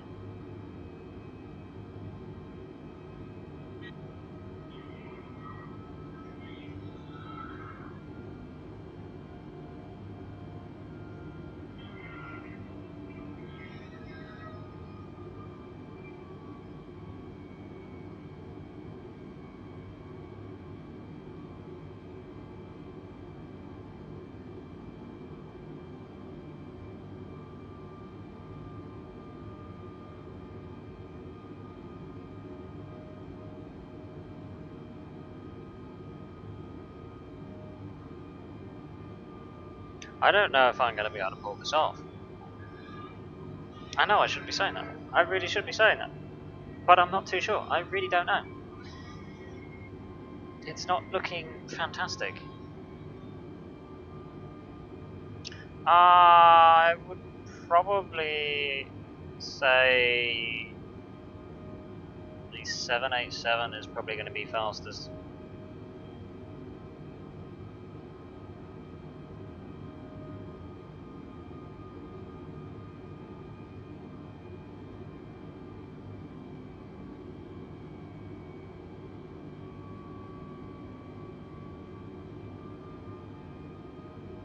Oh, just to top it all off, it's getting darker as well, I mean.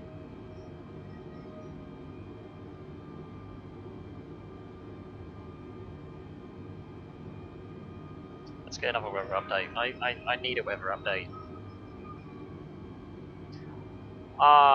Yeah, but I could set the rudder, but I got perfectly good rudder pedals, so I might as well just do it manually.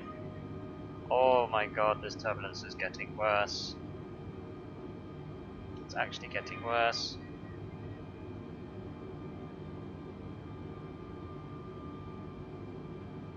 Alright, okay, we've got new information on the meta report. The temperature is 9 degrees, 2.7. Altimeter is 2970. Winds 120 degrees at 4 knots. Visibility 10 kilometers or more. Ceiling 3,500. Few clouds at 1,200. Scattered at 2,200. Broken clouds at 3,500. Moderate rain. I'm honestly trying not to admit it. It looks very painful to me right now. I mean, the good thing is they're designed to be flexible.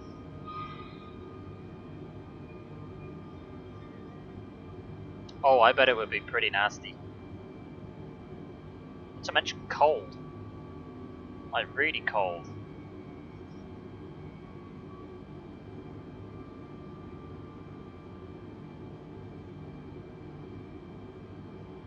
Can you see the mountains right there? You can see that it's elevated.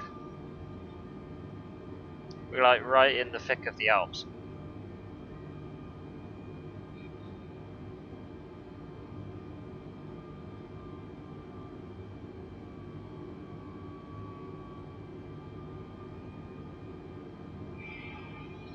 I will say, yeah, John, the clouds are just absolute eye candy. I mean, I've never seen a flight sim do clouds as good as what they've done here. Descend and maintain 15,000 feet past 629 rate.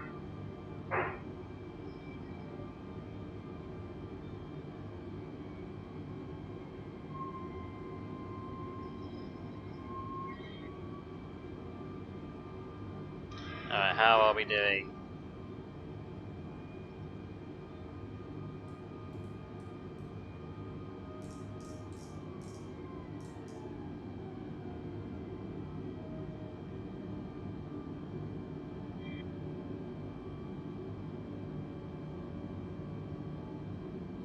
Vienna Center down 629 rate. Request 11,000 feet. Down 629 rate, descend and maintain 15,000 feet. Expect 11,000 feet. See, I find the clouds look really good. Descend and maintain 15,000 feet. Expect 11,000 feet. Pound 629 rate.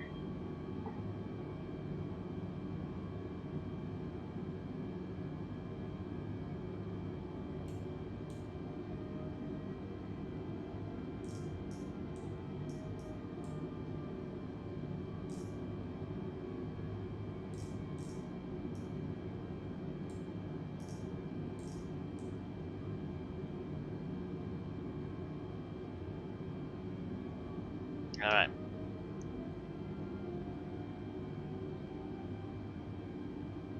Really? And then...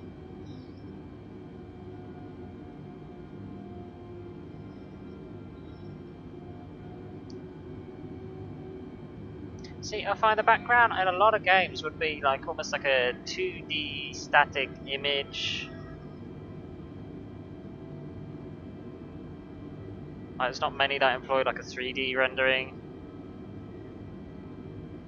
I mean, these clouds right here are like the pinnacle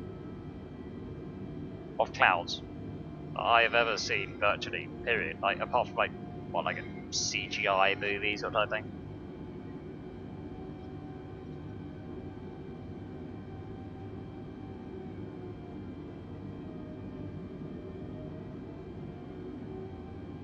Okay, I'm trying to slow us down.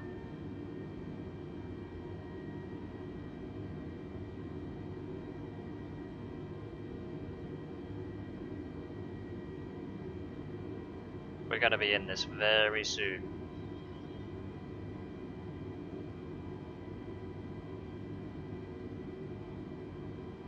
We don't need the air brake, it's fine. We don't need it. Air brakes are only needed in, like, you know, if you're expediting a descent.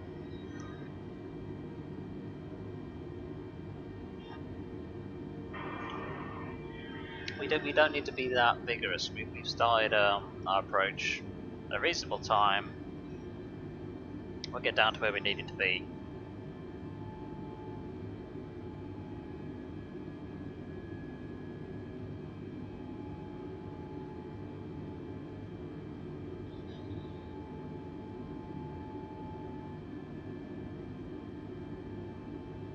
Don't tell me that, I'm not looking at the cockpit.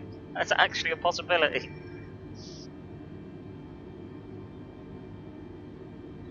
I'm going to swap back now. I feel it's secure.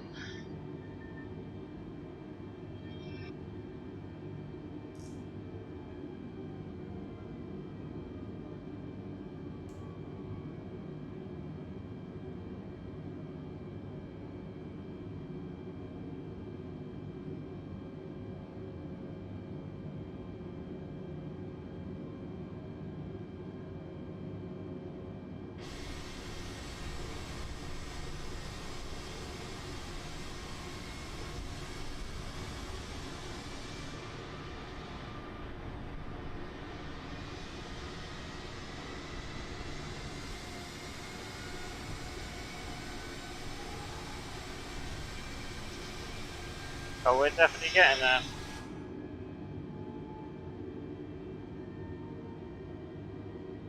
Pounce 629 contact fueling center on ONE 20.65.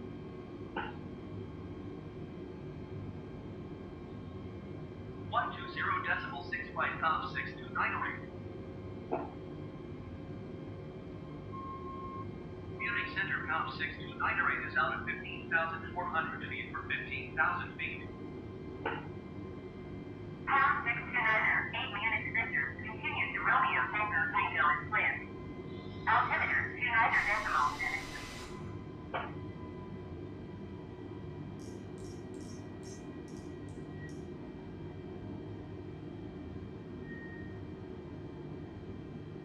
Alright, we're going to keep kind of doing our own thing. If Control wants to work with us, they will. If they don't, they don't. Not really too bothered. I'm more bothered about flying the aircraft because the ATC's bugged. Fueling center Ryanair 6042 is out at flight level 400 for 10,000 feet. Ryanair 6042 unit center, continue as planned.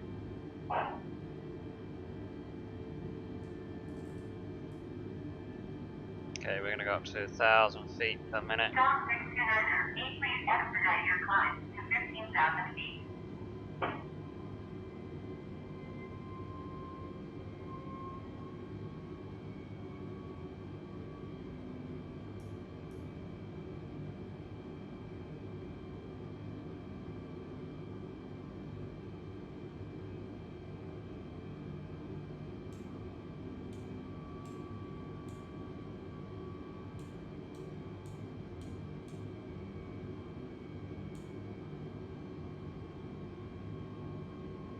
Okay, we're doing alright so far.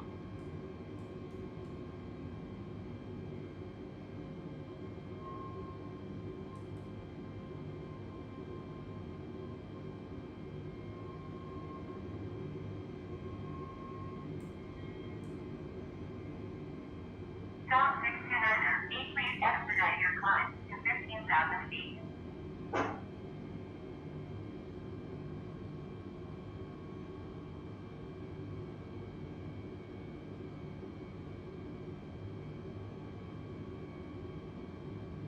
Right, we've got the terrain indicator on, so I'm hoping that that will help us navigate through this. I'm hoping.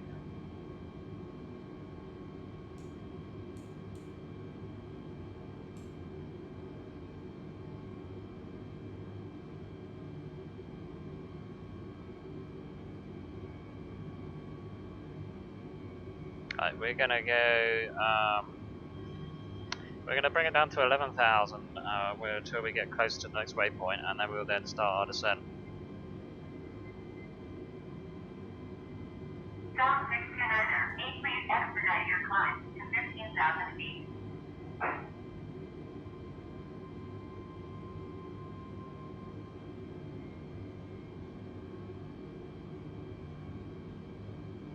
I think we are almost at cloud layer, to be honest with you.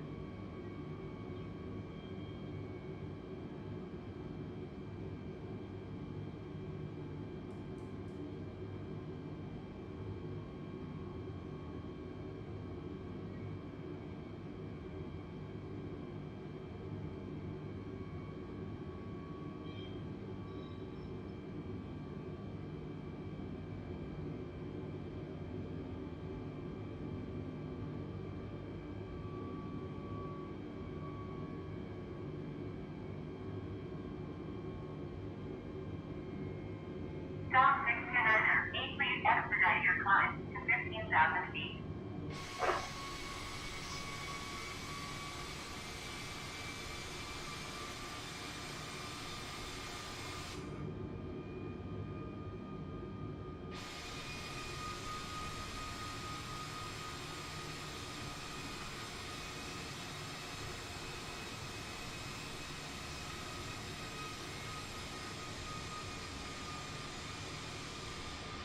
Yeah, we're like right where the clouds are.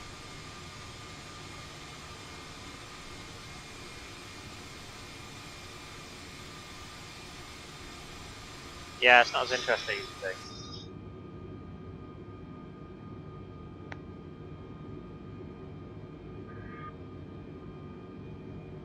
That's why I find the passenger view to be like the most deceptive. Stop 629er. Please expedite your climb to 15,000 feet. You know what, why don't you cancel my IFR? Yeah, do me that, would you? Unix Center Pounce2K. Cancel IFR at this time. Pounce2K. IFR flight plan is canceled. Radar service terminated.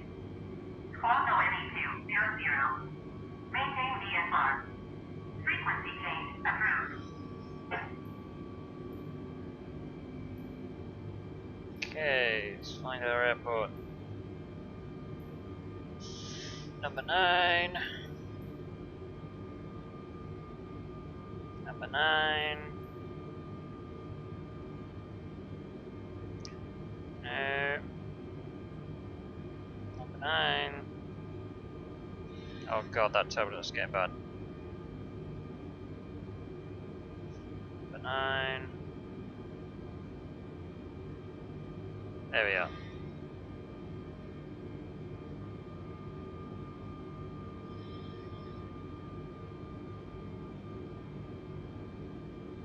Innsbruck Tower Pounce2K is 52 miles northeast with right to land. Stop 629er, Innsbruck Tower. Make right traffic, runway 8. Altimeter 29.72 with 012 at 9er. 2972. Fly right now with runway 8 Pounce629er.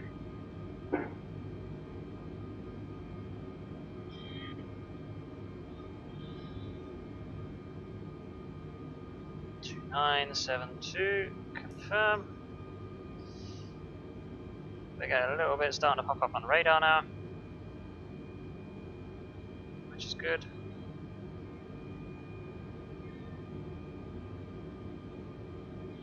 Tell you what we also need to do, we need to now swap over to navigation lights.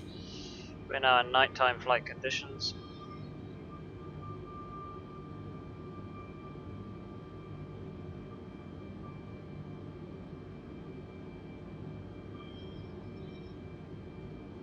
What's the difference between finishing it normally and finishing it bravely? Just out of interest.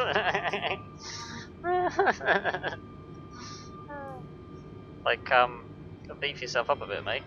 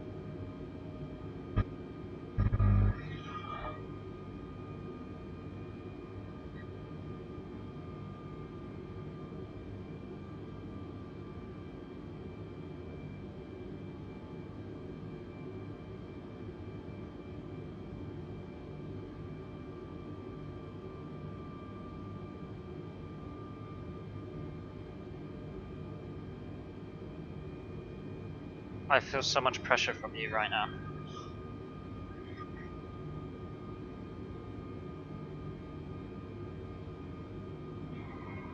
you know, I'm not qualified to fly a 320, so that is a very real possibility at the moment.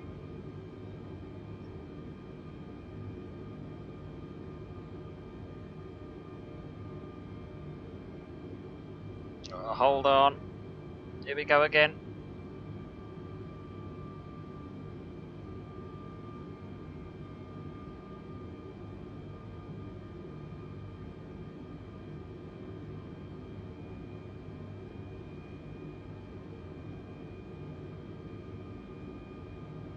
Alright, well, true, technically. Alright, I'll give you that.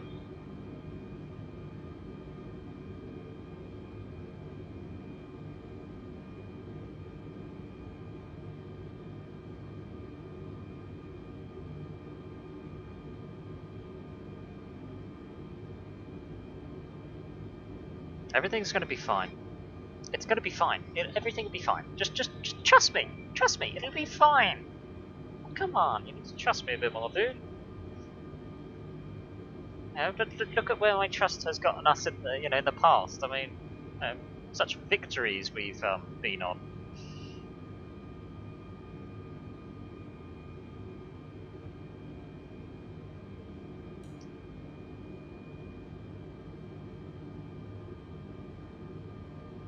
Dude, sightseeing is not my priority right now, to be honest with you.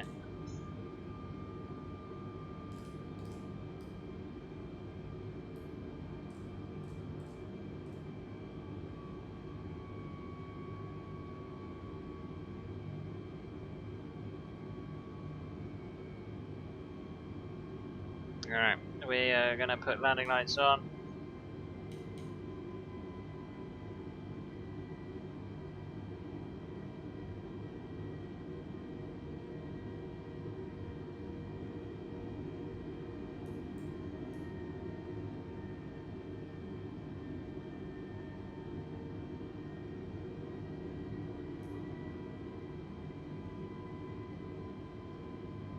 Oh, this is gonna get nasty. This is gonna get very nasty. Oh, oh no, oh my god, great. I can't see anything!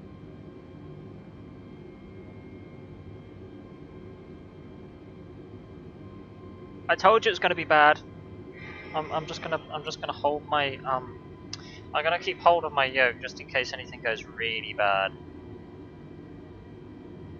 Those are literally just the landing lights, dude. They don't do jack. Trust me. Oh, this is bad. This is really bad. This should be like under full IFR.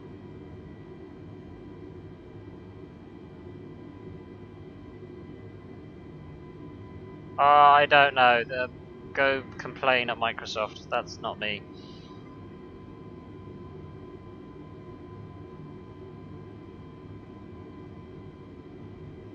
Oh, jeez.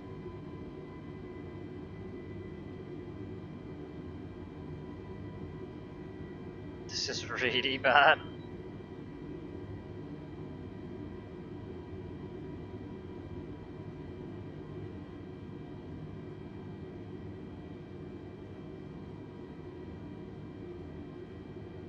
Oh no, they definitely were. I thought you'd caught onto that by now.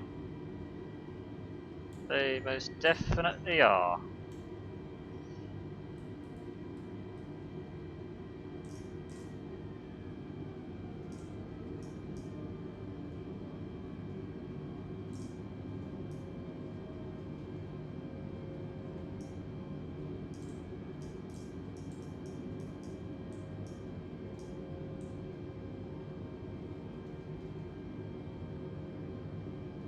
Okay, stand by for stage 1 flap. Stage 1 of flaps is coming out.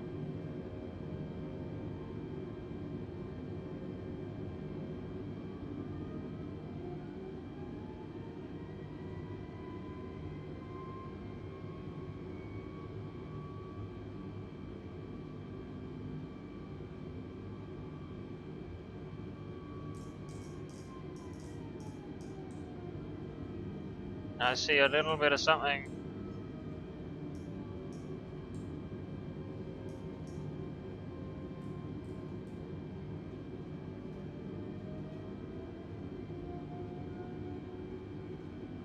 I know, it's really bad. Super bad. Stand by for stage 2 flaps.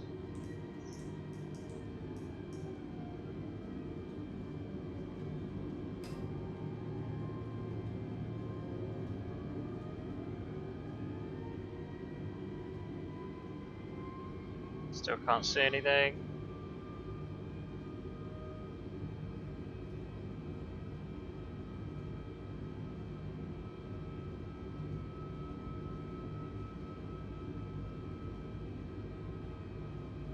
I'm not gonna flat spin, man. Can't see the runway though, and I think it's raining. Yeah, it's actually even raining. This isn't gonna do jack, but why not? I can't. No, I can't even bring myself to do it. It's just the animation's so bad.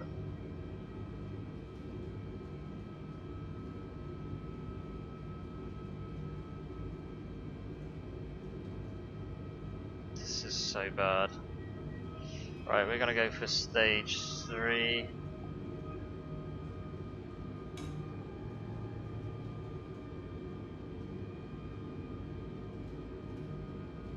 Oh, oh, oh, oh, oh, oh, oh, oh, oh! Check that out. I see. There's a bit of land.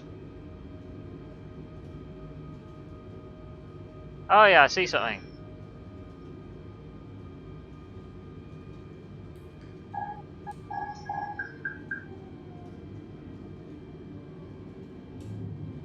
Right, gear down. I see the runway. I do have a visual.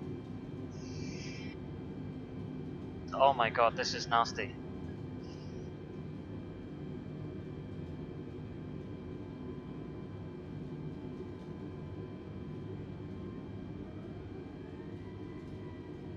Right, we're gonna disable that auto throttle as well.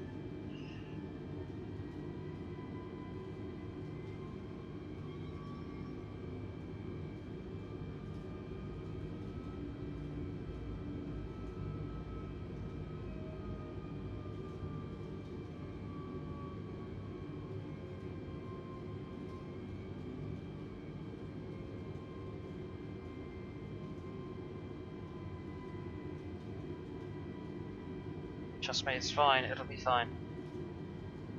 Not gonna stall. We were just a little high, that's all.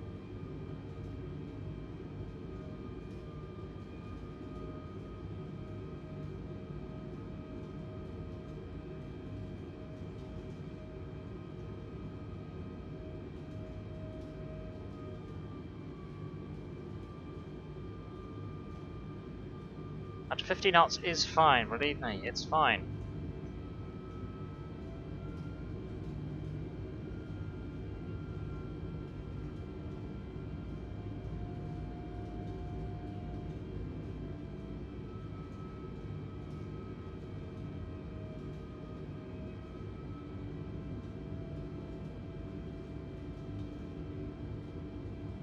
Oh, check out those red lights. That's cool. Is that like supposed to be kind of like traffic and stuff?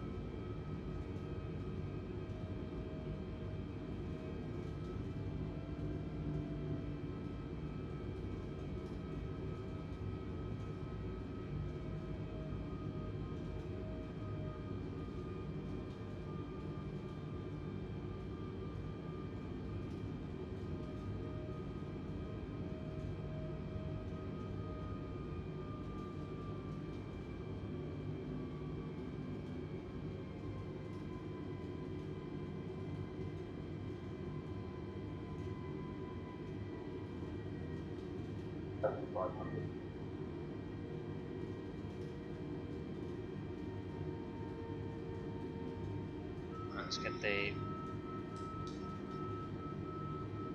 Oh no, it's disappeared.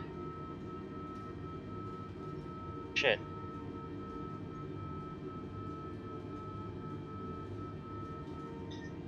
I don't see it. I don't see it. Shit. I don't see it. I don't see anything. I don't see anything.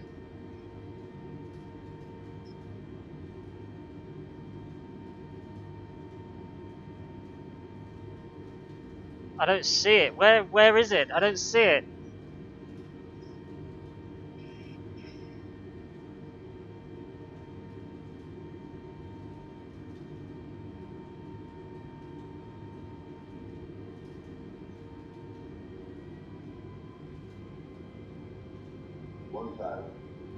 We're gonna be minimum soon.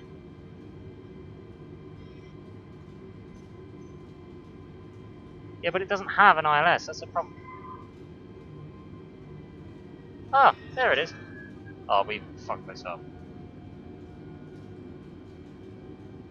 Going around. 400. 300.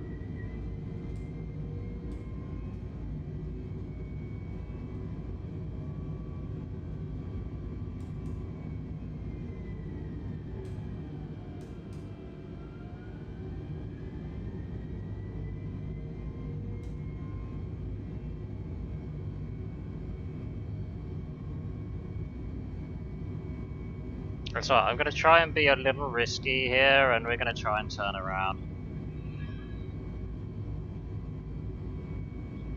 It wouldn't have worked. We were far too high. It was way too dangerous to attempt that landing. Way too dangerous. Pounce2K, be cleared to land runway 8. With 008 in niner. Now they give me landing clearance. That's how useful. Cleared to land runway 8, Pounce629 correct.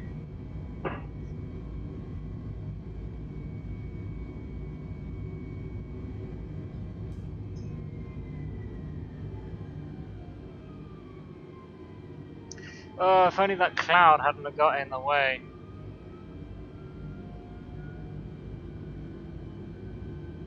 Let's get our landing gear back up.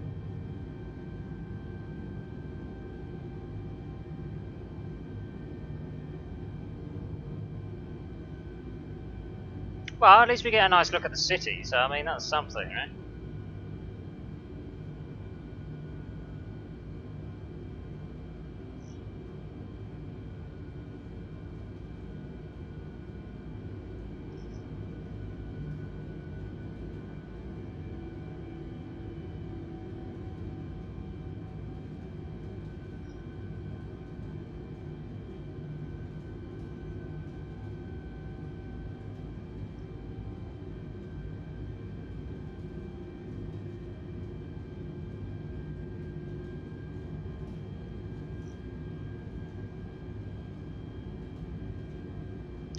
It's behind us. It's basically in between the little channels, so we kind of got to fly ourselves out and come back for another approach.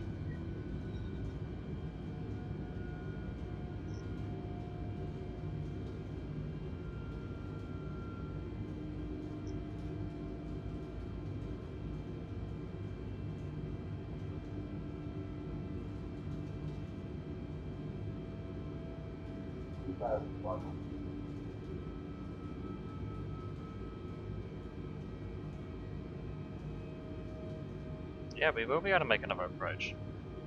This is making a fast approach. If I went and had to do a proper approach, reapproach to this airport, I would have to continue flying on runway heading, exit through that part of the mountains, turn around, waste 20 minutes, then come back down the channel we are in. Trust me, this is a shortcut.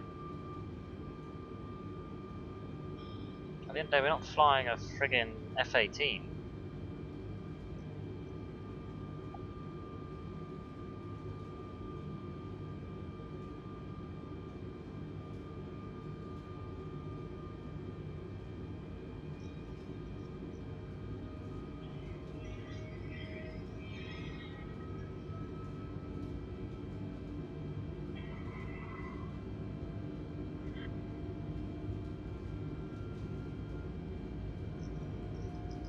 Right, we are going to turn around, and we're going to try and commit ourselves again.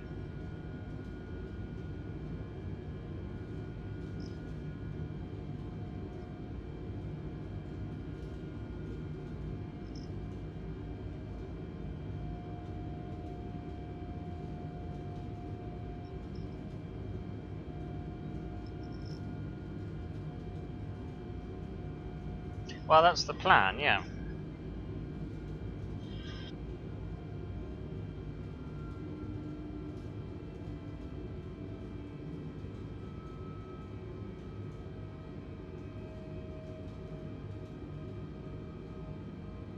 If we could even find the runway again.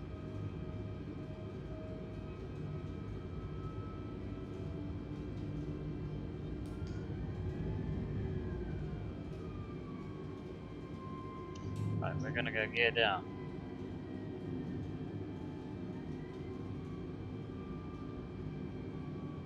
See, as it is, this is already a short approach. You can clearly see how short this approach is.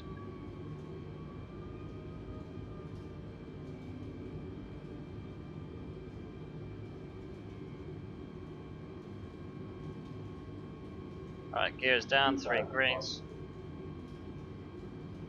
Dude, this is a short final. You know this isn't a Cessna, right? Well, no, of course not for War Thunder, you moron. Good God.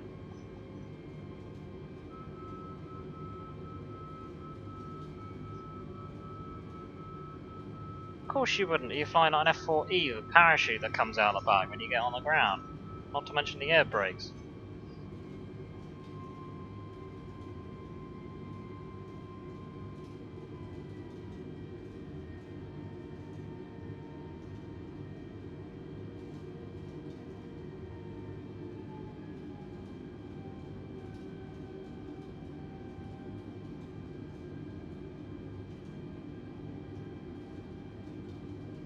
I kind of having to guess because I wasn't able to line up in time.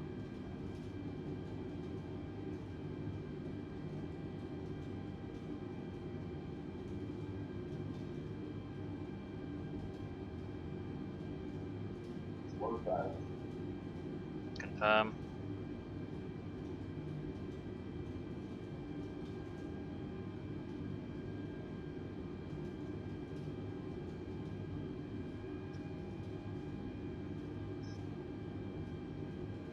Near minimums.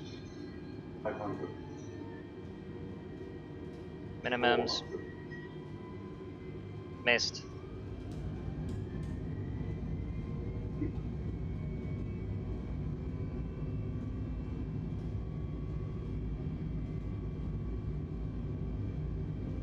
And this is why. This is precisely why you don't do a short approach.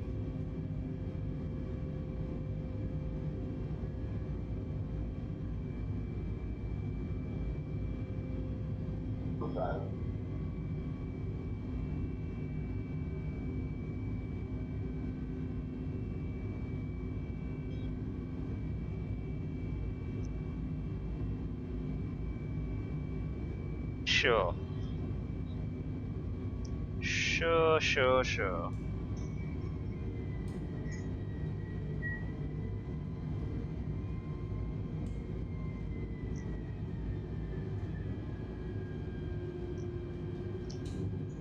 Gear up.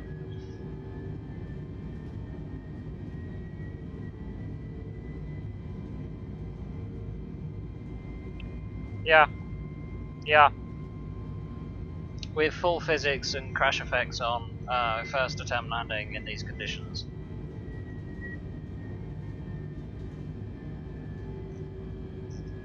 Then, yeah, I would be very interested to watch that.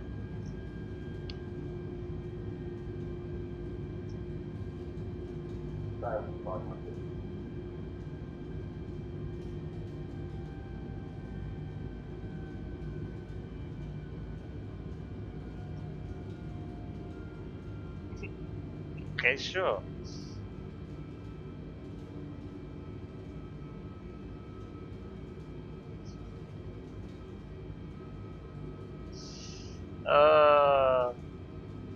You're so amusing, dude. Do you actually have any flight experience?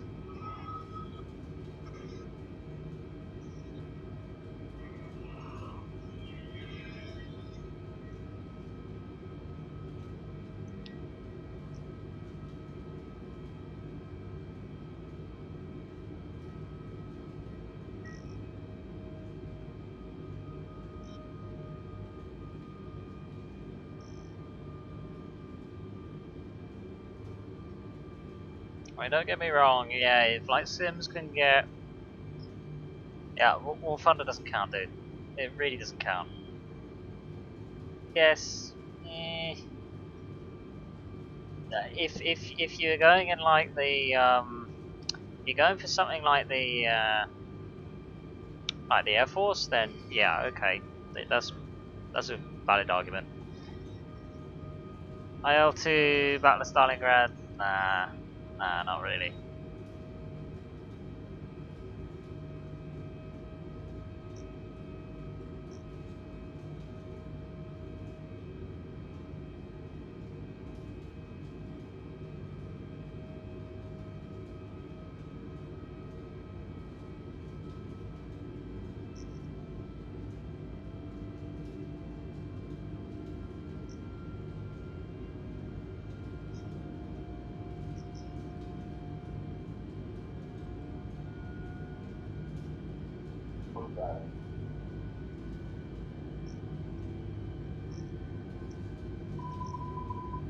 Yes, I'm aware about the terrain.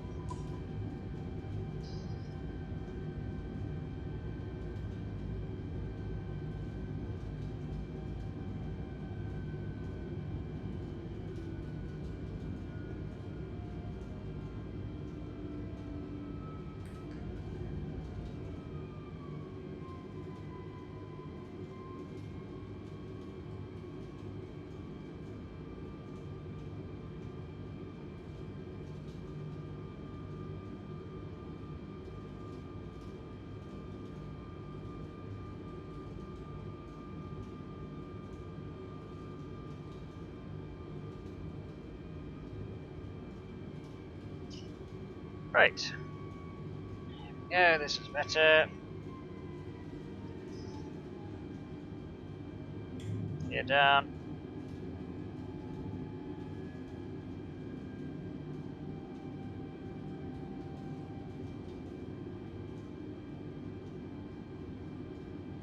We've got 3 greens.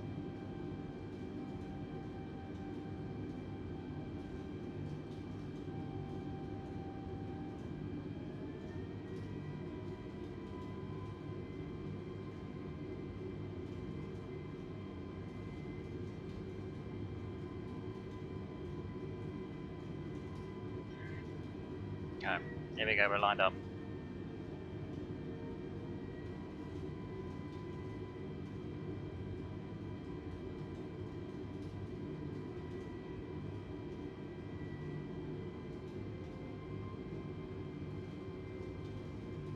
I'm not too far to the right.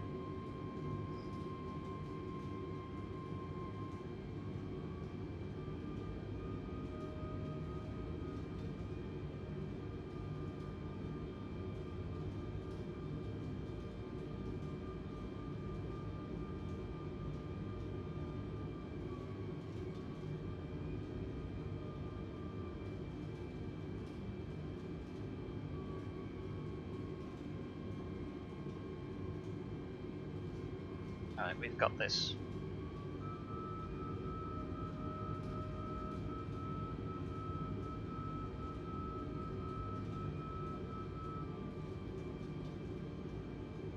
Okay, we're still good. We're still good. Not off course, we're fine.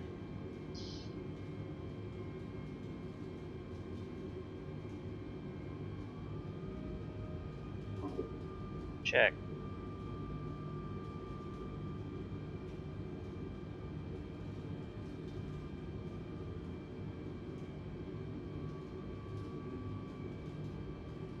We should be seeing it. We're kind of at minimums now.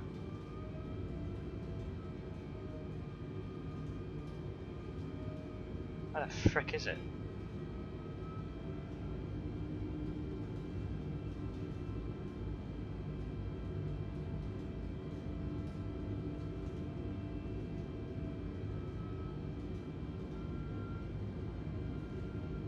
Ah, here it is. Got it. Here it is. See, you don't give me enough credit.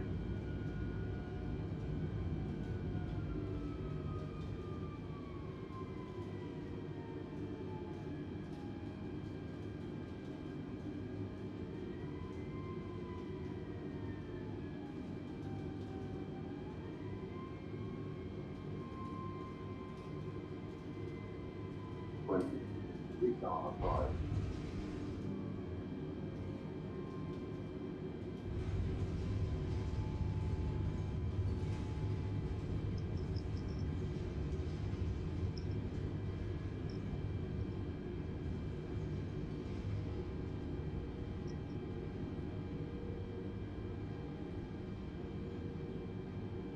629er, 8 exit runway with Eagle.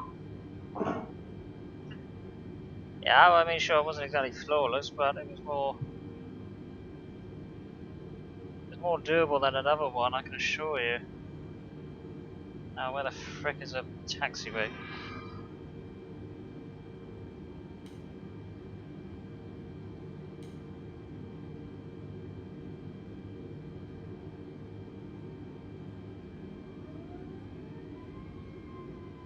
We're still on the runway, so we are actually fine. Stop 629er, 8 turn next taxiway.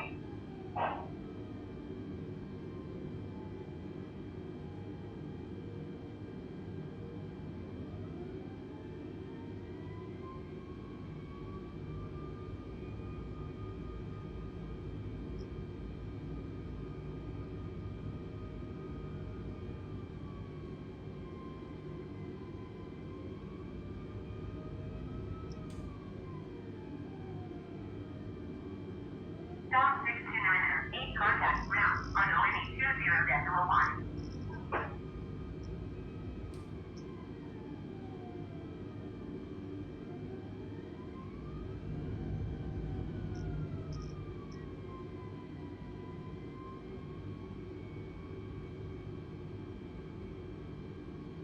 Alright, that's the way to do it. Pounce 629er, 8 acknowledged, last transition.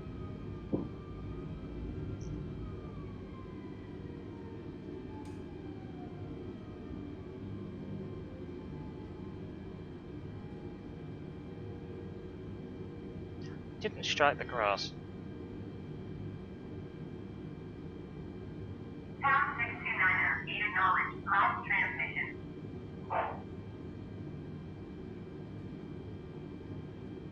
120.1 Pounce 629 rate.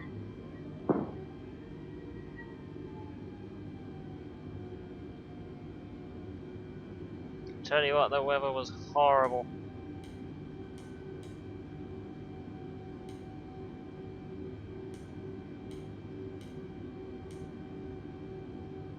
You know, there was no way that you would be able to pull off that landing without an ILS.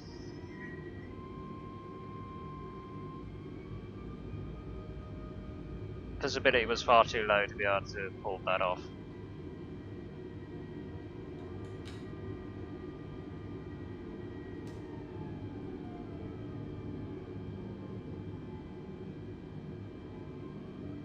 Dude, it's not War Thunder. How many times? It's not War Thunder.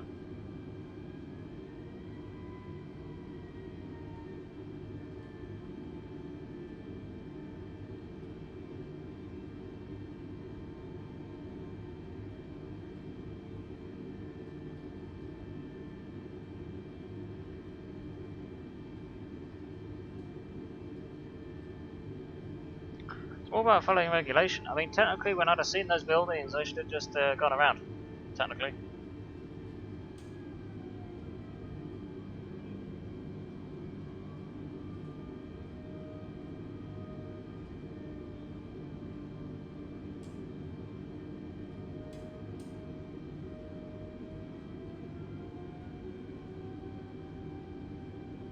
The only way you'd be able to make that landing was if you had an ILS system. So you could have the system which would then lock onto the ILS. You could still do a manual landing from that because it's just above, just enough visibility for minimums.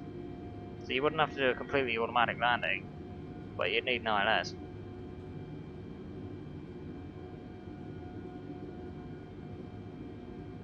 Yeah, I gotta try and find somewhere to shove this thing.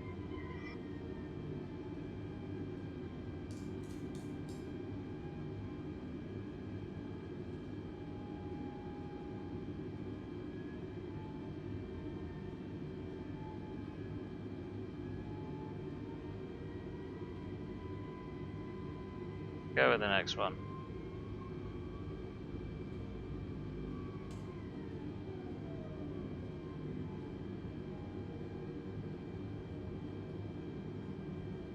Yeah, here will do.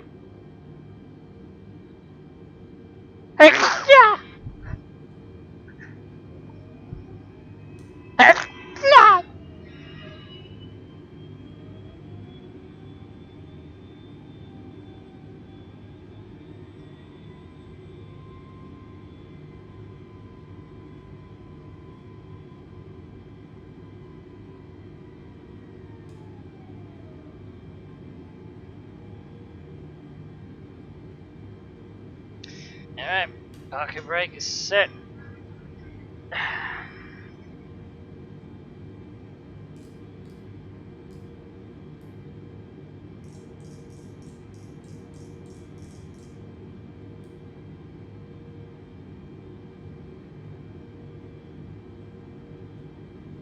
Turn that off, don't need that. Don't need that, or that. Turn these off.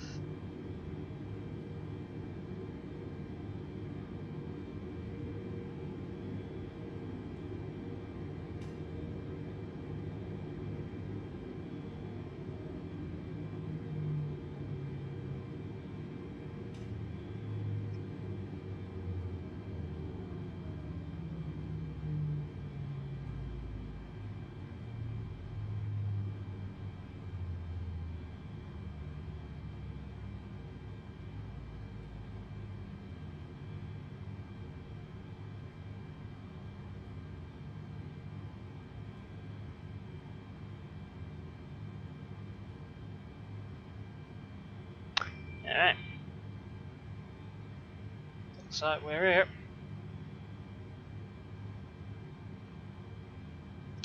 Turn that off.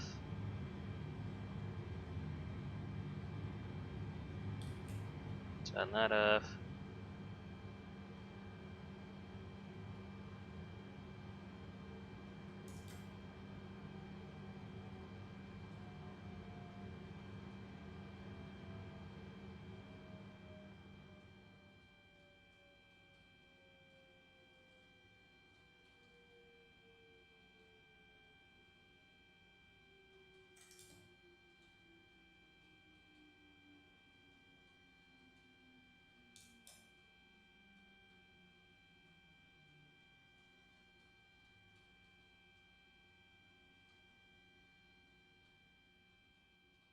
Right, there we go. Shame we couldn't have that weather somewhere that had an ILS. That would have gone a lot smoother.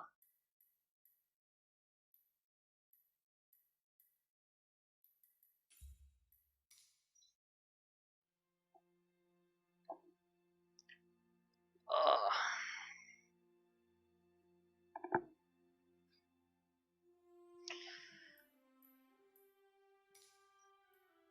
Alright, let's have a little look.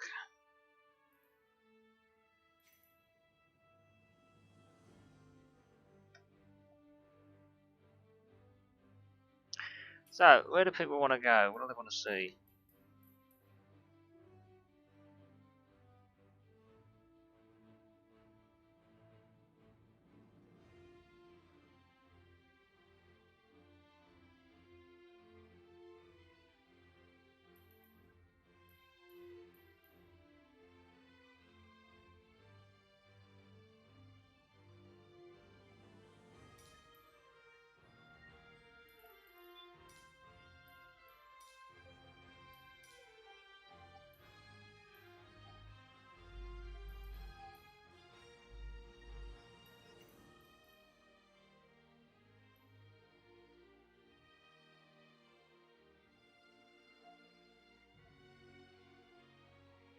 Yeah, what sort of thing do we have? Just thinking low level, like dusting and weaving sort of type thing. I mean, that's quite open, stop being boring. That is completely pointless, dude. What do you want to see that for? Pretty obvious what'll happen.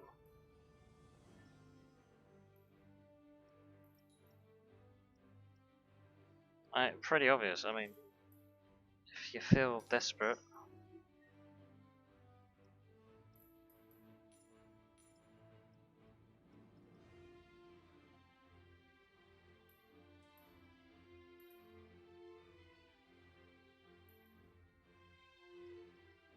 I don't even know how you even change the height, to be honest with you.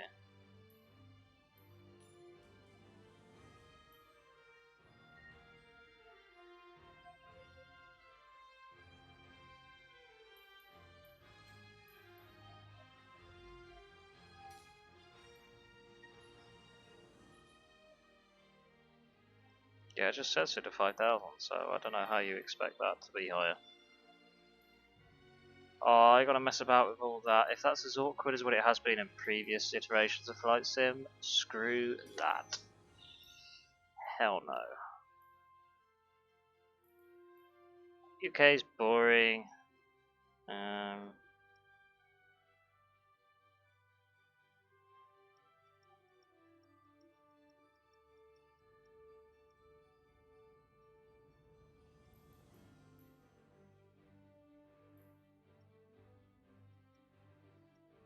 So like some strange mountains or something we can play around with.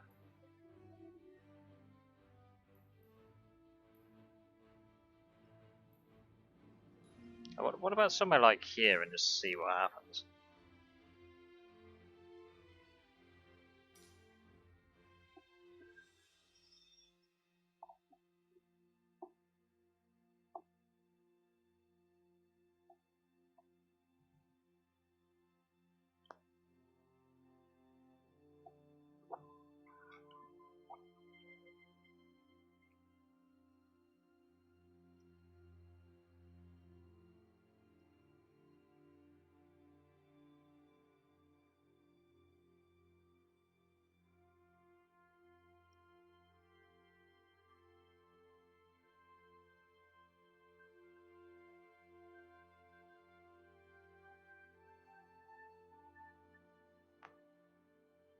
What menu? I hardly tried to touch the menus at the top. I don't find them very useful. In fact, it's up to me, I'll just get rid of the lot. Wait, what aircraft am I in? Doesn't seem familiar. Okay, I got the wrong one. God damn it. I always get this one confused with the other one. Why do I always get it confused? Ugh. I prefer the other one, you know the one I'm thinking. Oh, what am I thinking of? The other one that isn't that one.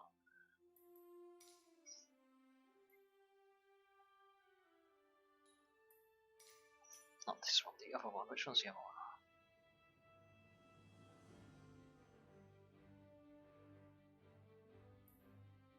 This one? Yeah, this one. This is the one I always get confused with. This one.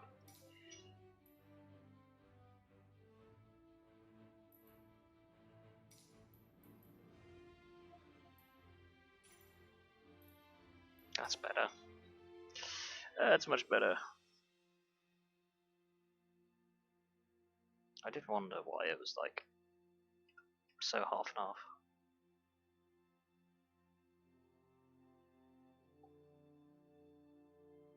I was about to say something really bad and be like, do you know what? They all look the same. I know somebody out there would kill me for saying that. What they do, one tail dragger to the next tail dragger that looks half modern is just exactly the same.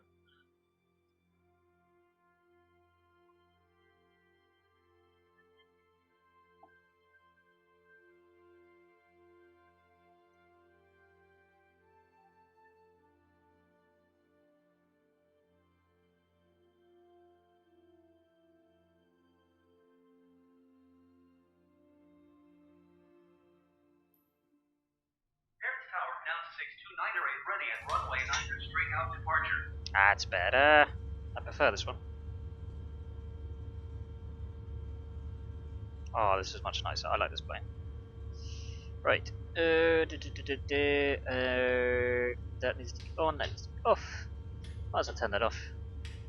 What do I want that for? That's boring. Yeah, that should do it. Right. Let's hope those are off.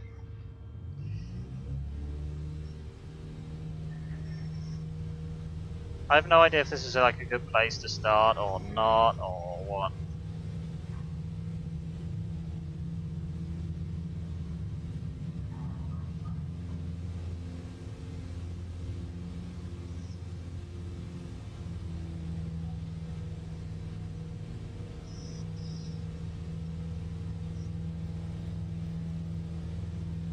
ATC, camera, checklist, basic controls, AI control, fuel. So far this is all boring. Well, I see the weather one. The VFR map is the one I already know of. Travel to, that doesn't do anything. Navlog, yeah, it doesn't do anything. So, yeah, I don't know what setting you're talking about, but I have no idea. But I don't know. No, it's just default toolbar, that is. Right, what do we got around here?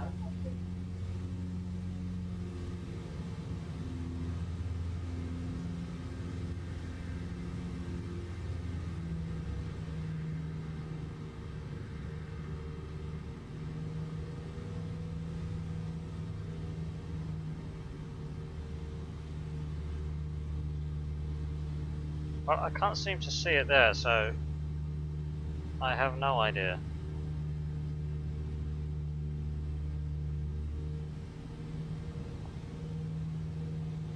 I was expecting it to be more built up around here than what it is.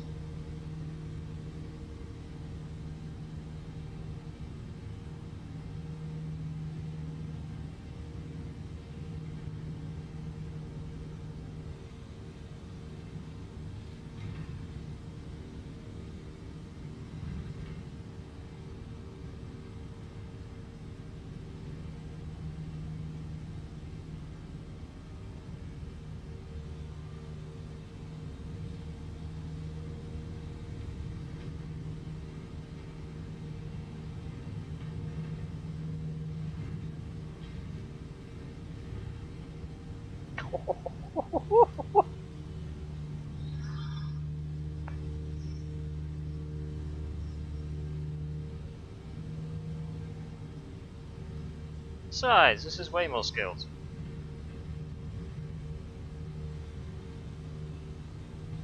Alright, you want to make it horrible? Sure.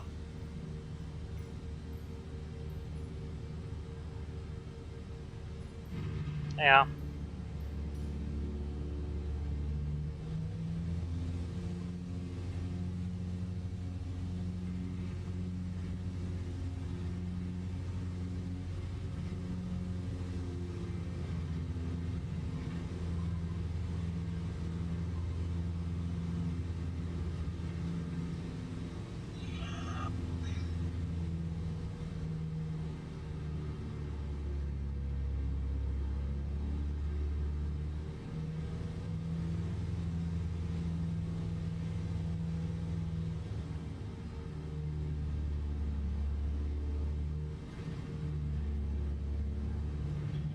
Damn, that was sensitive. Yeah.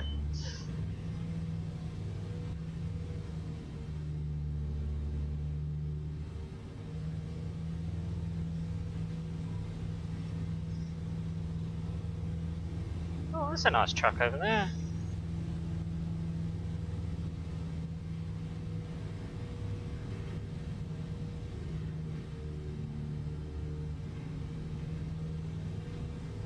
I know what I'm doing.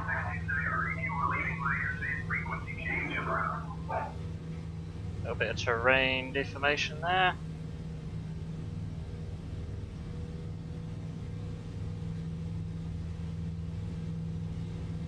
I can do this. I can do this all day.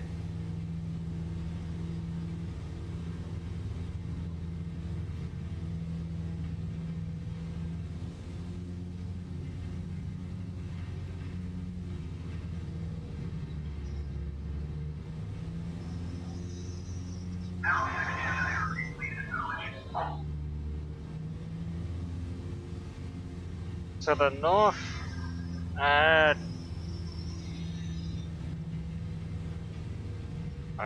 gonna probably take a guess and be like, I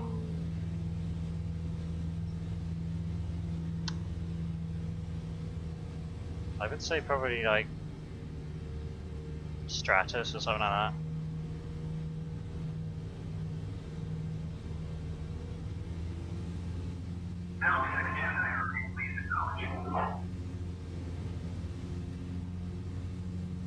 You know, this thing is really throwing me about, this weather. .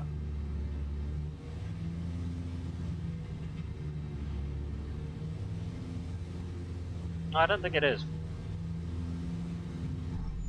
Ah! I clipped my wing. Alright, where else in the world we got?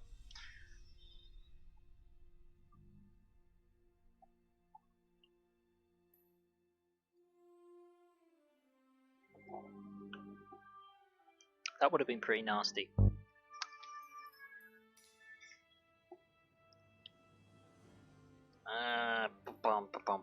Bum. What about around Paris?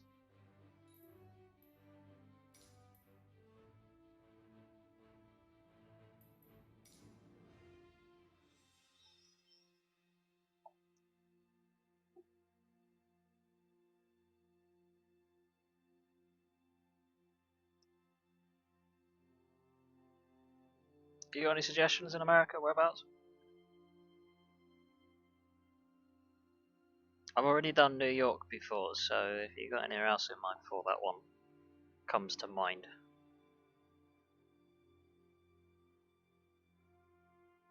I think I've done both New York and Detroit before. Alright, remember that one. We'll do that one afterwards.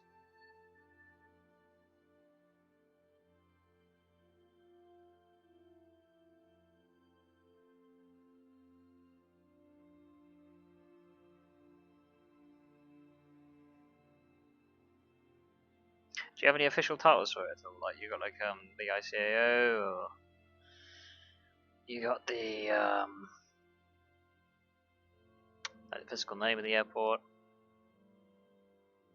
or the IATA code or something like that?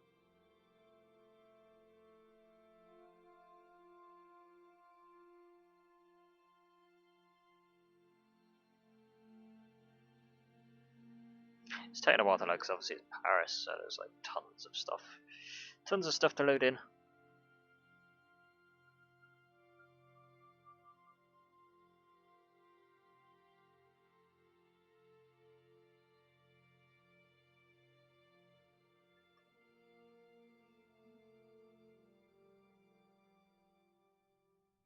Morley Tower, Pounce2K rated, runway 24 ready for takeoff, straight on departure.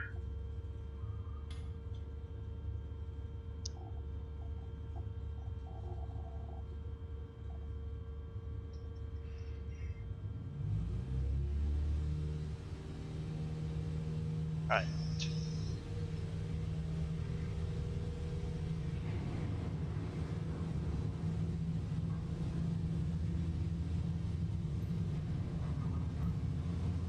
I have no idea which way Paris is. We'll suss it out. Can't be too hard, right?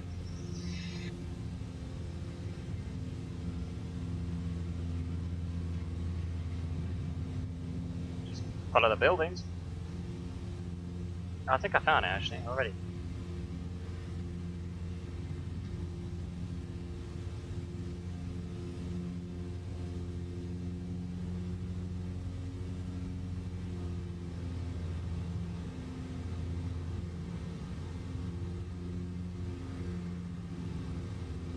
Let's see what we can do with Paris.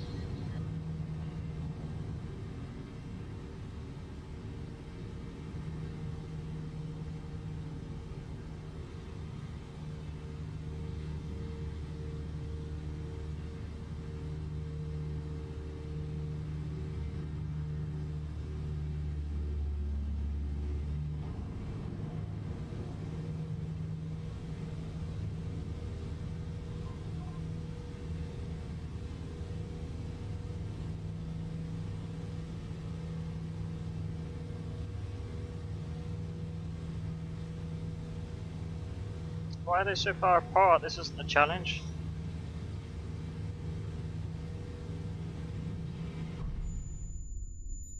I didn't see that tree then. I was expecting Paris to be more built up than that. I'm quite disappointed.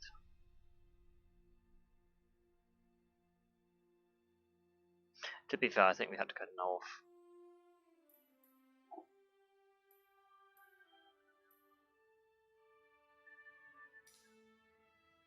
What was your suggestion?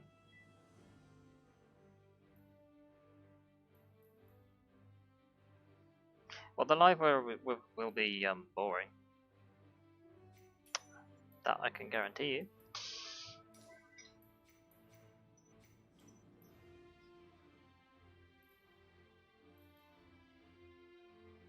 So what airport was it?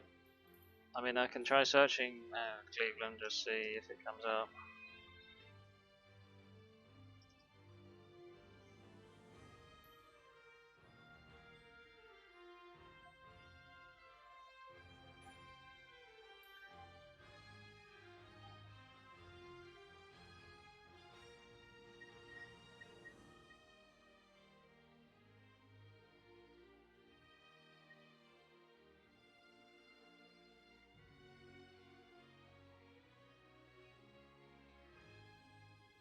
Right.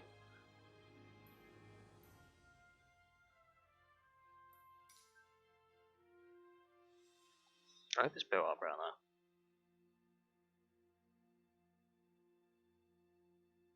Sydney was a good place to doing like urban running around.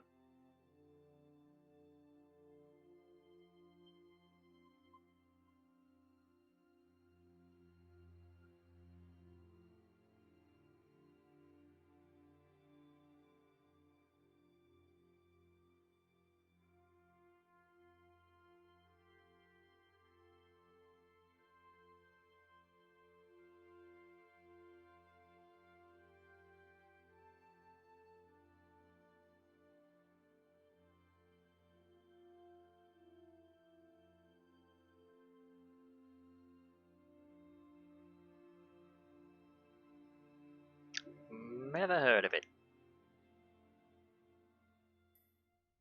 Lakefront Tower, Pounce2K, ready for departing straight out at runway 24 right.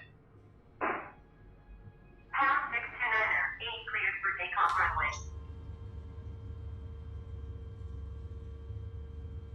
Well, it doesn't look very nice around here. I'll give you that.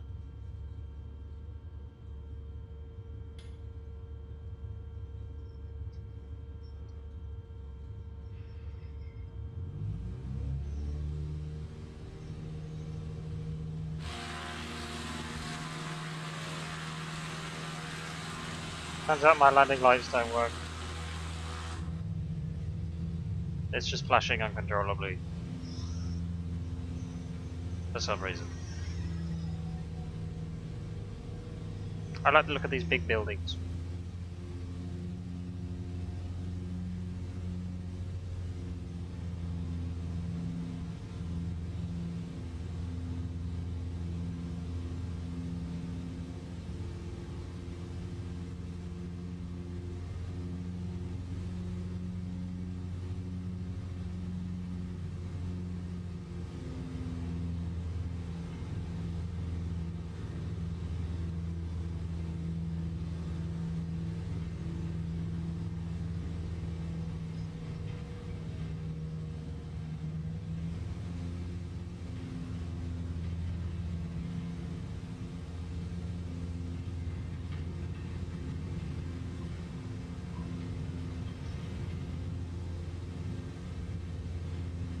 Oh yeah, what's that when it's at home?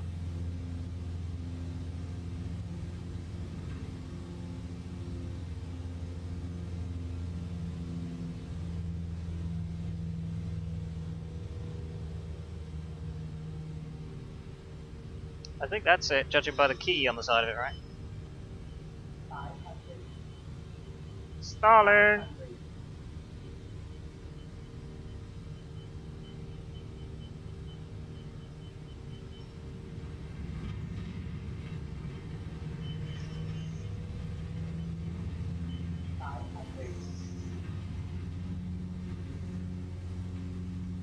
Oh, there's some sort of like memorial thing over there. Keep going to the west, he says. Right, which way's west? Oh, wait, the other way.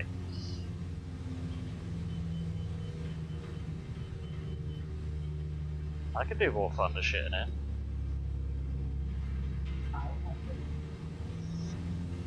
Oh, check out that collage. That's pretty cool.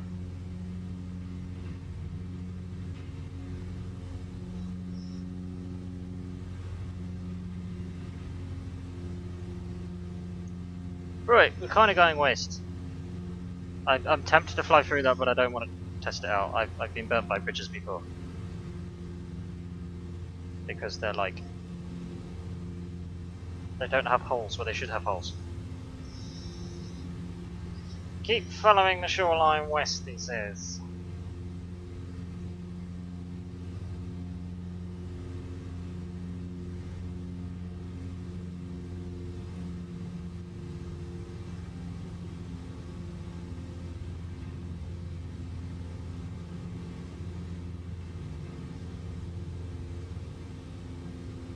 Oh, this could be interesting then.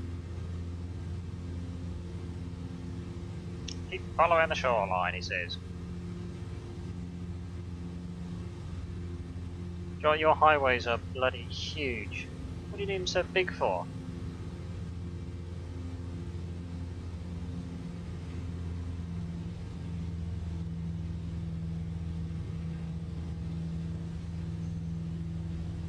Well, it doesn't seem like there's much to look at the moment.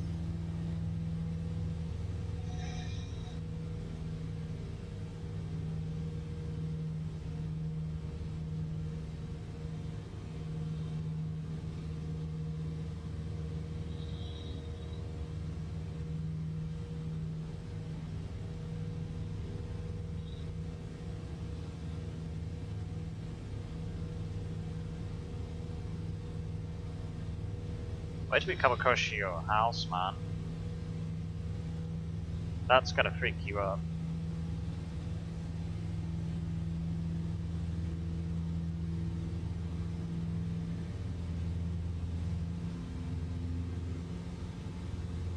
Stop next to enter. If you are leaving my airspace, frequency change approved.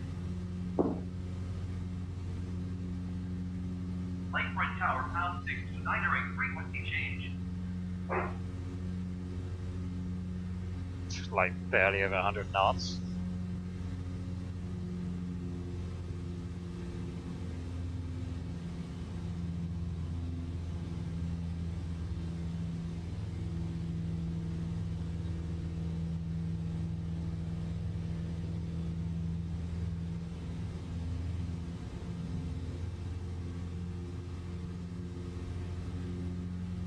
I will say that I find that they overpopulate places with trees somewhere where they just shouldn't be.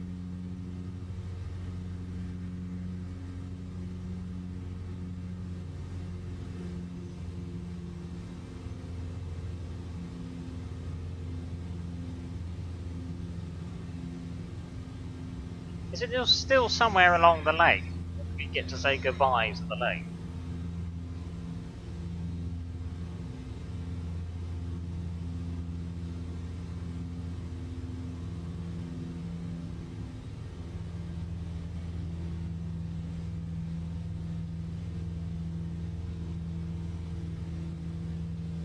Alright, okay.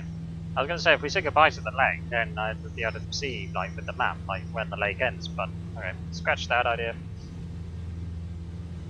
This looks interesting over here. This red building, what is it?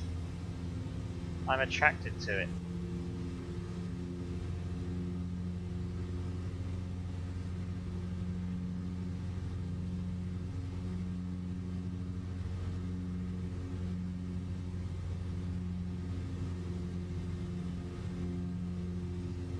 Yeah, I know, right? It just makes the area look grim.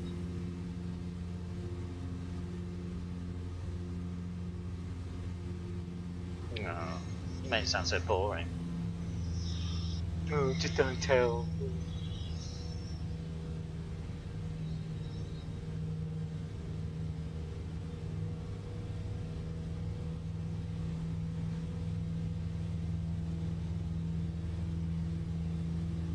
Why, is there like a particular reason for that? Is it like to stand out or what?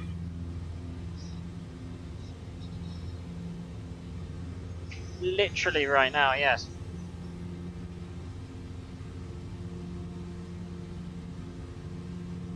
Oh, this looks interesting.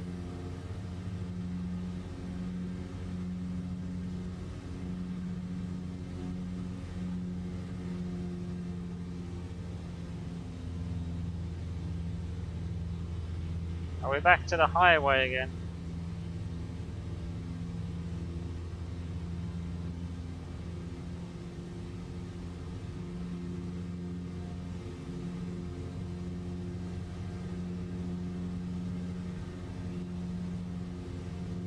Oh, it looks like a shopping centre sort of thing.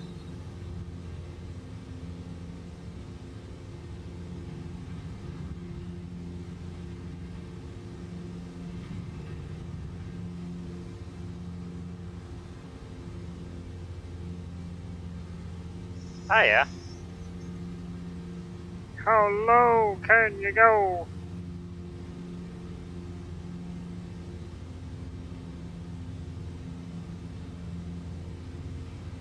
Wait. Oncoming! Imagine seeing this, just casually oncoming on the highway.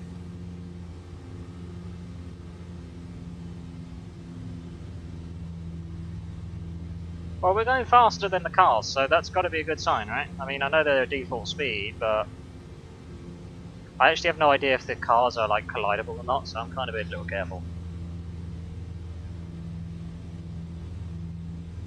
In fact, if you look on the map, the highway is even outprinted. Ooh, what is this? I want to know what this is. Something sticking out over there. I want to go towards it.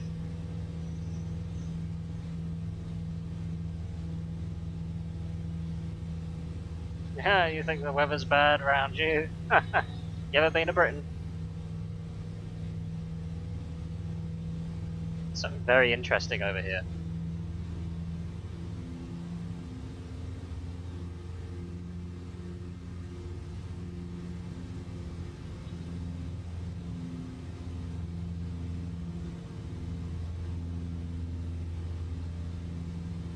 In some places where I recognise the trees have just been like overkill.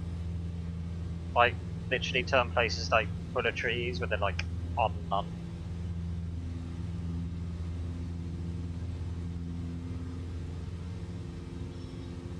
Am I right in thinking this is going to be the railway line again?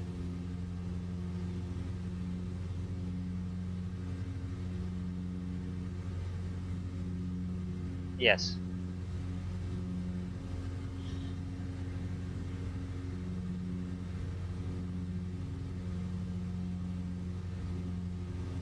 I still want to see what this sticky out thing is. It must be big. It looks big. I saw it from miles away.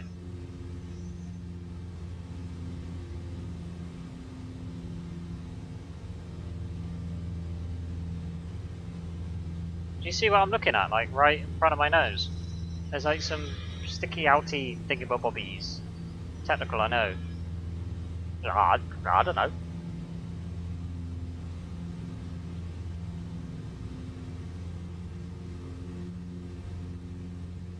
You're the one who lives here, not me.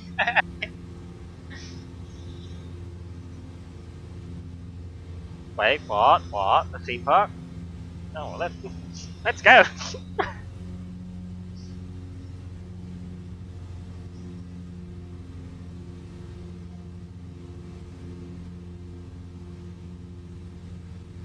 I never thought of actually looking on Flight Sim what a theme park looks like. Wonder how they've done it.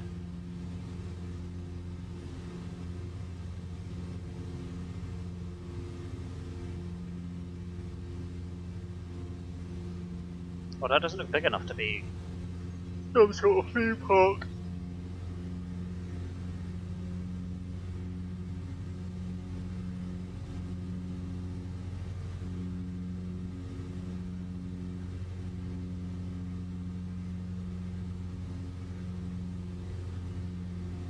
Right, looks like factories to me now.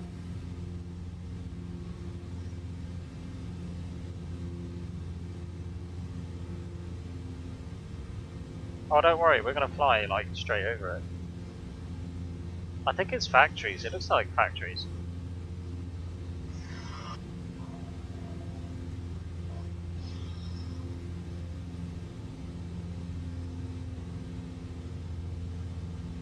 Yeah, looks like it.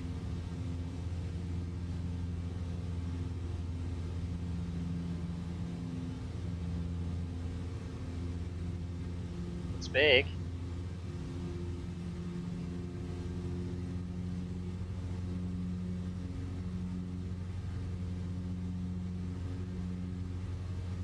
Well, you didn't exactly tell me that I was going to be needing a supersonic jet.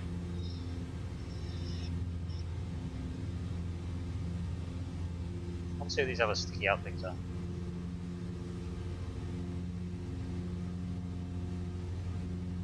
And I think there's a windmill over there. All those wind turbines. By the way, the conditions are getting worse as we fly west. I'm starting to be thrown about now.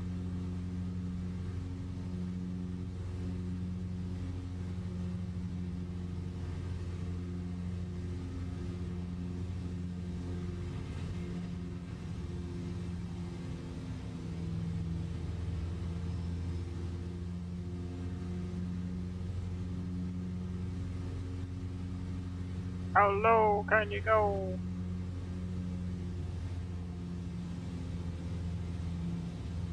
Yeah, I will say. That's the only thing. I will say about the flight simulator. The data that they use for the live weather is not direct meta data, so I can't wait for a third party to start providing that data live. Because when they do, I'm going to swap to using that sort of real weather. Yeah, you'll find there's like the weather can be off because I think it's also based on like weather forecast as well. Now we all know what that's like. That's massive.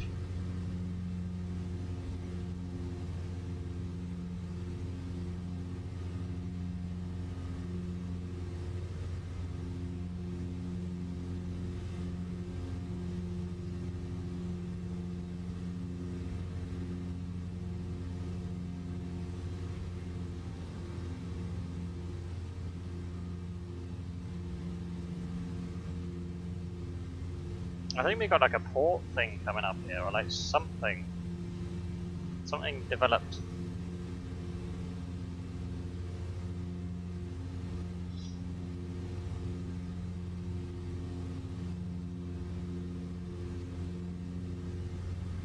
Oh no, maybe not. I think it might just be developed. I don't know.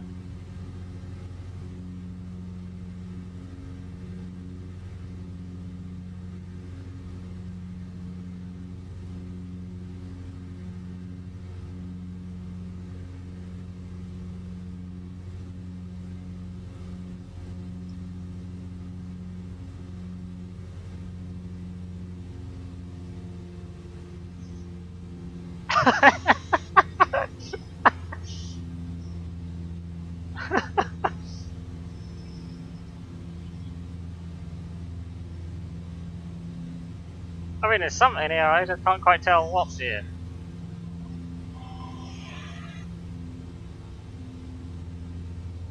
I mean, is it supposed to be like a porty sort of type thing? It's like breakwaters and shit. A couple of boats. I mean, just by looking at the few buildings around here, I wouldn't have instantly have said a port. It looks a bit desperate to be called a port, but judging by the satellite pictures of boats sitting around, it's got to be a port, along with the seawalls.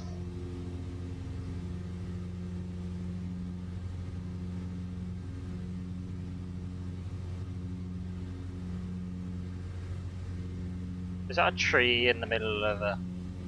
There's a tree in the middle of... I'm pretty sure that isn't authentic. Oh, well that's good. That means we must be getting closer, right?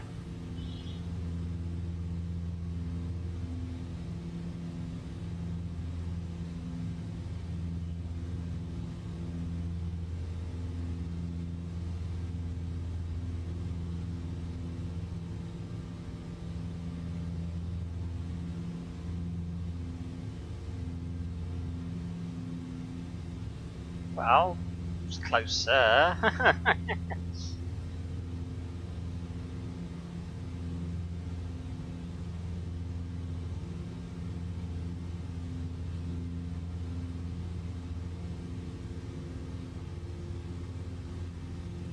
We might get there. Maybe.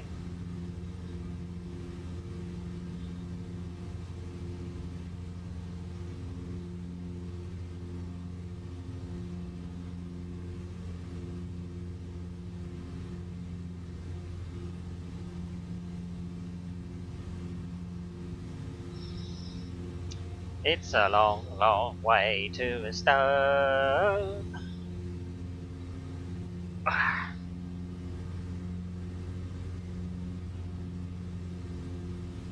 Goodbye, Cleveland Square. It's a long, long way to a start.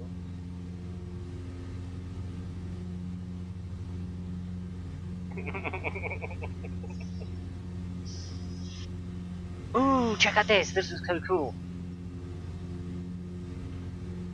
What is this? What is this? This looks cool. Looks like some sort of plant thing. Probably just like some sort of like electricity plant, but I'm amused by it. It looks interesting.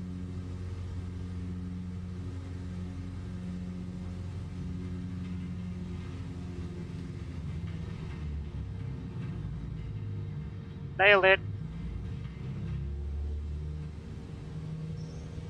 That's a chocolate factory? Oh god, I thought it was. I thought it was an electricity. Yeah, no, I thought it was. I mean, all the pylons and stuff. Wait, so we're here.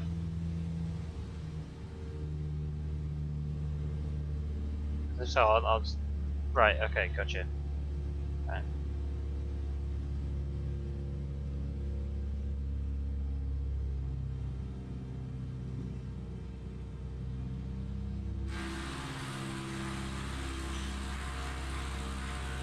Alright, you're gonna have to direct me from here. Oh. Right, okay, never mind.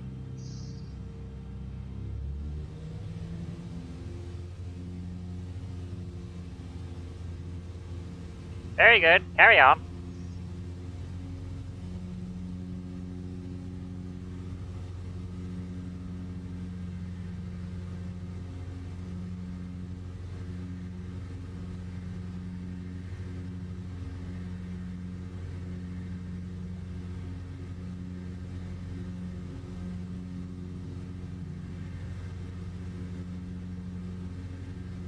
Yeah, no, it could be more built up, then it'd be like more challenging to fly through. I could do like weaving through buildings. The trees won't let me. So frustrating.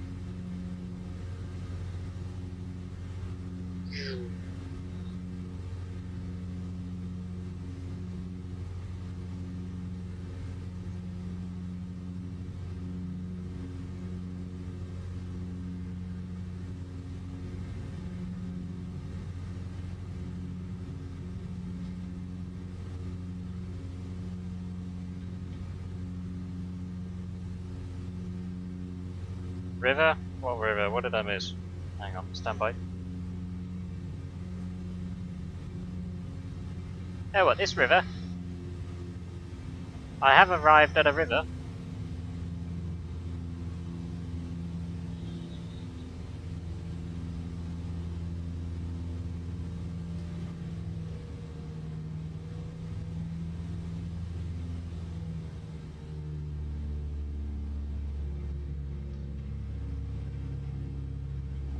So, are we...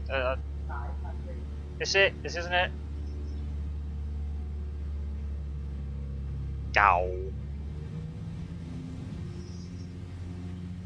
Good god, and you live here, dude? God dang. Seriously, man.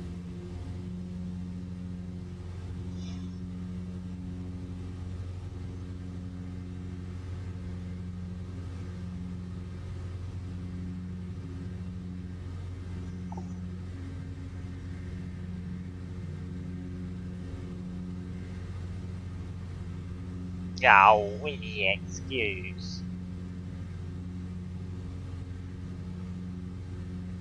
It will definitely be familiar enough, I'm sure.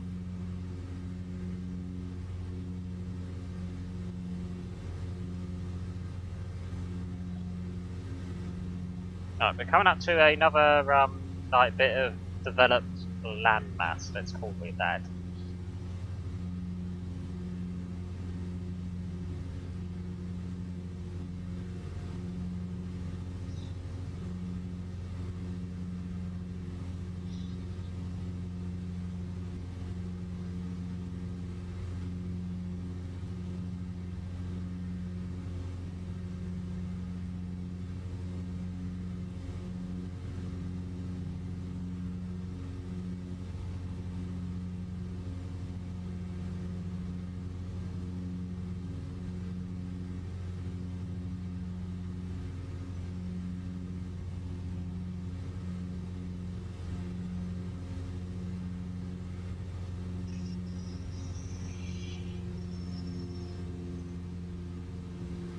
Right. Well, I'm all yours. We I don't know, we passed through a couple of buildings here, there, and everywhere. Whether that was what you were talking about, whether it's not, I don't know. I got no idea.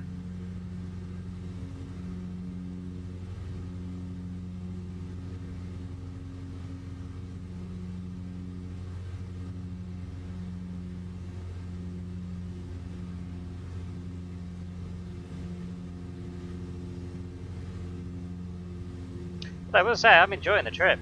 I like doing a bit of sightseeing and new places.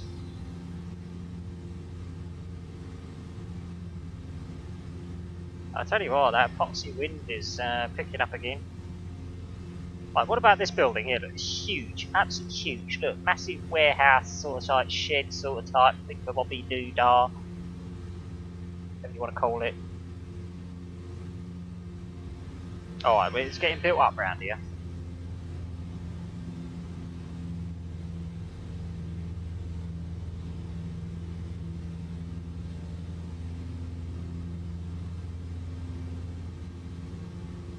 Oh, look, there's flashing lights of an airport right over there.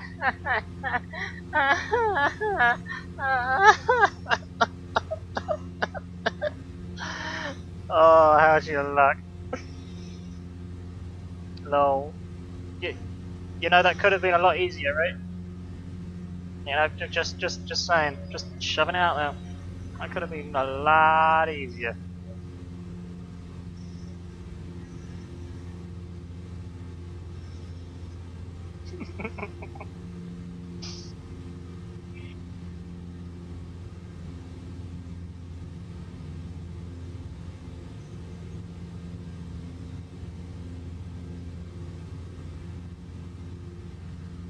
It basically is. It's just, it's, wow, shit. You mean I gotta turn around? Is that what you're telling me? Yeah. Unbelievable. Still, that airport was closer.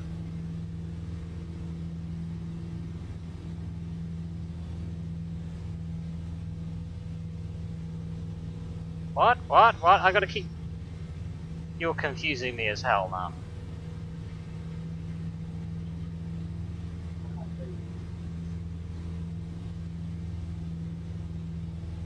I'm so confused. I am now heading in the direction of where that airport is, where it's flashing at me.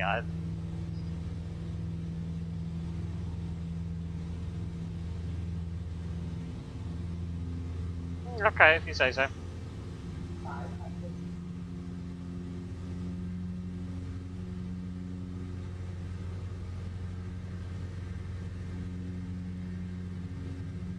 Well, I wouldn't be so sure about that.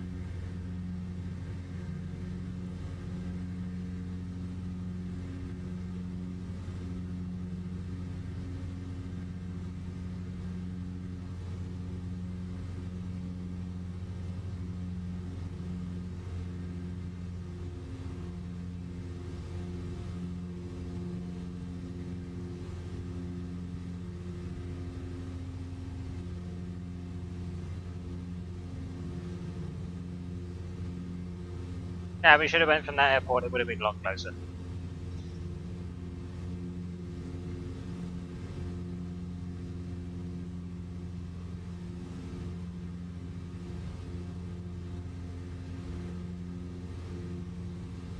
Yeah, nah, I think we're doing alright. Wait, how far is this place that we're going to? Is it like far beyond that airfield or what? Do I need something faster?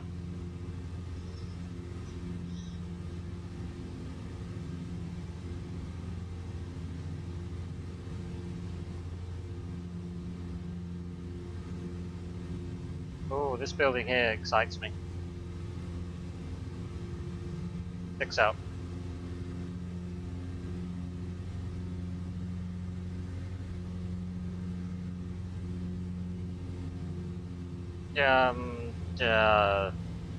Not really.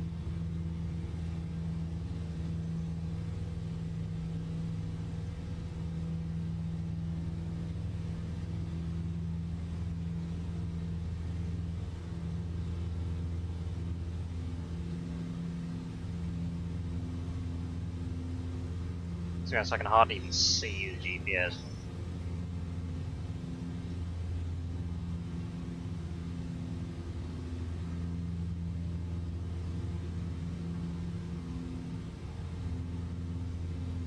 I see the airport though.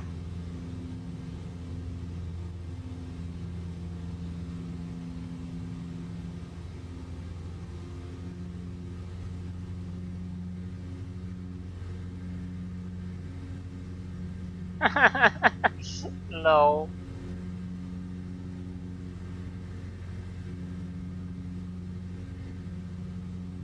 I can get lower than what Google can.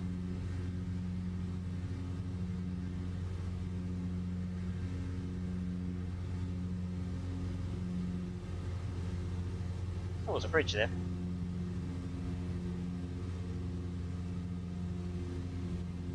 Yeah, right, I gotta just keep going along here. Alright, I can do that.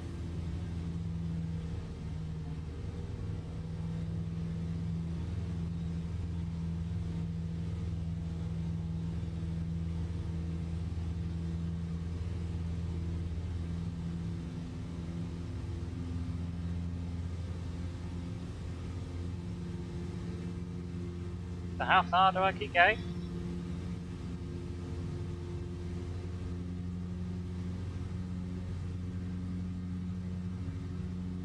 Does seem to be brightening up a little bit around here though.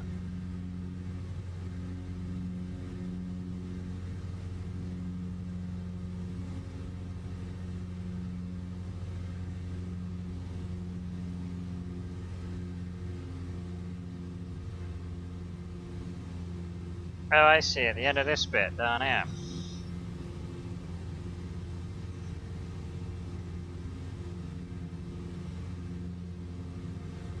Oh, really? So it's like shallow as? That's pretty cool.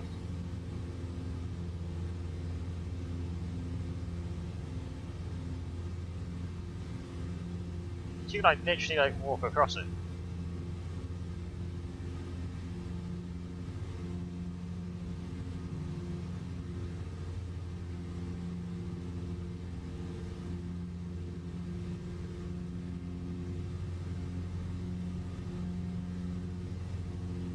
That's crazy. I mean, on here it makes it look like it's a lot deeper. Yeah, I bet it's like really like quicksandy, probably. So I'm guessing this is it. This here is kind of it, round here.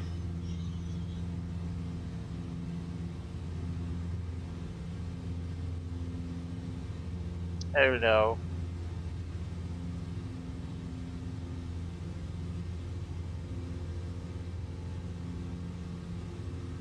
Oh, check out that round thing. That's interesting.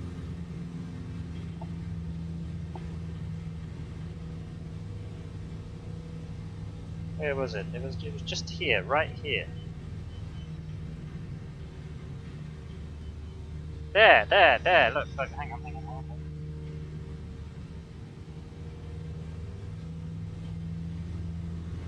Keep an eye on the left-hand side.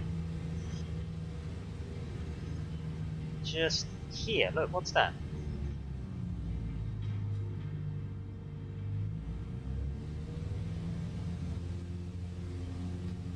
Oh, is it? Oh, no. Isn't that the whole world like a big car park these days?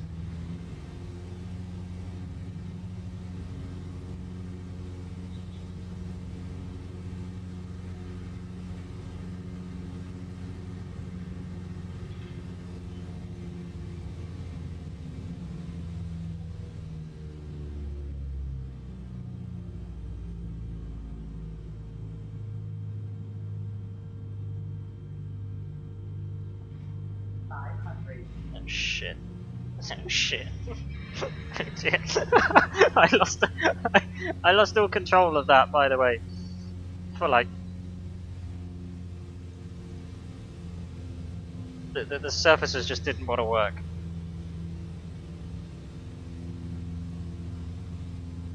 You know what? I wonder if they got like blackout effect features on here. Like for example, if I was to gain a bit of speed. and then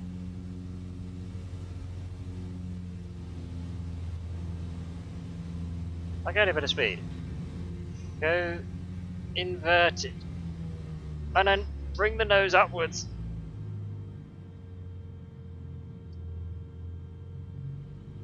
Bad idea. Bad idea. Bad idea. Bad idea. I don't black out though. I mean the blood don't go to my head.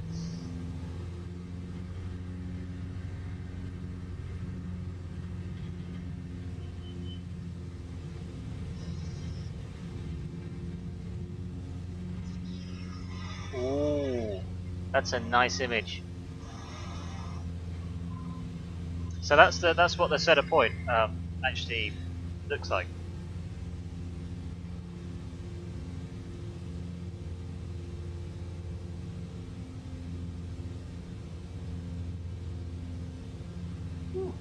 Impressive.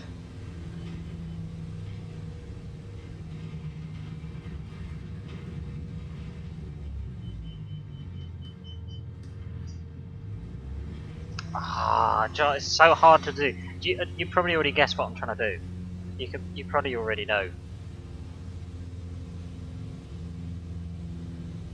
Yeah, true. That is very true. In your case.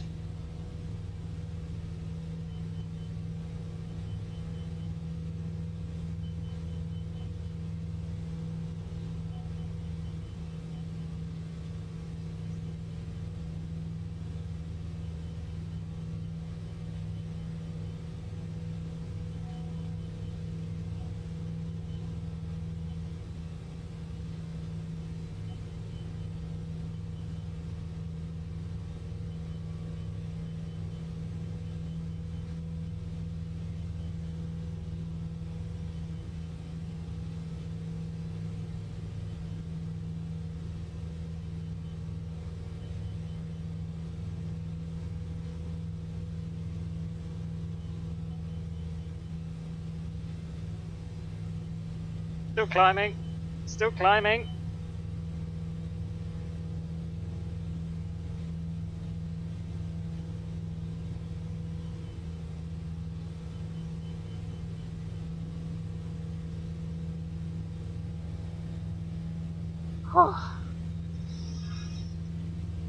Right. Let's get our speed back up again.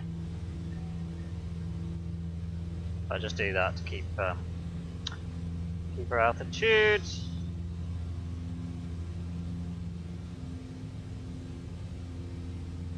I don't think I'll be able to get above the clouds in this thing, to be honest with you. The cloud level is pretty high.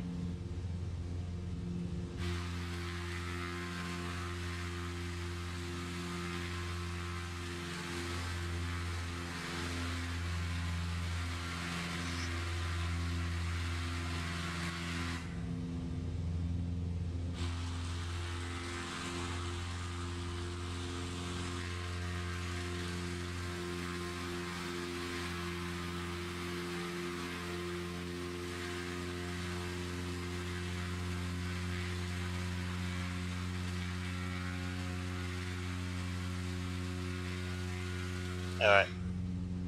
We're gonna see if we can. Let's see if we can try and get this into a flat spin. See if we can do it. Right, you ready?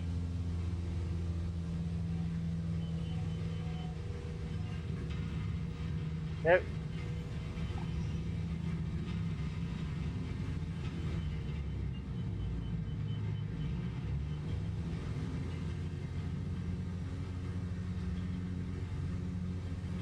Yeah, this plane like refuses to do it.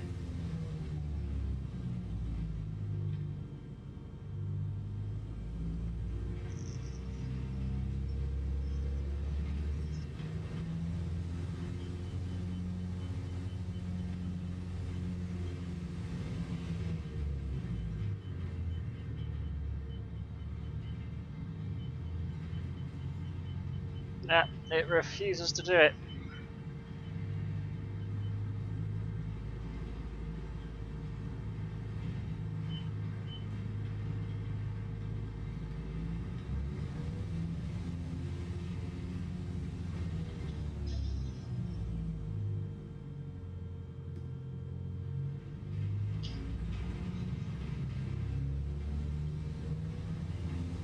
Probably, yeah. Give me a sec. No, I'm gonna be too fast to land. Shit. Alright, okay, I'll turn around.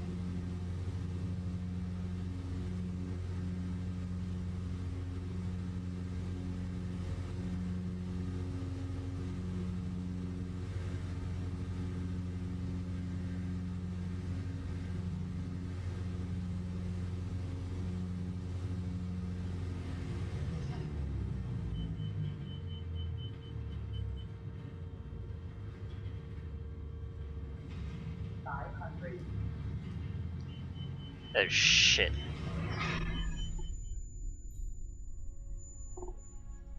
Nailed it.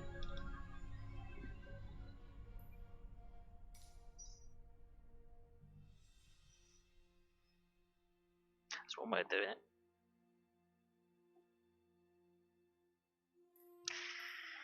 Right, yeah, the time over there would be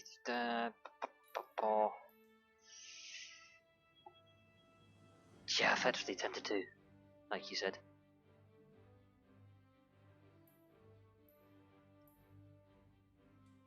I should be updating itself. It should be live, live, live, and live could be.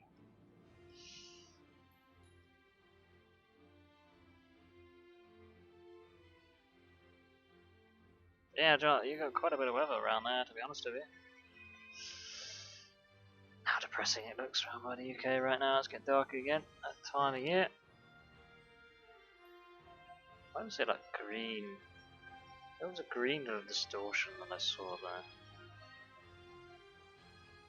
No, I can't make it happen again. Interesting. Alright. Oh. Oh. Right, it's gonna be that time again, guys, where we gotta wrap it up. Again, huge thank you to all of you for continuing to support us along the way. Your continued support is much appreciated. So a huge thank you to literally all of you, absolutely all of you. Trust me. Your support is much appreciated. All the likes, follows, subscriptions, even just interaction on stream, it is much appreciated. Like seriously, it provides so much entertainment for me as well. Yeah, definitely a Stone. Alright, I'll give you a shout out for you, man. There we go, we'll just shove that there. What I need suggestions. What to do for Wednesday. Literally, completely open book. Yeah, I have no idea what I'm doing. Haven't made up my mind, so it could be quite literally anything. Practically.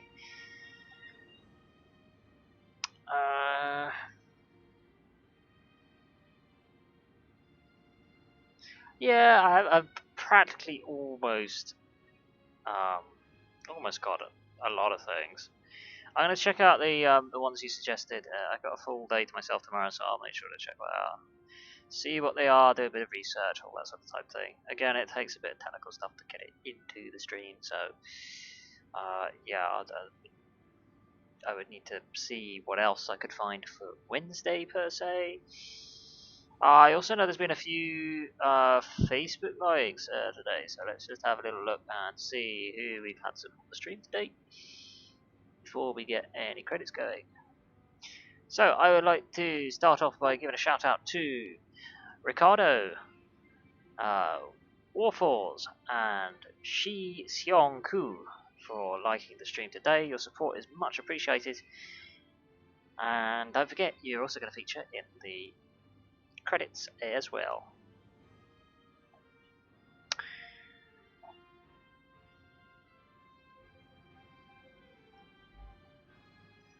Alright, so yeah, in terms of the Wednesday stream, guys, I haven't decided what we're going to do yet, but do know that it's going to be at 12 o'clock UTC. We're now UTC now, everybody. We're no longer following BST at all. We've moved back to UTC, so if you're in different time zones, that's obviously going to make a difference for you. So yeah, I prefer this time of year. I prefer being under UTC. It's so much easier. It's all linked in regards to aviation stuff as well. I get so tempted to just stick with it like all year round, but I just don't. I end up giving in the end, and then just swapping over to BS2, and everyone else does. And it's just easier. So yeah, I'll have a think about for Wednesday. I'll see what I got in my inventory. See if we can find something maybe a little different or something we haven't done in a long time. So it won't be War Thunder. It won't be obviously Flight Sim. It won't be Euro Truck Sim 2. It will be. It probably won't be Escape from Tarkov. I think I'll see if we can find. See if we can find something new. Maybe I don't know. I'll have to have a look. Have to have a good old look and see what we can find. Otherwise, yeah, it's gonna be it for me, guys. Again, it was absolute pleasure. I mean, we could do if you want to do Tarkov, we could do Tarkov for Wednesday, and I mean that'll give me more time to actually think about what to do for the Friday. To be fair, if you want to do Tarkov, I can do Tarkov.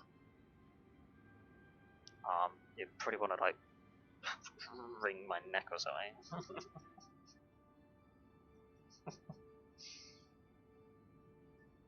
I mean, if you wanted to, if you wanted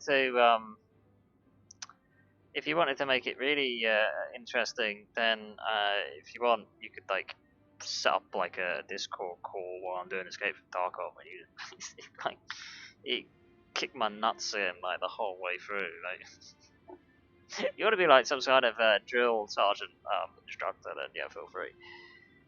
That could be interesting if you want to do something like that.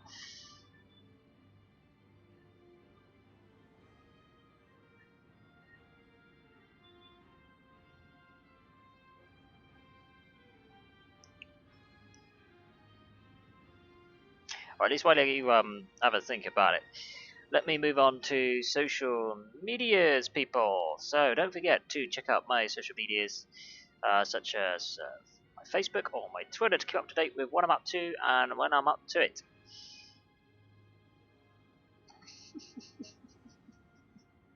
Do you know? I think I'm gonna have a look into that bot. I'll try and make some time tomorrow because I think it's a little overkill. As for the auto mod, yeah, maybe I might just do away with that as well. I'll have a look at it. Trust me, because I know you have. I think you have a lot more jip with that thing than what it's worth. I mean, at the end of the day, it doesn't stop me from doing simple moderation myself. So perhaps I'll do that. Yeah, what was that? Oh yeah, social medias.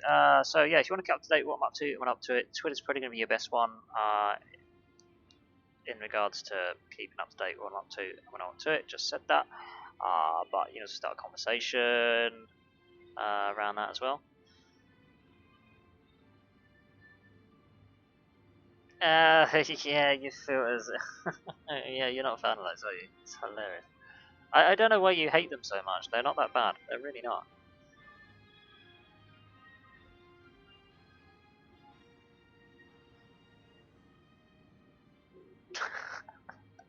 Yeah, I know, but yeah, it doesn't have to keep up with brand standards now, does it? I mean, you never know. We could end up growing. So I'll tell you what. Wednesday we'll do Escape from Tarkov. I'm sure you. I know you'll have a lot of amusement with that. I know I won't. I mean, I can't get worse. So yeah, there's that. And then finally, there's also my YouTube channel as well. Again, I got a new video coming out this evening, which is going to be on the Woodger Vest Edge. So do make sure to check that out. It is a very interesting video, especially if you are into sound. And by the sounds of it, you're quite picky with your sound, since you don't like my filters. So you never know. This could be the next thing for you. Very, very good product. Very much worth a watch, anyway, if nothing else. So do be sure to check on that, where you can find not only previous streams, but also pre-recorded content on demand for free. Might I add, it's free, not going to cost you a penny. Otherwise, yeah, that's going to be it, guys. Absolute pleasure as always. I'll be back on Wednesday, 12 o'clock, UTC. Looks like we've decided we're going to be doing some Escape from Tarkov. As for Friday, I don't know. I'll let you know as when. Probably on the Wednesday. Otherwise, that is going to be it, guys. What, the Butcher of Vest Edge? Yeah, it is electric. Internet, well, no, not technically. Anyway, that's going to be it for me, guys. Pleasure as always, and if you've supported the stream today, then do make sure to check out down below as you feature in the credits.